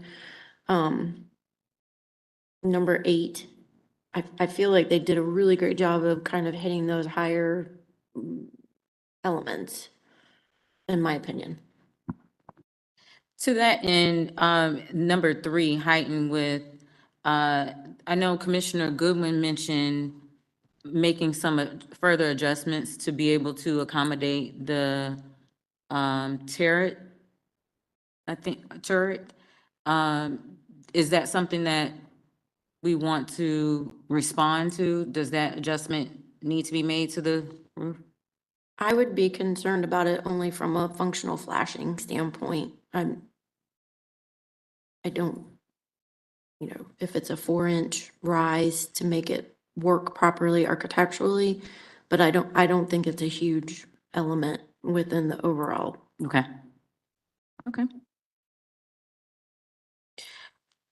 Do the other commissioners agree, Commissioner Goodwin? Yeah, I think that was a good point to make. I think all these items have been addressed with the possible exception of just some minor roof form restudy.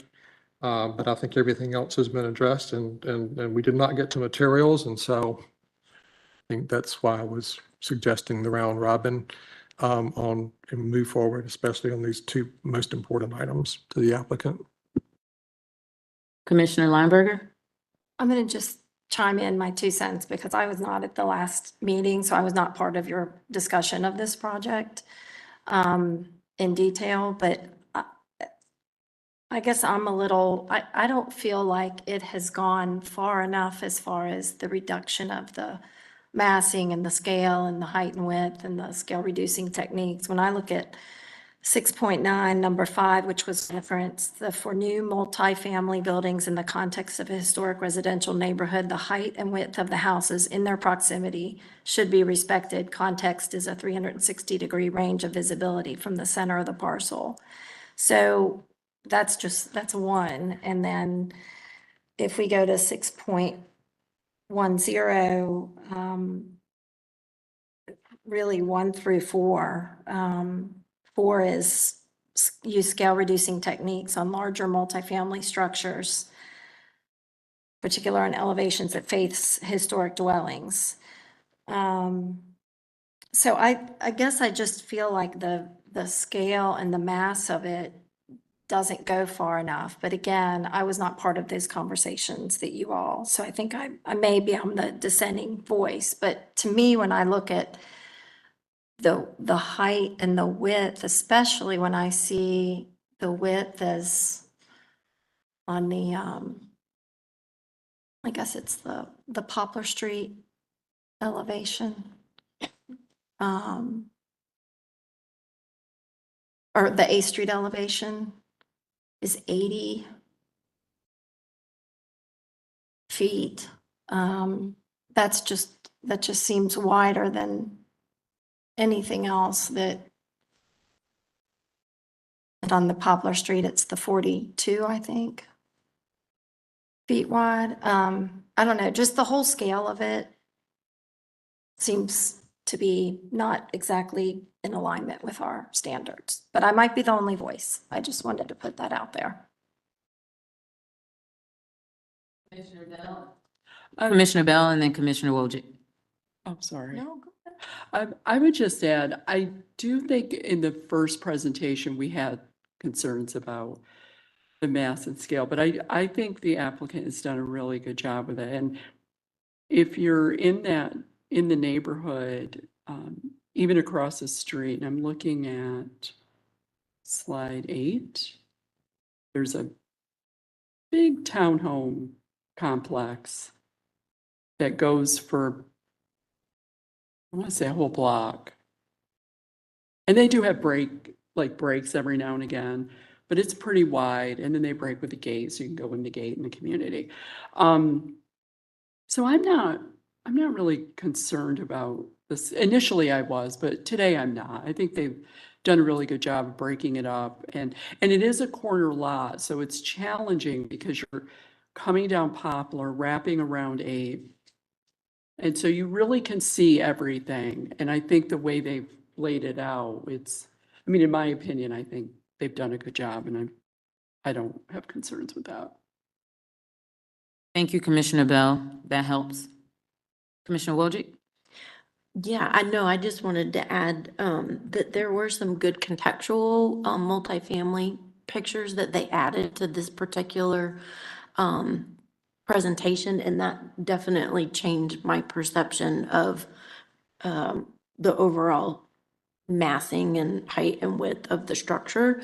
I thought that was very helpful. There was at least 4 additional multifamily houses that they added that were extremely comparable. I don't think that we have the exact size of them, but in terms of presentation from the street, they looked big.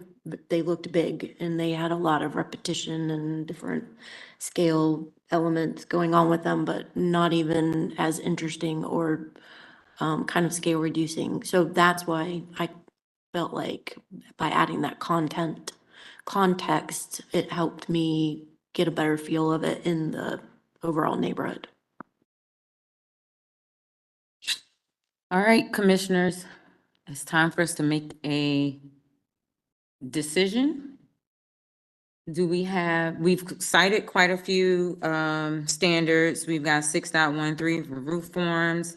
We've got our windows standards, 6.18 and 6.15 I heard mentioned repeatedly.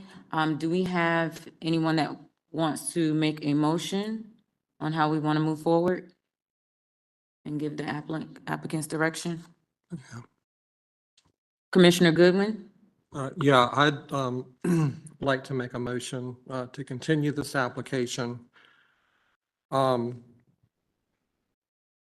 to further study the roof forms, to simplify the roof forms in regard to the number of pitches. Again, I think those would be minor details because overall the form is good. And then also on the turret, another minor detail is to eliminate any interference issues with the windows and the roof line. With regard to materials, we need to provide window and door materials and specifications. And with regard to the tinted windows, they're not allowed per standard 6.18 number 3. Provide stained glass details for all the doors. Specify the roof materials. And per standard 6.13 number 7, solar panels are not to be placed in highly visible areas.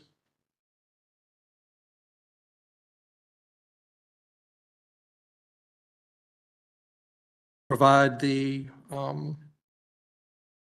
brand, material, and thickness of siding materials,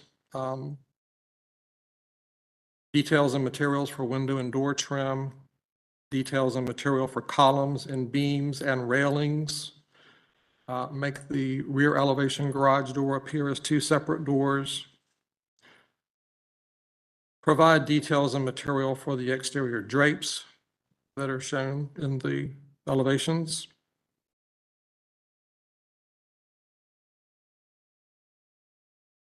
And provide the porch flooring specifications. I know you presented an alternate material there. On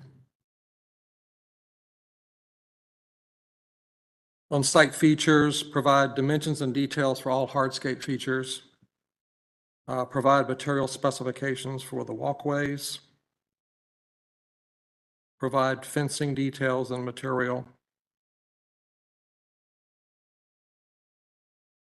That was a long motion, but that concludes my motion.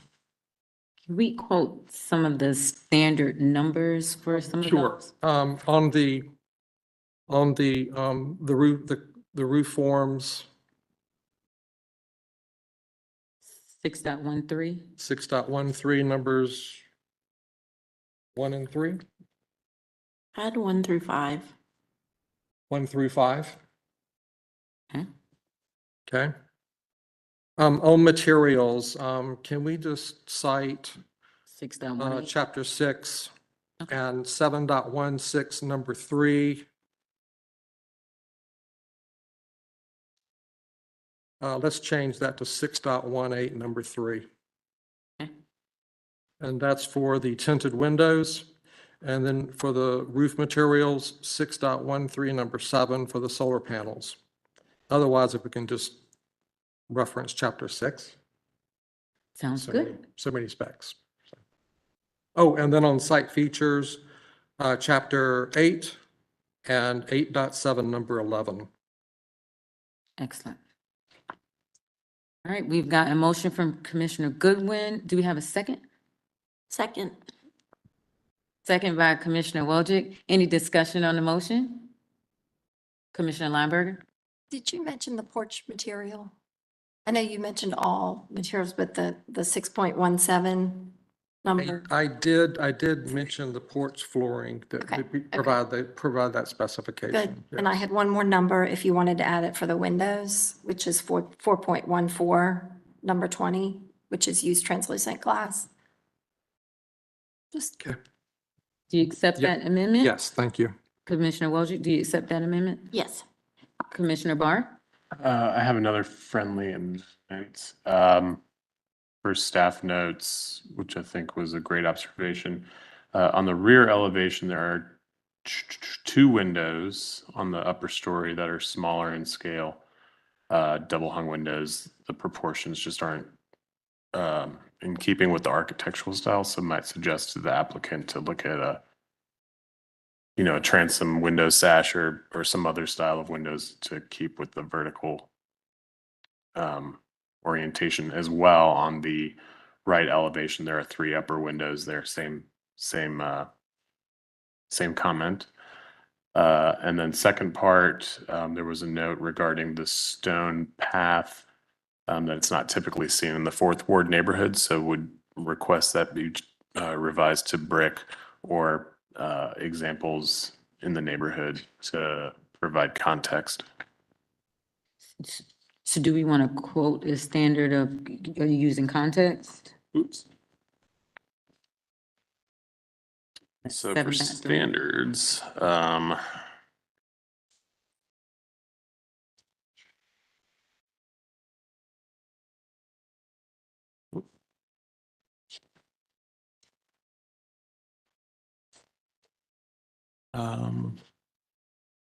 I would say 6.15 for windows.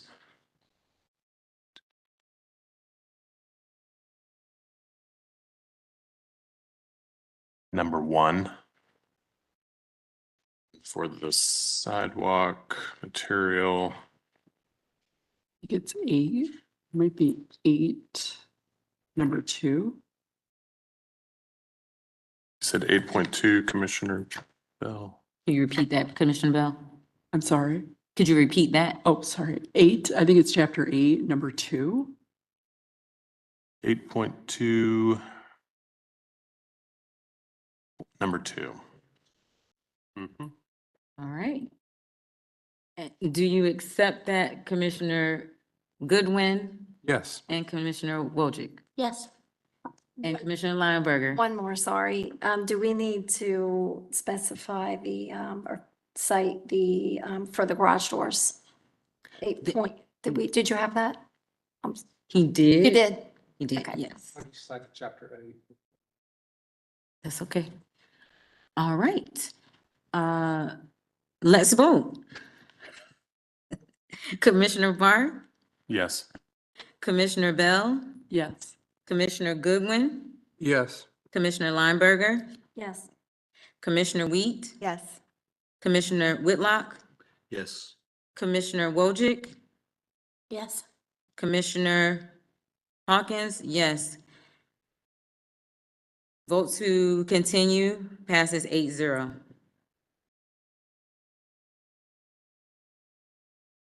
Thank you, gentlemen. Okay. All right, thank you.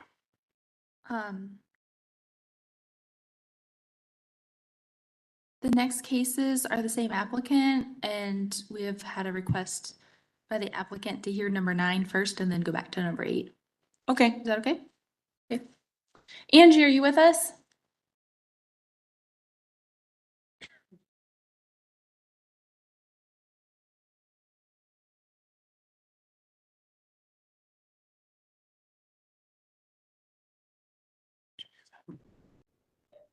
I'm here.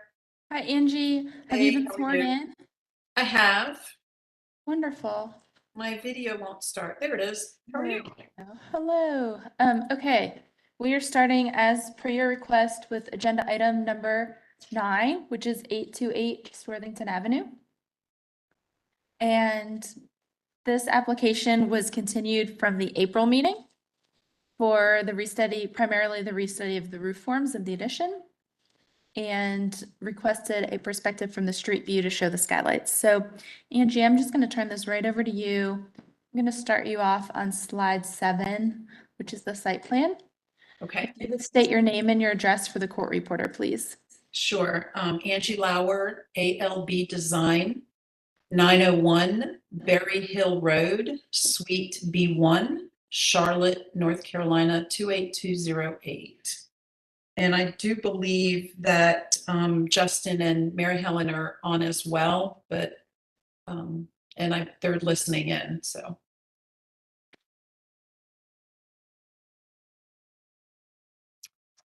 Go for it, Angie. Okay, all right. So thank you very much. So as you know, this case was continued primarily for Chapter 6, Standard 620.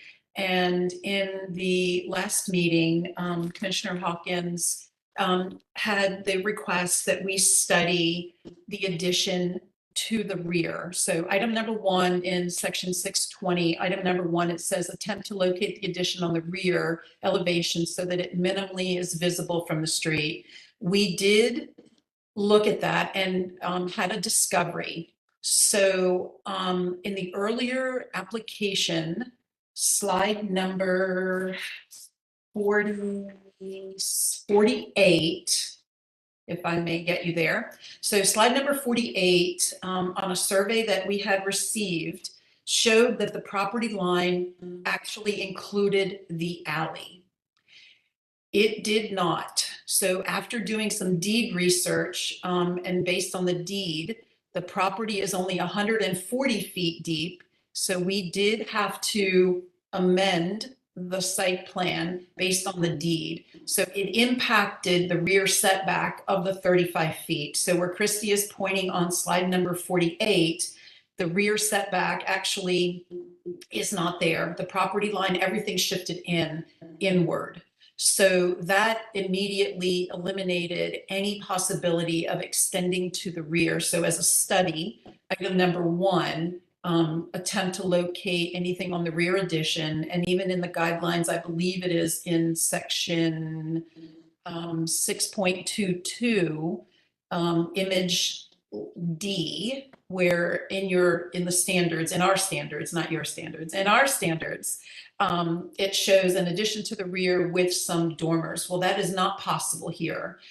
So I had mentioned that the only place to go in this case was up. And the only place, being that it is on a corner lot, is an interior addition on the interior section, in this case, in the back right corner of the property, which is where we had it planned originally. So the study basically would not, in research, we could not go back. So that's item number 1. Number 2 was to limit the size of the addition so it doesn't visually overwhelm the original building. So again, keeping the addition lower than the ridge, no wider, no taller, and not impacting the original roof. And remember, this is a slate roof. It's over 100-year-old roof, or just at 100 years old. So we don't want to impact the roof any more than we need to. So number 3 was to attach the new addition so that it doesn't impair the original roof line. So we did minimize the left side gable so that it was not on the ridge or on the hip of slide number 9. So the original hip is maintained. So what you have before you on slide number 9 shows that we originally had engaged the extension of the gable with the hip. And in the new proposed, we offset it so that we also minimize the window and the fenestration on Park Avenue side addition. So if you were to look at slide 13, you can see that the gable, which is a dormer on that end, is not attached to the hip. So preserving the original architecture of the house. Also, 2, minimizing the window, and we did modify the interior to minimize the headroom at absolute bare minimum required by code for any type of habitable space. So that was item number 4, that it shouldn't be actually, it doesn't include item number 4. So number 5, maintain the roof pitch and the roof lines so that they are secondary to the existing structure. And then number 6, that it is compatible with existing. And so one of the things on slide, I believe it is slide number 25. If I can get you to go to slide 25. So one of the things in slide 25, the surrounding homes that on this particular block, which is the 800 block, are very tall. This is the actual smallest house, the shortest house on the block. So if you can look, a neighboring house and the house next door, the rear additions that were done on this are clearly like a 1.5 to 2 story additions, and they are taller homes, and some on the block exceed the max height of this house by over 10 feet. And so we are from grade, which I know is now required from the commission, to ridge. We are on the right-hand side, 22 feet 9 inches, which is existing. And the dormer that'd be added to the back sits 2 feet 5 inches lower than the ridge on this house. Unlike the other homes that you could see in this image, is clearly subordinate to the main roof. That would be item, let's see, no taller, no wider, and does not increase the square footage by more than 50%. The other thing too is I believe this is a possible SHPO project, State Historic Preservation project, because of we're not adding any footprint to this and everything would be in dormer or under roof. So if there are any interior changes, we do want to possibly submit to the state for tax credit, which we do believe based on their guidelines would qualify for tax credit. Let's see.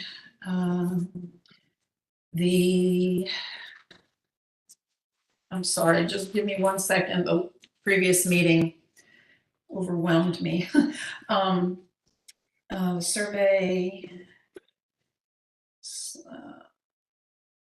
Okay. So previous submitted projects that on corner lots. So one of the things you had asked us to study was some of previous submissions or some other projects within the district that were approved. So slide 26 is on Charlotte Drive. And I did mention 2000 Charlotte Drive in the previous meeting, that we had increased the height, and it was on a corner lot.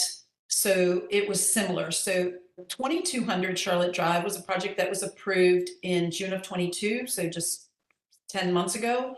And where we did, Christy, if you can go to slide 29, where you can actually see the right side, which is Ideal Way. No, not Ideal Way. I'm sorry. Oh my gosh, I can't think of the side street. However, Dilworth Road West and Charlotte Drive. So the Dilworth Road West elevation, we not only increased the height of a hip roof, but we did do a very large cross gable on this in order to gain height and square footage under roof. And then the next project that was approved was 2000 Charlotte Drive. Again, we were concentrating on corner lots that had similar approval. So 2000 Charlotte Drive also increased the slide 34. And you can see that the roof was raised and that slide 36 was also from the side street elevation where the dormers were added to gain some volume on the second floor. So these are 2 projects. And then one of the other things that we submitted were other similar projects in the district that Christy did verify, but we use them as reference, and they were on slide 21 through 26, I believe, 25. And so these were just other projects that we felt were in the district. Christy did verify whether they were approved or not, or would be approved with today's standards. However, for us, it was context, and we were only specifically looking at corner lots. So as far as the complexity of this roof, we feel that it is the simplest of forms. Again, not impeding or impairing the original hip, which Chris, I believe, Chris Barth, you had mentioned the last time you felt like we needed to pull that dormer in some. And then, of course, having studied that there's nowhere to go in the back, the house is at its limits, and felt like this was a smooth, simple addition to a one-story hip roof, slate roof house. And really the compatibility of roof forms, we feel that you don't lose the integrity of the house. So I think that's it. Justin, if you do want to chime in, please do. Has Justin been sworn in? No, I have not. Okay, do you wish to speak? Because if so, we'll have to swear you in. I think Angie has covered off on everything. I don't have anything else to add. So I think that we've kind of all points that were addressed from the prior month's meeting have been addressed, and I think that she's covered off on everything. So thank you. Thank you. No callers. All right. Commissioners, any questions for the applicant?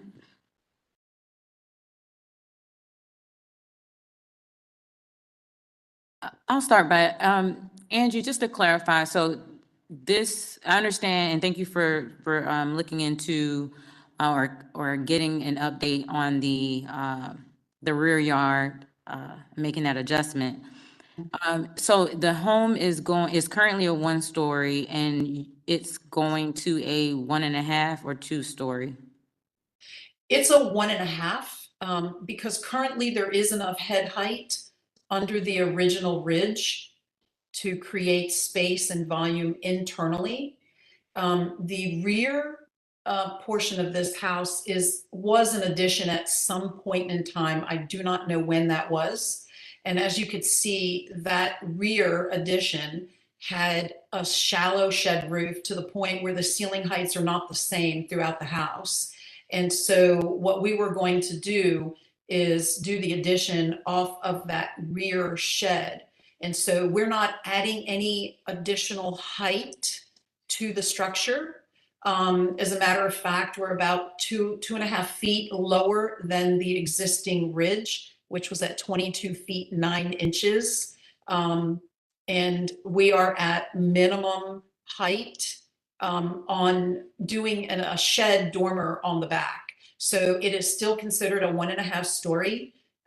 It has, if the shed dormers were not on the back gable addition, it would still be a 1-story house. So if you were to refer to the guidelines or to the standards, design standards, and you were to go to 622 and the visual image of the house D in your standards, it's very similar to what is within the guidelines.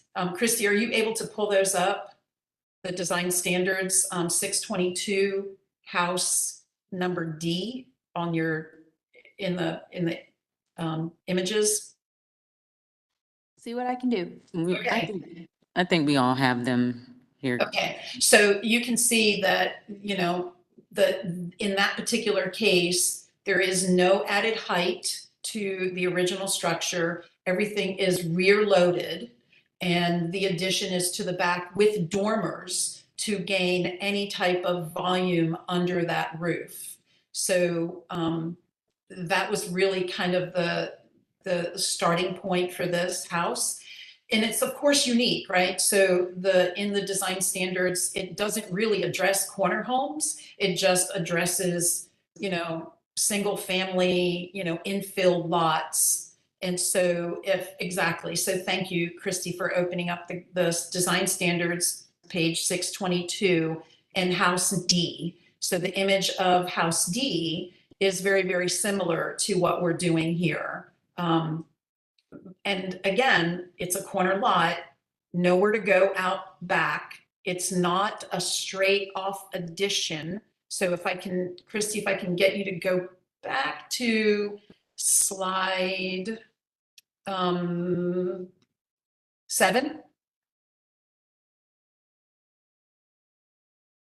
And thank you for the maneuverability you have. I'm not super great at figuring. You got this, Christy. Give me 1 second. So in slide number 7, it does show that the footprint is not increased and that the addition is purely over the existing footprint, even over the, even over the original back room that was added at some point in time.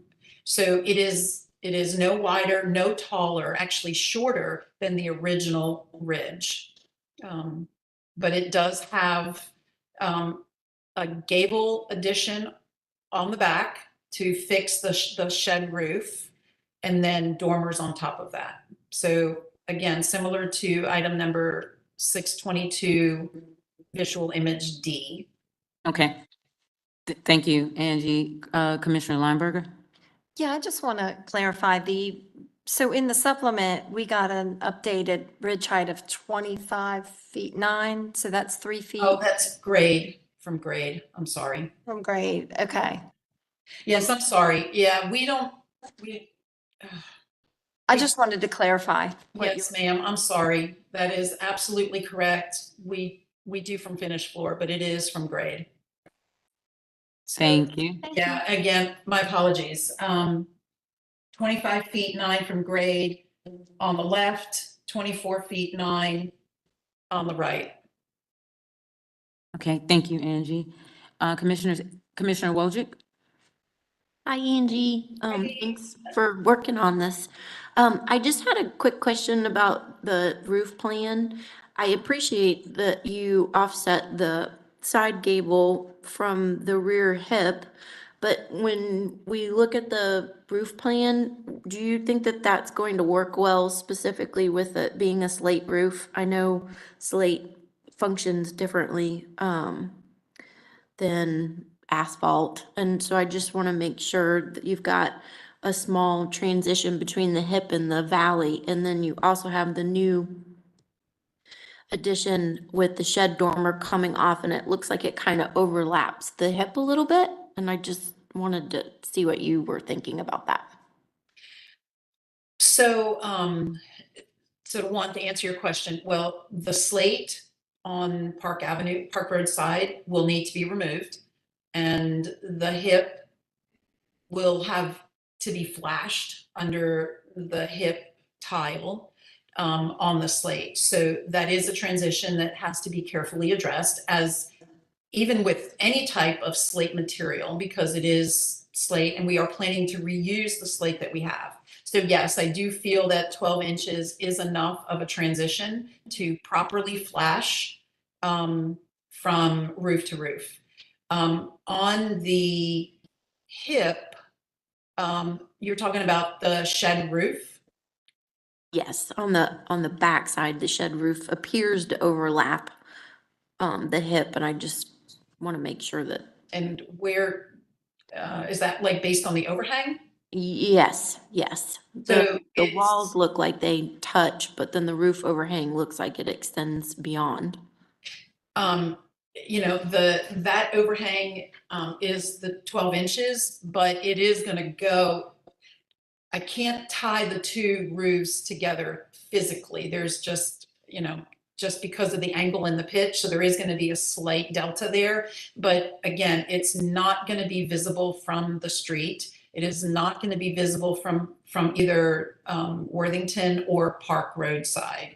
So that transition just naturally happens where you have one roof dying into really the fascia of the shed roof. Is that what you're talking about, that particular transition? Well, I'm not really sure. It seems to me that you would have an exposed fascia board on the backside of the shed roof that would be open. It'd be open in the air with the hip roof coming down underneath it.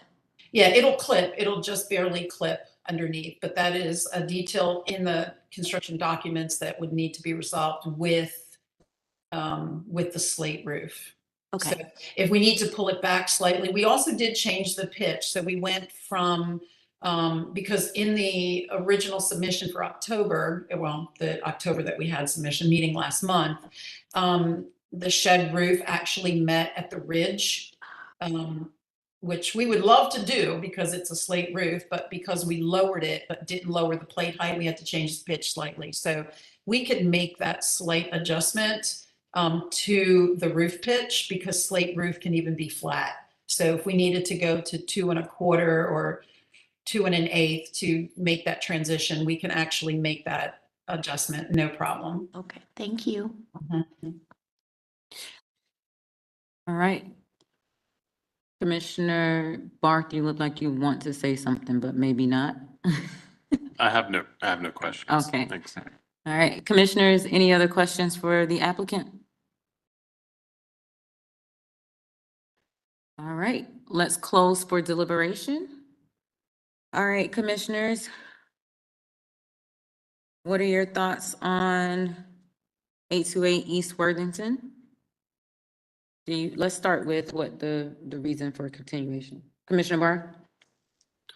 I may not be the best person to speak on this. I'd be interested to poll the room. From my standpoint, at first I was hesitant on this one because of what we requested of the applicant, but after hearing Angie's testimony and doing the phenomenal research that she did, in my opinion, there is a bit of a hardship here, given the space available to provide an addition, and given the examples that she's presented of ones that passed. I have a few comments as far as details to be approved, windows, material changes, but otherwise, I think this is great. Okay. Did you want to go ahead with the comments on what you have? Well, yeah, just, I don't think there was a comment about the skylights, in looking at Google Street View and knowing this house and passing it on the street too, I don't think they'll be visible from the street. I would like to mention that, we'd prefer we'd like the skylights not to impact the structure at all, existing structure. So they would have to go between rafters. There should be some, there's some ganged windows and dormers that I think details need to be worked out. Which Angie and staff, I in my opinion, could approve. And then window detailing and eave detailing, I have no doubt that Angie intends to match what's existing. I haven't seen a wall section to show us what the eave and window trims would look like, but again, I'm also comfortable pushing that to staff if everyone else is. Other than that, I think it's great. All right. Thanks, Commissioner Barr. Commissioner Wojcik? Can I ask the builders about the offset or that I asked Angie about with the slate, the hip and the gable? I like it because I think it meets our standard nicely in that if the roof line was removed, it wouldn't impact the existing roof with that side gable. But do you have any concerns about offsetting it? From an architectural standpoint, I would normally say line it up because it has more continuity, but from a historic standard, I feel like the offset is appropriate. I just wanted to see what you guys thought. It's going to be a challenge. I think it's going to maybe look it's going to catch your eye a little bit because it's not going to flow. And, but I think good roofer can figure it out. It's going to take It's going to take some head scratching. Is it worth it in your opinions, in everybody's opinion, to have that offset for what we call the future removal? I can't say. If I could weigh in, frankly, I don't think it's worth it. I think it's overcomplicating the roof form. It's adding another seam into the roof. You know, it has waterproofing issues. Yet you can throw a grace ice and water shield all over that and it won't leak. But I mean, there's always the possibility. And you brought up another great point, Commissioner Wojcik, about the shed roof. I think if we don't have that offset, it will help terminate that shed dormer roof line a little better. And, you know, for an offset that minimal on, you know, we're not achieving anything great. The most of the addition is geared towards the back. And I think for me, that's enough at least. For those of us that are not as versed, can we point to the offset you guys are talking about? Are you talking about like that gable and then? Yeah, it's this gable that we're looking at, the lower image. There, you can see the dark hatch with the smaller window. That gable, there is a slight offset between that gable and the hip of the original roof. And you put like a 12-inch offset between that, rather than having it coplanar with that back hip roof. So are we asking her then to essentially go back to what she proposed? Yes. Mhm. Well, that's what I'm That's what we're suggesting as one talking person. about, Yeah. yeah. Okay. That was my question in everybody's opinion, and to get feedback on that, because it seems like we're adding a level of complexity that doesn't necessarily need to be there. Okay.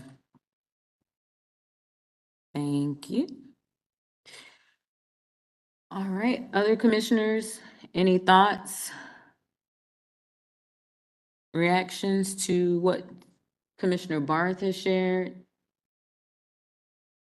All right, do we have a motion that we think we can make? I'd be willing to float one. Okay. I'd like to make a motion to approve this project with the following stipulations. Would request that the applicant make the left-hand side gable to be coplanar with the rear hip roof in an effort to maintain simplicity of form and resolve roof lines. Second point, would ask that the applicant work with staff on ganged windows and the relationship of trim and the specific dormer conditions, as well as work with staff with trim detailing, window specs, eave details, and requesting that all those material changes and detailing match the existing structure.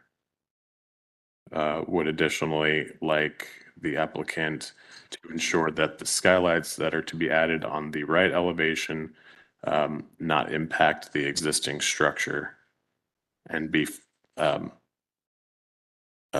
flush, quote unquote, flush in nature rather than a curbed skylight. And I'd like to reference some standards. 6.20, number 1, 2, 5, 6, 7, and 8. 6.18 for materials, 6.16 for doors and windows, 6.14 for cornices and trim, 6.13 for roof form and material, 6.12 for foundations, 6.11 for directional expression, and 6.8 for massing and complexity of form. All right. We have a motion by Commissioner Barth. Do we have a second? Second. Second by Commissioner Wojcik. Do you have any discussion on the motion? All right, hearing none, let's go ahead and vote. Commissioner Barth, Yes. Commissioner Bell, Yes. Commissioner Goodwin, Yes. Commissioner Lineberger, Yes. Commissioner Wheat, Yes. Commissioner Whitlock, Yes. Commissioner Wojcik, Yes. Commissioner Hawkins, yes. Motion to approve with condition passes 8-0. Thank you. Madam Chair, Yes. we are at 6:05. Yes. Where do you think we can get this evening? So that we can make an announcement to the rest of the applicants? Do you think we can make it through 11? Yeah, let's shoot for 11. Okay. So for everyone joining us online, the commission will hear through case number 11 this evening. Cases number 12 through 15 will not be heard, but will be heard at the very beginning of the June 14th agenda. And I will send out more information via email to all the applicants. Did anyone need a break? No. Yes? You do? Quick break, 5-minute break? 5-minute break. We'll be back with agenda item number 8.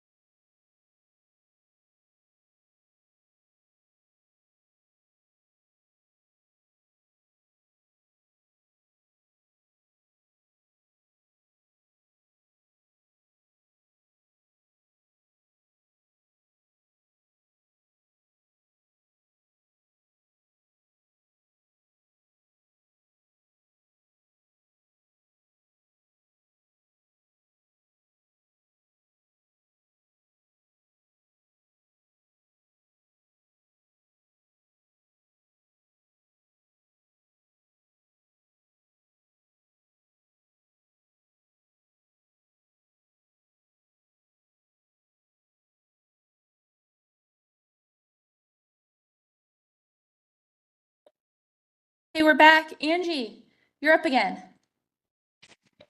Hey, guys, long time no see. Before we get started, can I make a correction to something, or can I do that after I get, called in again? What do you want to make a correction with I something? incorrectly stated finished floor to, or like heights. I mixed the two projects together. I was reading from both of my notes. So I was corrected, and I did correct myself, but I wanted to let you know that I incorrectly stated the grade to ridge height from the two projects. So, Oh, you inverted it. Commissioner Wojcik corrected me, so I just want to make that point before we. Okay, I would say just clarify it for this project then. what Okay. it should be. Okay. Yep. This application was continued from the March 8th meeting. The applicant deferred from the April meeting, which, we always support taking your time and getting your plans together and coming back and not rushing. So we appreciate that, Angie. I'm going to turn it over to you. You've already been sworn in. If you state your name and your address, and I'm going to start you out on, I don't know where you want, slide 9? Sure. Let's start slide 9. Okay. Okay, so Angie Lauer, ALB Design, 901 Berry Hill Road, Charlotte, 28208. And I do want, for the record, to clarify my error. Commissioner Wojcik corrected me on grade to ridge on the previous project, and I was actually calling the dimensions for this current project. So I do want to make that correction. So apologies, and I hope that's noted for the record. So, okay. So what you have before you, the house was presented in the March meeting, and it was deferred for various reasons. The first item on the continuation was to provide the setbacks, or what we can document from the GIS information from the thermal wall to property line. And on the upper left-hand corner of slide 9, you do see that they vary from West Boulevard to Wooddale, excuse me. So they vary from 31 feet, some are 28, there's 32, 31.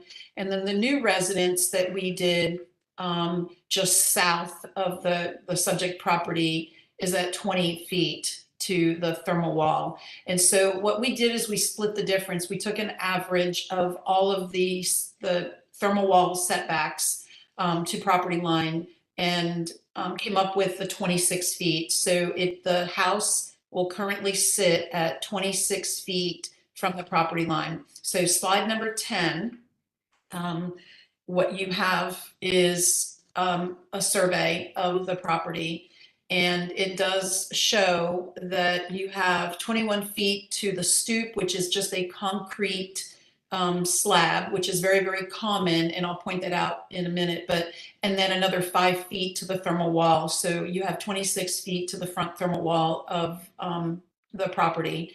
And then, so the other item that you wanted was to see the width and the height of the adjacent homes on the street. So if you look at slide number 11, so one of the things that was pointed out was this house appeared to be wider than some of its adjacent homes. And you can clearly see on slide number 11 that it is not. Some of the homes to the north of the subject property are actually wider. The current house is only 31 feet 8 at its widest point, and the neighbor's house is 33 feet 5. So it is smaller. The other thing that we want to note is that from grade, and the grade does vary because since the subject house was sitting further back on the lot, moving it forward does change the grade slightly. And that's from grade to ridge is really no taller than it was before. So the original house was 22 feet 2 from grade, and we vary between 22 feet 10, 22 feet 9 on the new house. Item number 3 was to restudy the driveway. So I'm going to go back to slide 10. I'm sorry, Christy. Slide number 10, based on driveways, section 8.2 of the standards. We originally had in the March submission, because of the configuration of the lot, we were parking in front of the house. We also had a porte cochere or a carport that we were pulling into. We did eliminate that, and we completely changed the design of this house. It no longer has a drive-in carport. We did side stack the parking, and there was a comment in the staff analysis about still wanting to meet within the section 8.2. On Wilmore Drive, there's no street parking. And so also the configuration and this being on the curve, we are taking it as far back as we possibly can. The current pad that we have is at 10 feet. We can, based on the standards, reduce it to 8. As we narrow it down, it can go a little further back. So if there's concern that parking is closer to the street, it is certainly within the standards at 8 feet or 10 feet wide, but we can reduce it to 8, and that is based on standard 8.2 number 5. So that takes care of the driveways. The next item was for fenestration and fenestration pattern. All right, let's start at the front. So slide number 13, you can clearly see we got rid of the drive. We did want to have some of the curve. And so what we did is we did change the front door. It is a wood front door. It does have an arch. It's not uncommon to see that on the street. And so by changing below with the open carport, we did have an opportunity to add a dormer on the front, which again is not uncommon, and we can pull up the similar slides, and that would be slide number, let's see, I'm sorry, Christy, I had it as examples of 9.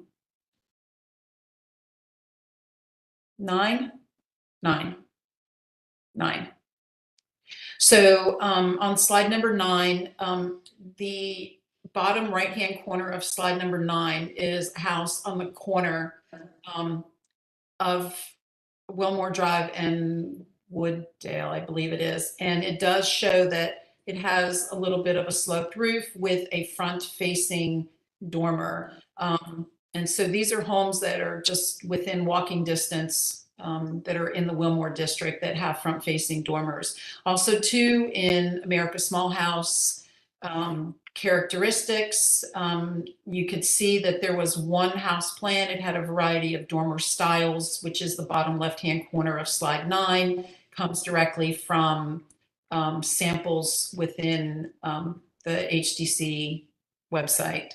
So that is all on slide 9.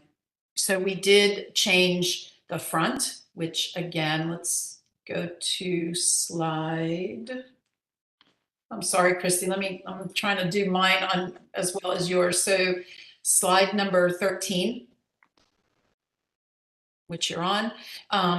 So fenestration changes on the front, and slide number 14 shows the right-hand side. So we did split. I think there was a concern about the triple ganged window on the back. There was also concern while we're on this about coplanar walls, which were basically from the dormers on the back. So we did change the fenestration patterns. We did actually simplify them quite a bit. There's really not a blank wall on the right side elevation. So slide 15, which is the rear elevation.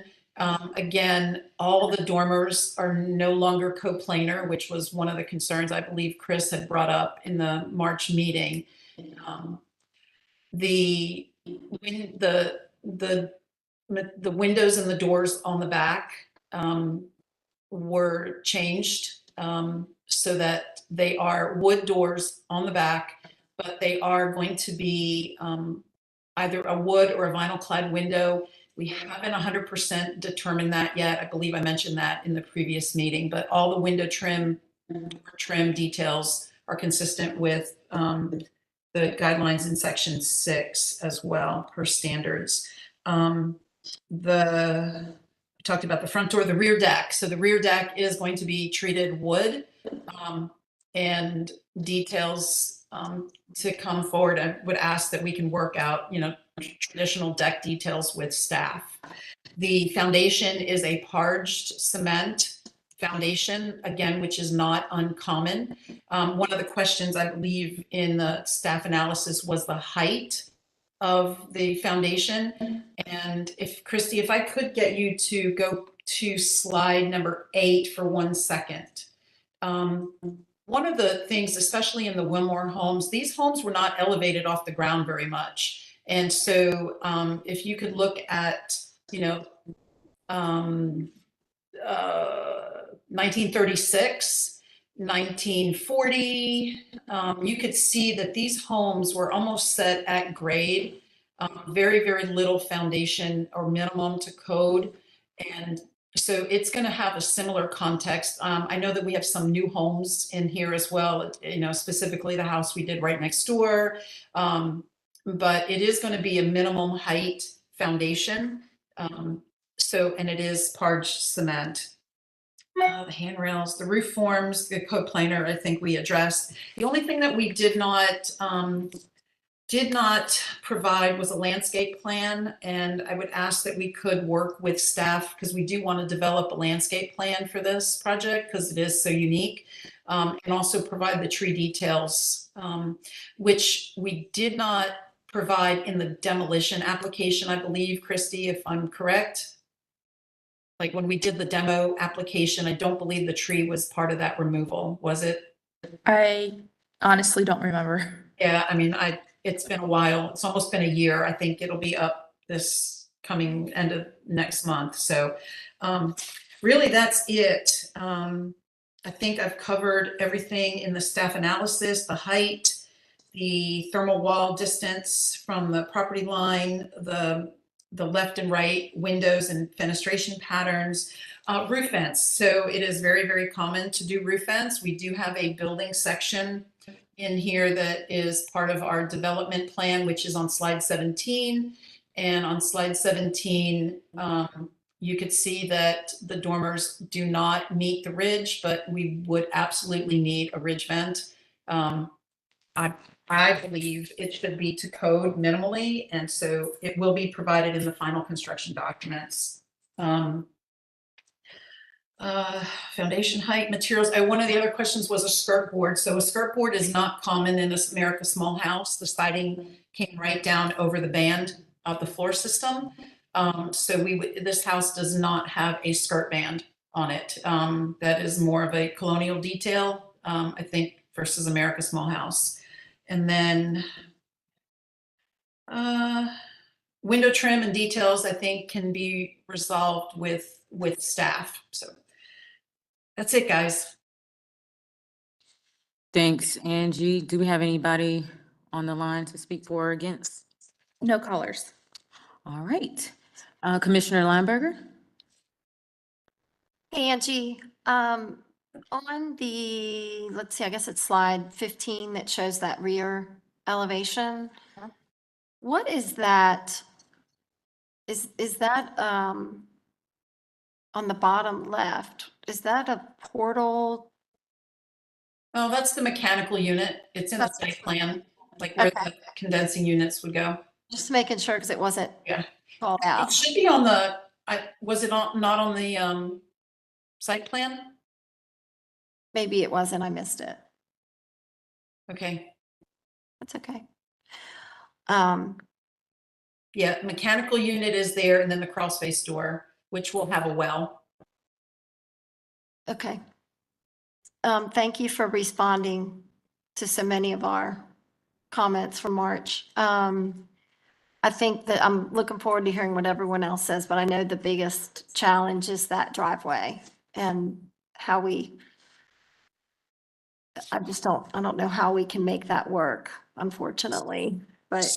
One of the things, if I may, so I noticed that in the guidelines on 8.2, it talks about carriage strips. And if we could do carriage strips to lessen the impact of it, it's still side loaded. So if you look at some of the other homes actually on the street, that their driveway does not go all the way back. It does stop kind of midway down the block. I mean, I do have another client that's just down the road from this, and their driveway pretty much stops at the thermal wall because there's no way to squeeze between the fence and the house. I believe it is only 8 feet, and cars are 6'6" from mirror to mirror.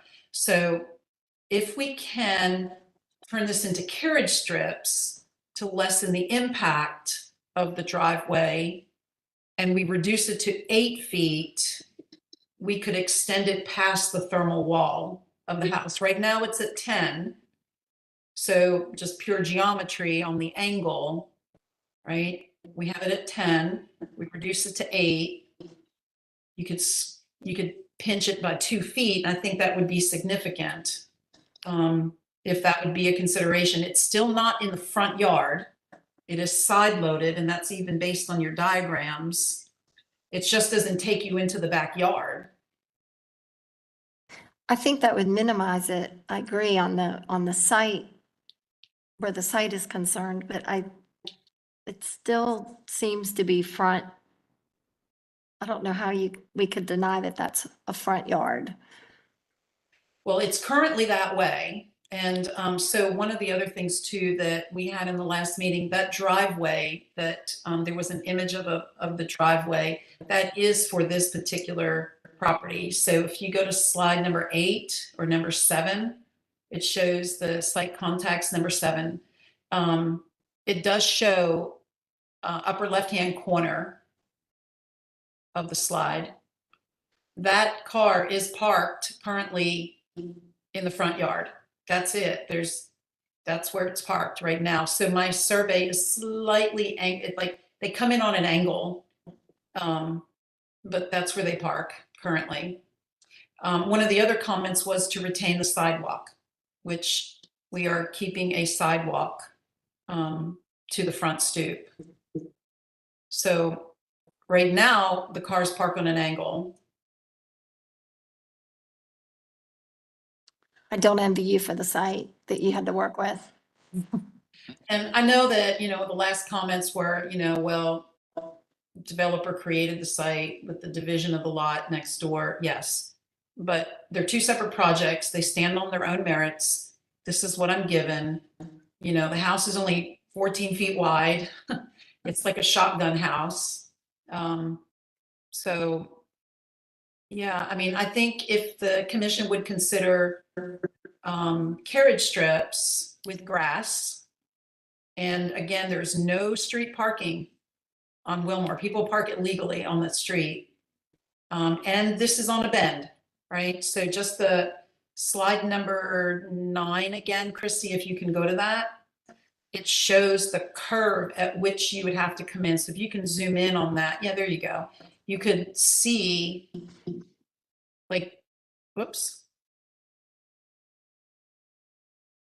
The curve, you could see how they're parking now.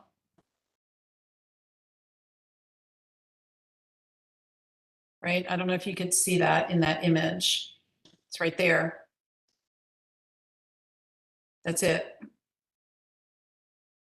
So if it's an existing condition and it's very similar to its existing condition, could that remain?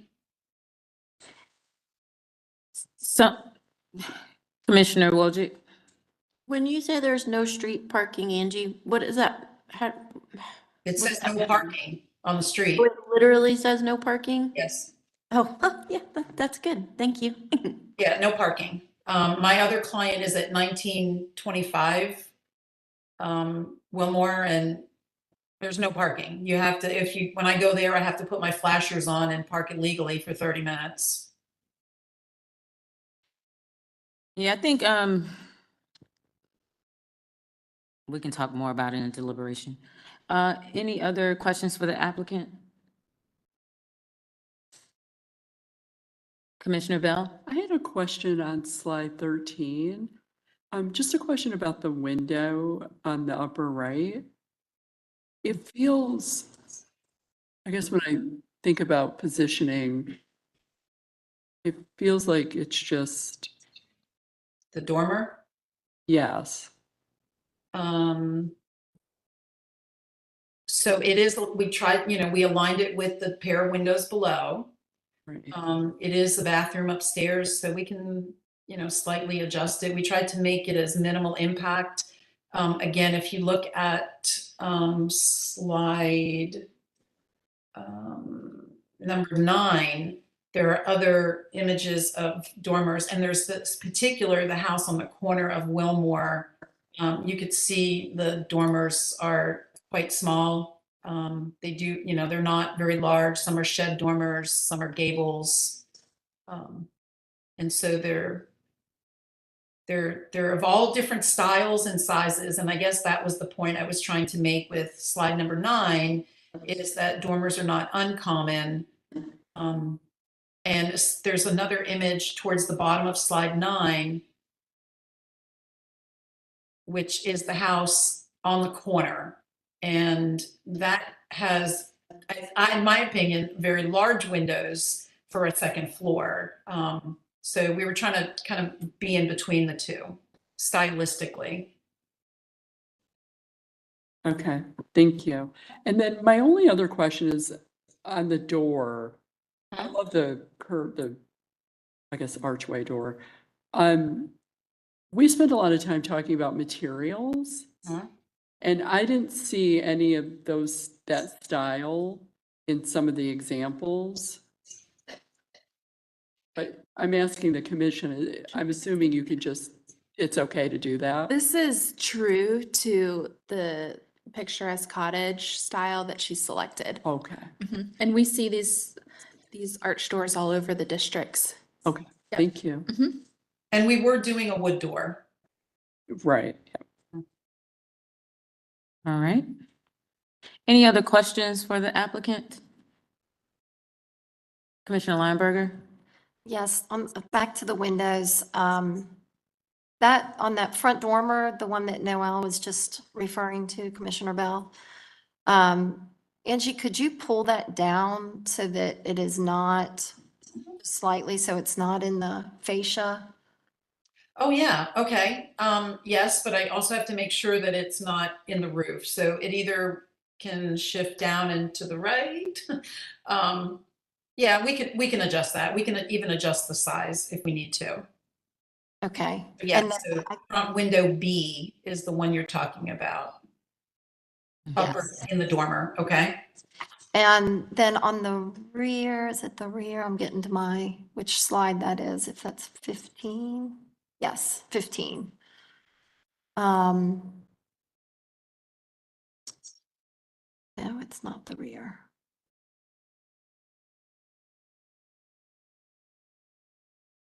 There's one more that still had a horizontal. Oh, here it is. I'm sorry.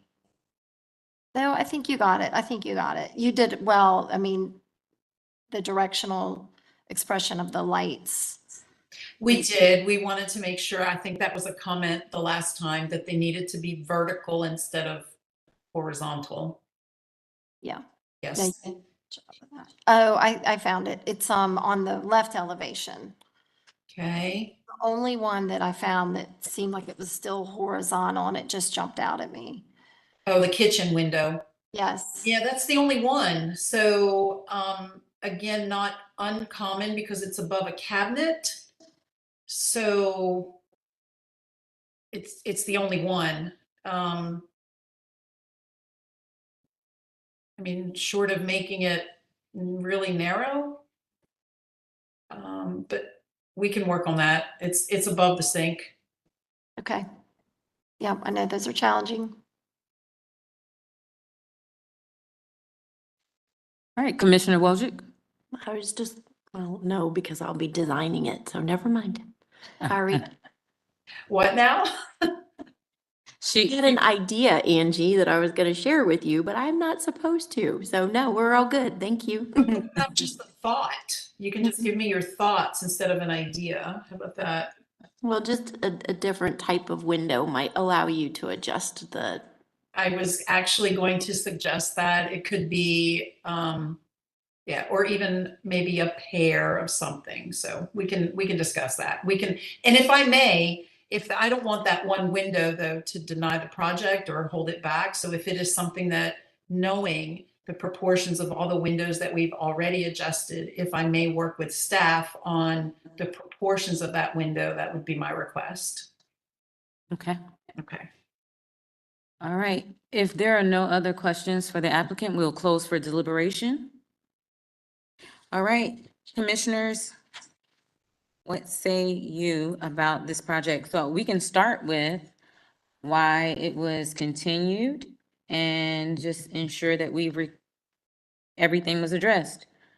So if we start with the top of the list, provide a plan, view drawings that relates the thermal wall setback and also the front stoop to that of the nearby homes, that was provided. To address the width, provide more detail on the streetscape, showing dimensions of the height and width of neighboring homes, that was provided. Restudying the driveway. So the driveway was, the width of the driveway, I believe, was reduced. But it seems like a little bit more work perhaps is needed there. Commissioner Wojcik. I remember Christy telling us that there was a project that was on a corner lot that was shaped funny, and they allowed front parking because of the lot restriction. And I think it was in Wilmore.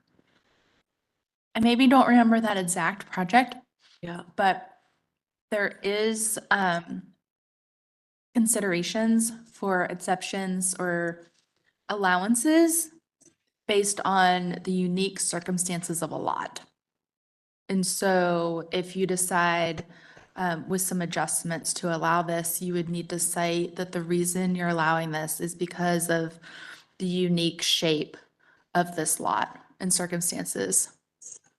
Specifically because there's no parking signs in front of their houses. So in other circumstances, they were allowed to park on the street. In this circumstance, there's nowhere to go. Yeah, and I think a combination of that plus the suggestion that's even noted in 8.2 about use of carriage strips to try to, because parking is a challenge on the smaller lots. So I think if we give a little bit of direction there, as well as those stipulations or those constraints, I think we can get. Candace has also suggested that you maybe add a fence requirement, so it looks like the driveway goes back behind. Anyway, staff can work on that too. Okay, okay, very well. If that is something you are considering. That's a great idea. I just feel like we need to allow them to park at their property. Absolutely. Commissioner Goodwin? I think the stumbling block, as we've cited, is 8.2, number 6, and it says driveways that stop at the original building facade are viewed as front yard parking pads and are prohibited. All driveways for residential uses should extend to at least the rear building line. Well, in this particular case, it's not stopping at the building facade. We're going back as far as possible. And then because the way that this lot funnels in, the side yard is also the rear. And so we're going back to the rear, if you can interpret it that way, going back to the rear as far as possible. Mm-hmm. So I feel that just given the circumstances and the shape of the lot, that that this does not necessarily apply. And we also have number 5 of that same standard too. It mentions going to the side of the building for new construction, so. Correct. All right, thanks, Commissioner Goodwin. Other thoughts on, let me go back to why we continued. So I think we have a good sense of what direction we could go in for the driveway. Next up is the fenestration size and rhythm, especially on the right side. We believe that's been addressed. All right. Provide specification for all doors per submittal guidelines. I believe that's been addressed where the front door has the quarter light. And then what else do we have? And then it was mentioned the rear deck handrail, the window trim, those can be perhaps dealt with staff. We can have them the applicant come back with staff. The coplanar roof forms, the coplanar nature of the dormers, I think that was addressed. And then the providing a tree replanting plan. So we'll still need that, and perhaps the applicants can work with staff on that. Is there anything else? So it sounds like with the driveway, we can give some direction there. And then the other items, window trim, the deck and handrail details, and the tree replanting, we'll want them to address those with staff. Do we have a motion? Commissioner Goodwin. I make a motion to, excuse me, to approve this application and that it is not incongruous with the district and meets the standards for new construction, Chapter 6 and Chapter 8 site features.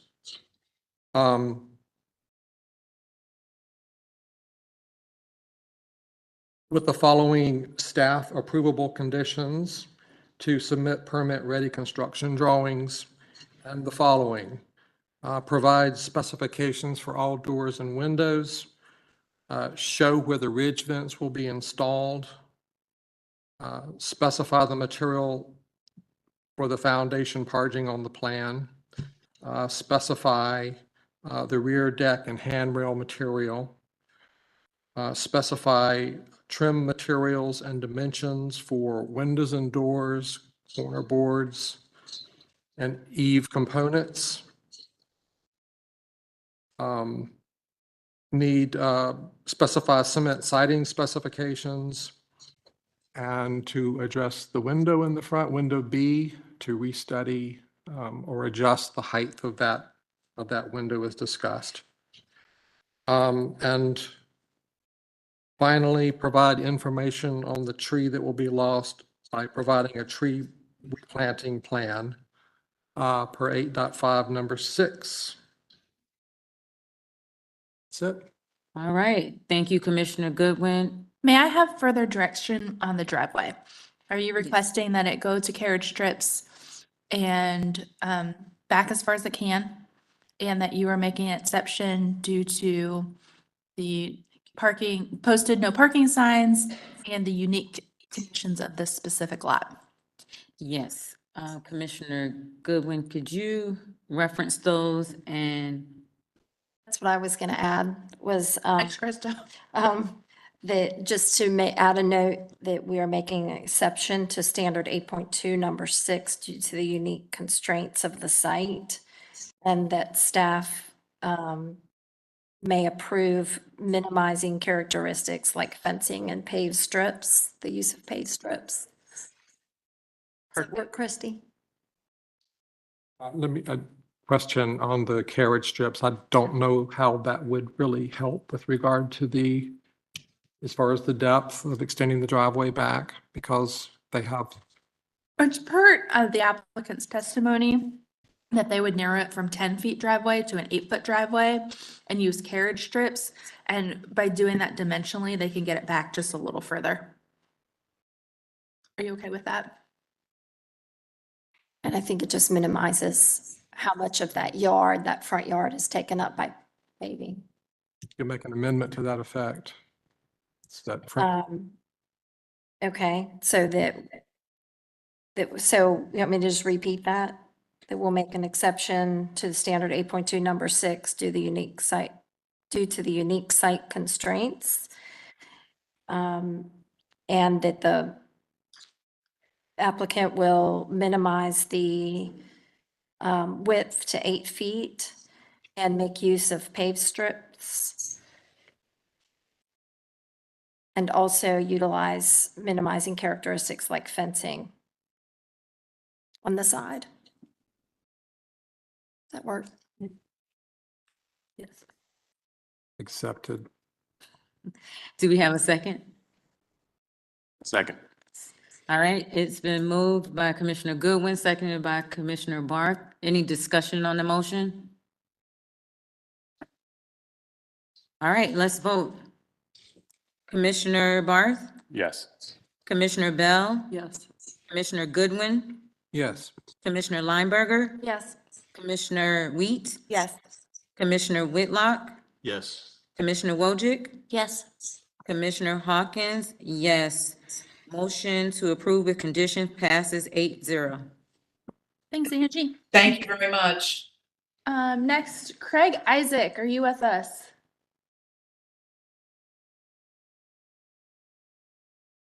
Be application number 10. There you go. I'm here. All right. Craig, have you been sworn in? Yes, I've been in during one of the swearing ins. Yes. Awesome, thank you. Okay, the application was continued from the April meeting. The applicant has made a number of changes to the design. And Craig, I've pulled up page number 6. So Okay. if you would just state your name and your address for the court reporter, and then let me know if you'd like to move to a different slide. Okay. It's Craig Isaac, Craig W. Isaac Architecture, 900 Linda Lane, that's Charlotte, 28211. I guess, well, the original plan was not well received for the design. So we went back as requested to the neighborhood and looked at what was right there in the proximity. And that's really the last page. I think we submitted some samples of the neighbors' houses for their detached garages, just to look at that for the style. And so we basically copied those styles with sort of a simple gable and shed dormers on each side. That was one that I think that's a couple doors down that was approved recently. So we're trying to do something similar with those. And if you, I guess, just go to the first page so we can look at the site plan. Probably the biggest thing that some questions may come up.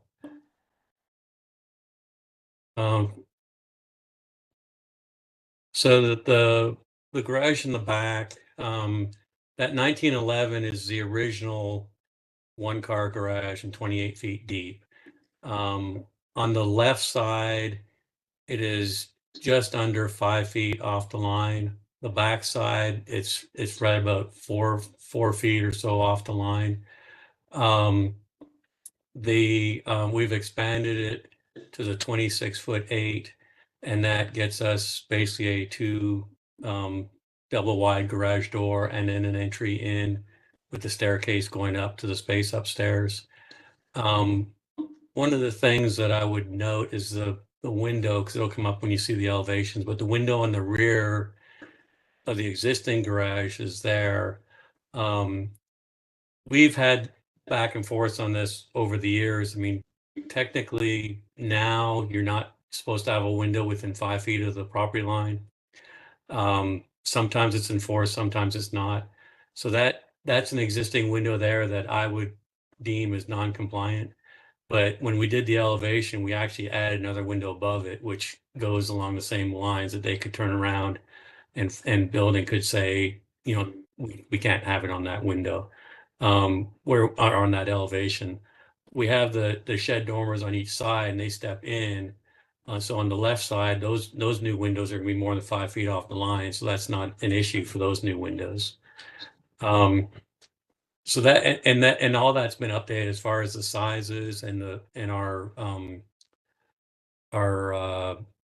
coverage of the lot, because we updated that with the revisions with the new drawings. So that's all been updated.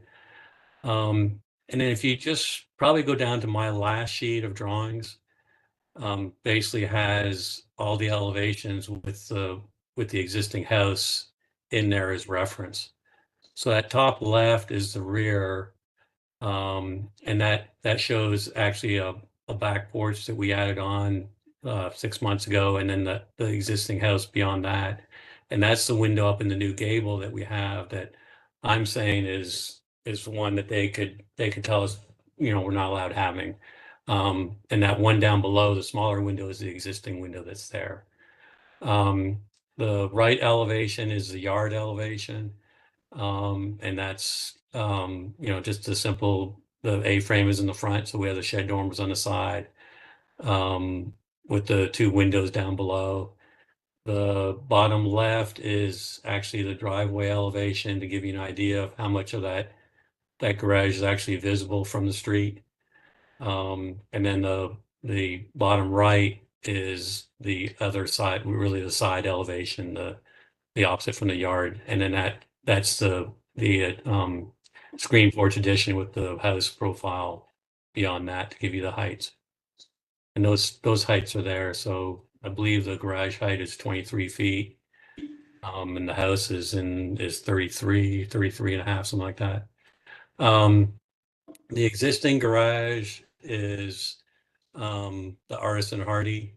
I know one of the previous applicants made the comment that Artisan's not existent anymore and it's supposedly coming back. That's what we've heard. Basically, the builder is aware that the new siding that we're going to put up is going to be a match with the thickness and the smoothness of the Artisan Hardy. Actually, I guess we need to scroll up so we can see the full front elevation. So we did do the carriage doors as requested, to look like the 2 carriage doors, that design. And then that door with the covered metal roof is basically the existing door that we're reusing, and ideally reusing their metal if it works or not. But basically it's sort of taking their original covered entry door design and just shifting it over. I'm not sure what else. I mean, that's really the gist of it. I don't know if you have any other questions that may come up from it. All right. It's not an ADU. It doesn't qualify as an ADU, and the zoning doesn't have the setbacks for the ADU. It's strictly an accessory structure with some workspace upstairs. Okay. Thank you, Craig. Do we have anybody on the line to speak for or against? No one. All right. Commissioners, any questions for the applicant?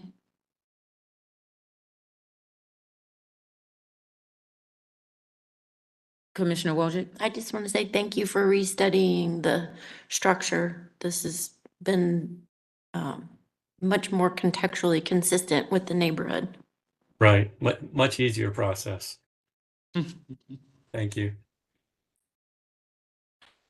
Craig, I did want to, I guess, point out, and architects, please help me out here, where the dormers are hinging from, I guess, the ridge, does there need to be some adjustment there?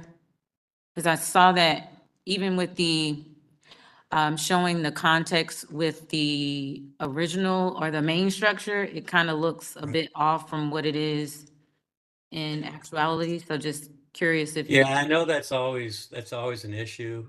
If we need to drop it down 6 inches and flatten the roof a little bit to make that work, that's fine. I mean, it's one of those construction details. It's easier to keep the ridges on the same plane, but we actually have a way to make that work without a lot of difficulties. So Okay. Thank you. Any questions for the applicant? Commissioner Barth? There's a note for the roofing, new fiberglass roof. Should just be asphalt shingles. I'm not sure why. I'm not sure how I don't know that I've ever called it self fiberglass in a while. Yeah, it's just a Yeah. typo, I would imagine. Okay. Yeah. All right. Commissioner Wojcik?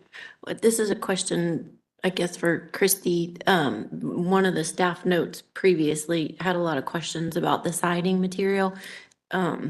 He just said that it was artisan and he's going to be using artisan. Do we need to have that written versus? We just need plans noted. Okay. That's all. Mhm. Okay. Yep. Plans noted with all materials. All right. And does that usually come with the construction drawings? Yeah, they can submit final, you can say if you, I sense this is going towards an approval with conditions, you can make a condition that, final plans need to be noted with all materials, siding, doors, windows, and staff can sign off on those specifications. Okay, thank you. Yeah, it's just noted as cementitious siding, but we can add the note that basically say that it'll match the existing siding. And if we can call it out as artisan or equal. Yeah, I was gonna say, I think that they would want it to be actually labeled as artisan, because if you just say match existing, then they're gonna ask a bunch of questions about what's existing, so. Yeah. Yeah. All right. Any other questions for the applicant before we close for deliberation? All right, we're now closed. So, commissioners, if we start with the reason this was continued, let's go down that path and then see where we land. So first up is, accessory buildings 8.10, number 3. Provide more details on styling. They've completely revamped the architectural style, so that's been addressed. But we still, I think, need details on the garage door. So we can have them work with staff on that. Next one is massing and complexity. I think that's been addressed because they've changed the architectural style. I think that's been fixed, and the walls are no longer coplanar. It looks like they're offset. Roof forms. The applicant did say that he's willing to address where the dormers hinge on the accessory building, so we'll want to make sure we call that out in our motion. Fenestration, so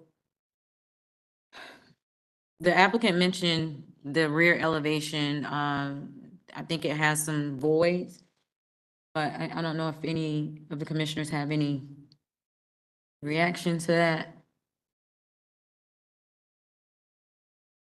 Can you say that again? The first level, is that the rear elevation? So part of it is existing. Like this wall here is part of the garage that's there and they're just building up on it and they're not changing it. Same with this wall. Okay. Mm-hmm. Okay. All right. And the directional expression, I think that's been addressed as well with it redoing or revamping the architectural style. And then providing a cross-section of the entire showing of the height of the existing structure from grade and the proposed structure's height. And that was addressed, correct? Yes. All right, so it looks like they addressed everything, or the applicant addressed everything that we were asking for. And there are some details that staff called out.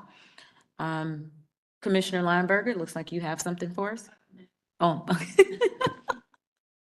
All right. All right. So considering that, do we have a motion that we want to float out there? Commissioner Wojcik?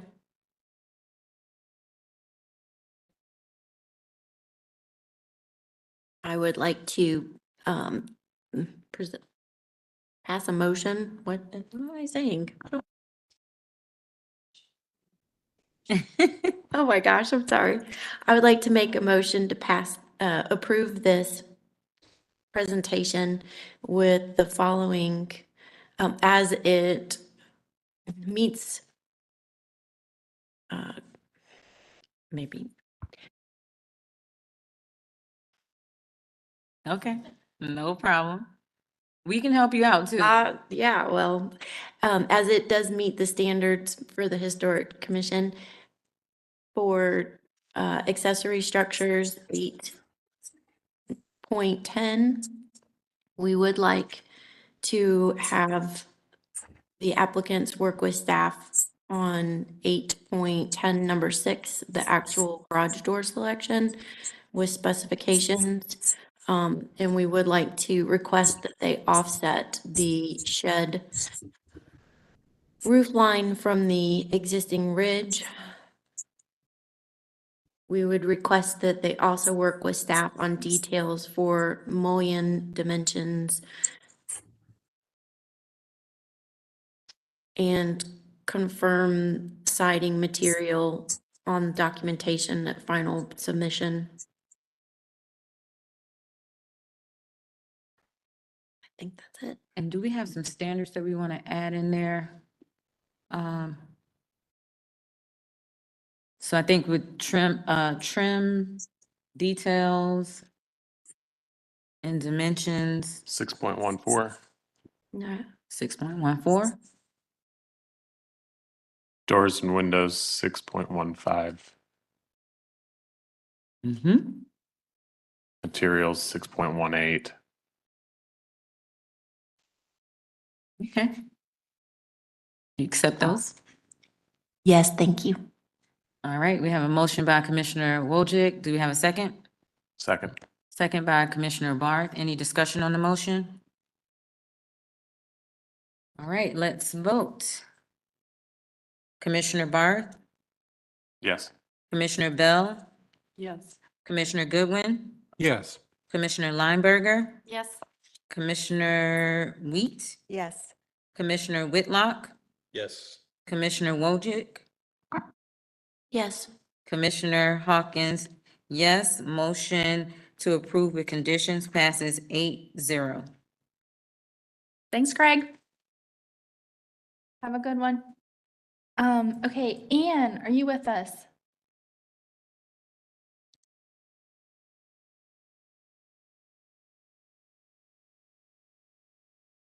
Yes, I'm here. Good afternoon. Good Or afternoon, good evening. evening. Do you have, oh, there's your camera. There you are. Hello. Have you been sworn in? Yes, we have. We've been on since 1 o'clock, so we've been through many Oh, swearing-ins. goodness. Okay, you're troopers. Okay, the application was continued from the April 12th meeting for a restudy of numerous elements. The applicant has come back and has completely redesigned the project to only include fenestration changes to the side porch. And the fenestration changes are, removing all of this infilled space and adding screens.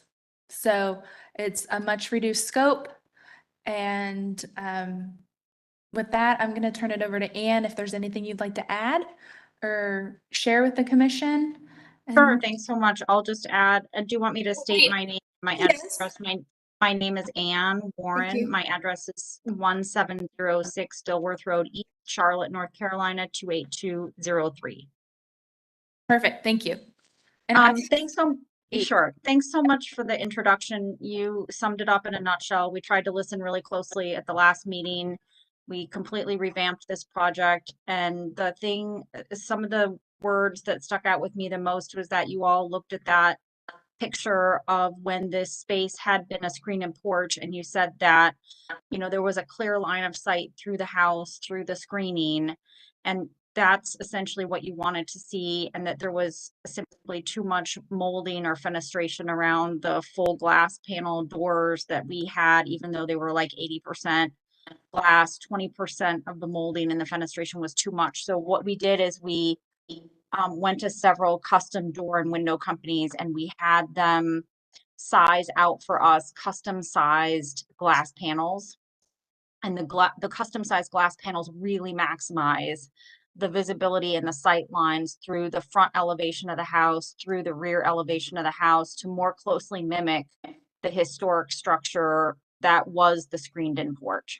And so what you're seeing on our revised architectural drawings is just that. So in the front, we've maximized the glass to take up the entire space opening in the brick wall. And if you keep scrolling down, you'll see that that's true not only for the front elevation, but for the right elevation and also the rear elevation.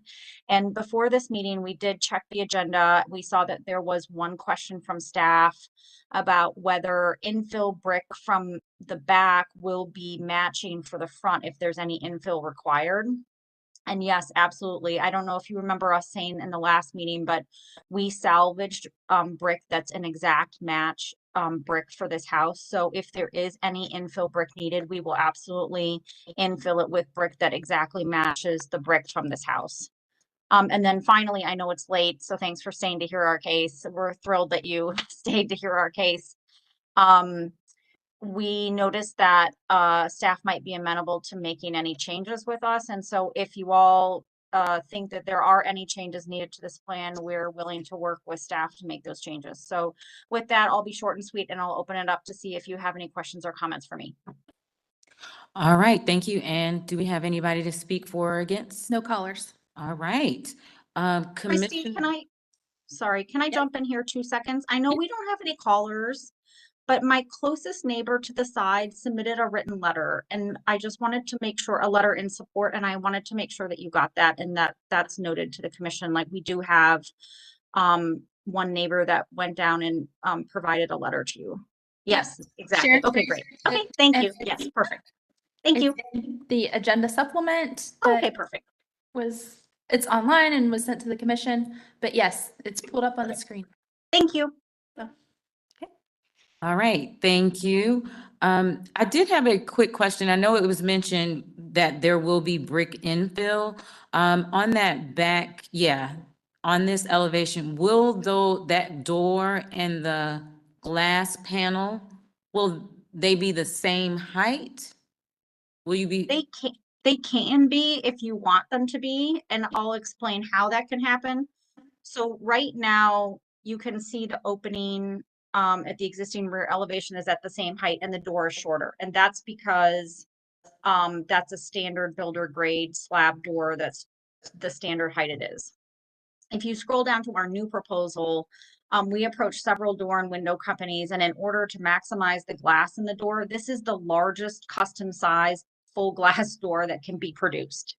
So if you want the door and the adjacent window to be the same height at the top, we would just need to reduce the height of the adjacent glass panel on the right, and we could make them flush with one another and the same height across. Okay. So add trim, that's something staff can work with them on. Okay. Because the thing I noticed is that I think there's like a brick, and correct me if I'm wrong, isn't there a brick row lock above? Yeah, so. Yeah. Yes, correct. That was where my question was coming from, is that, the opening goes to the row lock and, just how that would work. Yeah. So the opening would, under our proposal, the opening would still go to the row lock. But what will happen is on the right, there will be the glass panel, and on the left, there will be the door. And above the door, between the door and the roll lock, we would infill with brick. Unless you want the second option, which is for those two to be equally as high as one another underneath the roll lock, and we could fill in with brick along the entire top of both the door and the glass panel. Either would work. Okay, I'm gonna defer to our architects here and builders on that part. Commissioner Lineberger, is your hand up for real this time? I haven't. Commissioner Barr. From my standpoint as one commissioner, I would say, we'd prefer to not infill any brick. If, you know, in the ideal world, the door and the window to the right would match the underside of the existing row lock. If that is not possible, then my option would be to infill with trim above the door and do no infill brick at all. That's definitely fine and doable. What about a transom? Would staff be able to approve that? I think staff would, but I'm worried about a transom getting really narrow. Okay. Because it's not a very tall opening to begin Right. with, so. Okay. You know, we can, I mean, for all these doors and windows and transoms, I think we can shoot it to you guys for Okay, sure. approval. Okay, thank you, Commissioner Barr.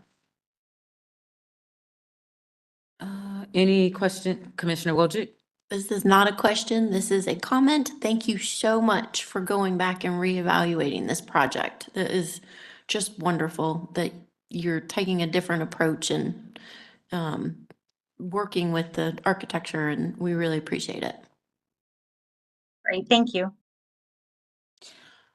All right. If there are no other questions for the applicant, we can go ahead and close for deliberation. All right, let's close.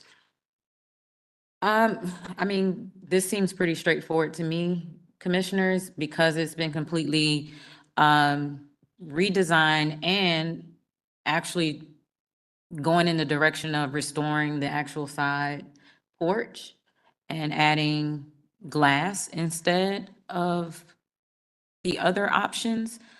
I'm thinking we could potentially go ahead and entertain a motion given the rework that this applicant has done.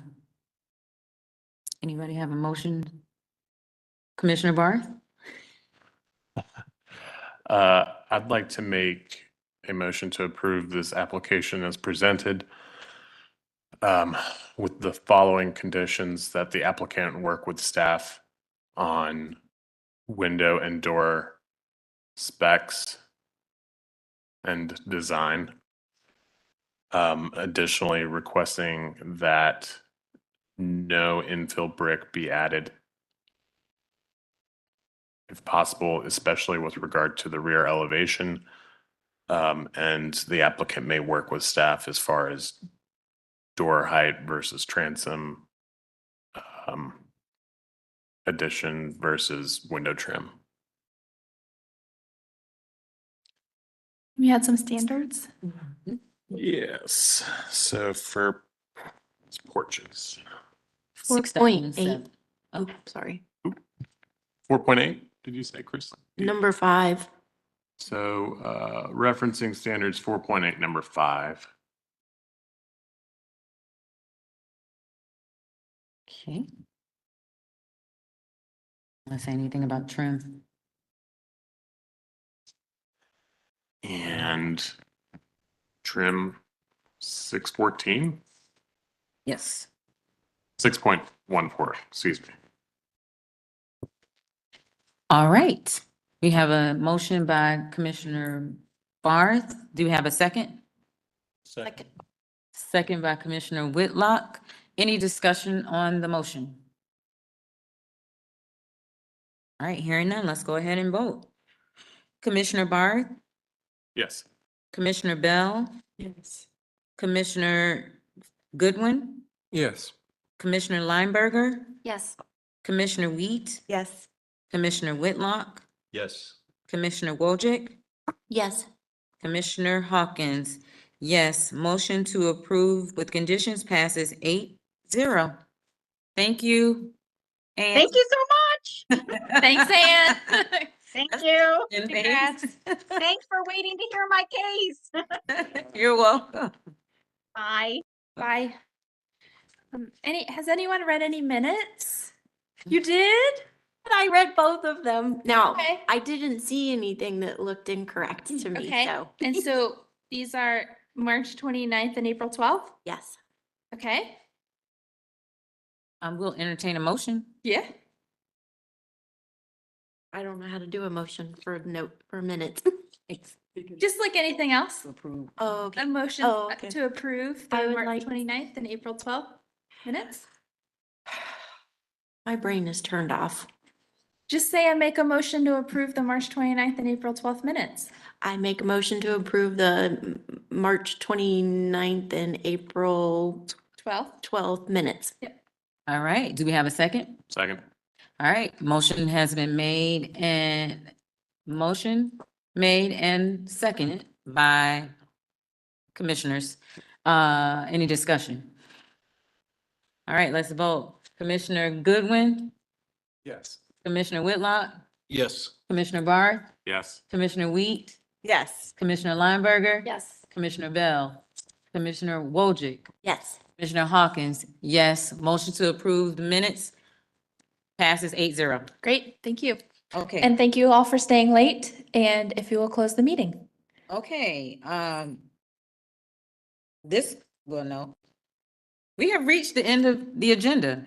And I'm sorry, I'm gonna interrupt you. Make the announcement that cases number 12 through 15 will be heard at the beginning of the June meeting. Okay. Thank you. All right, cases numbers 12 through 15 will be heard at the beginning of the June meeting.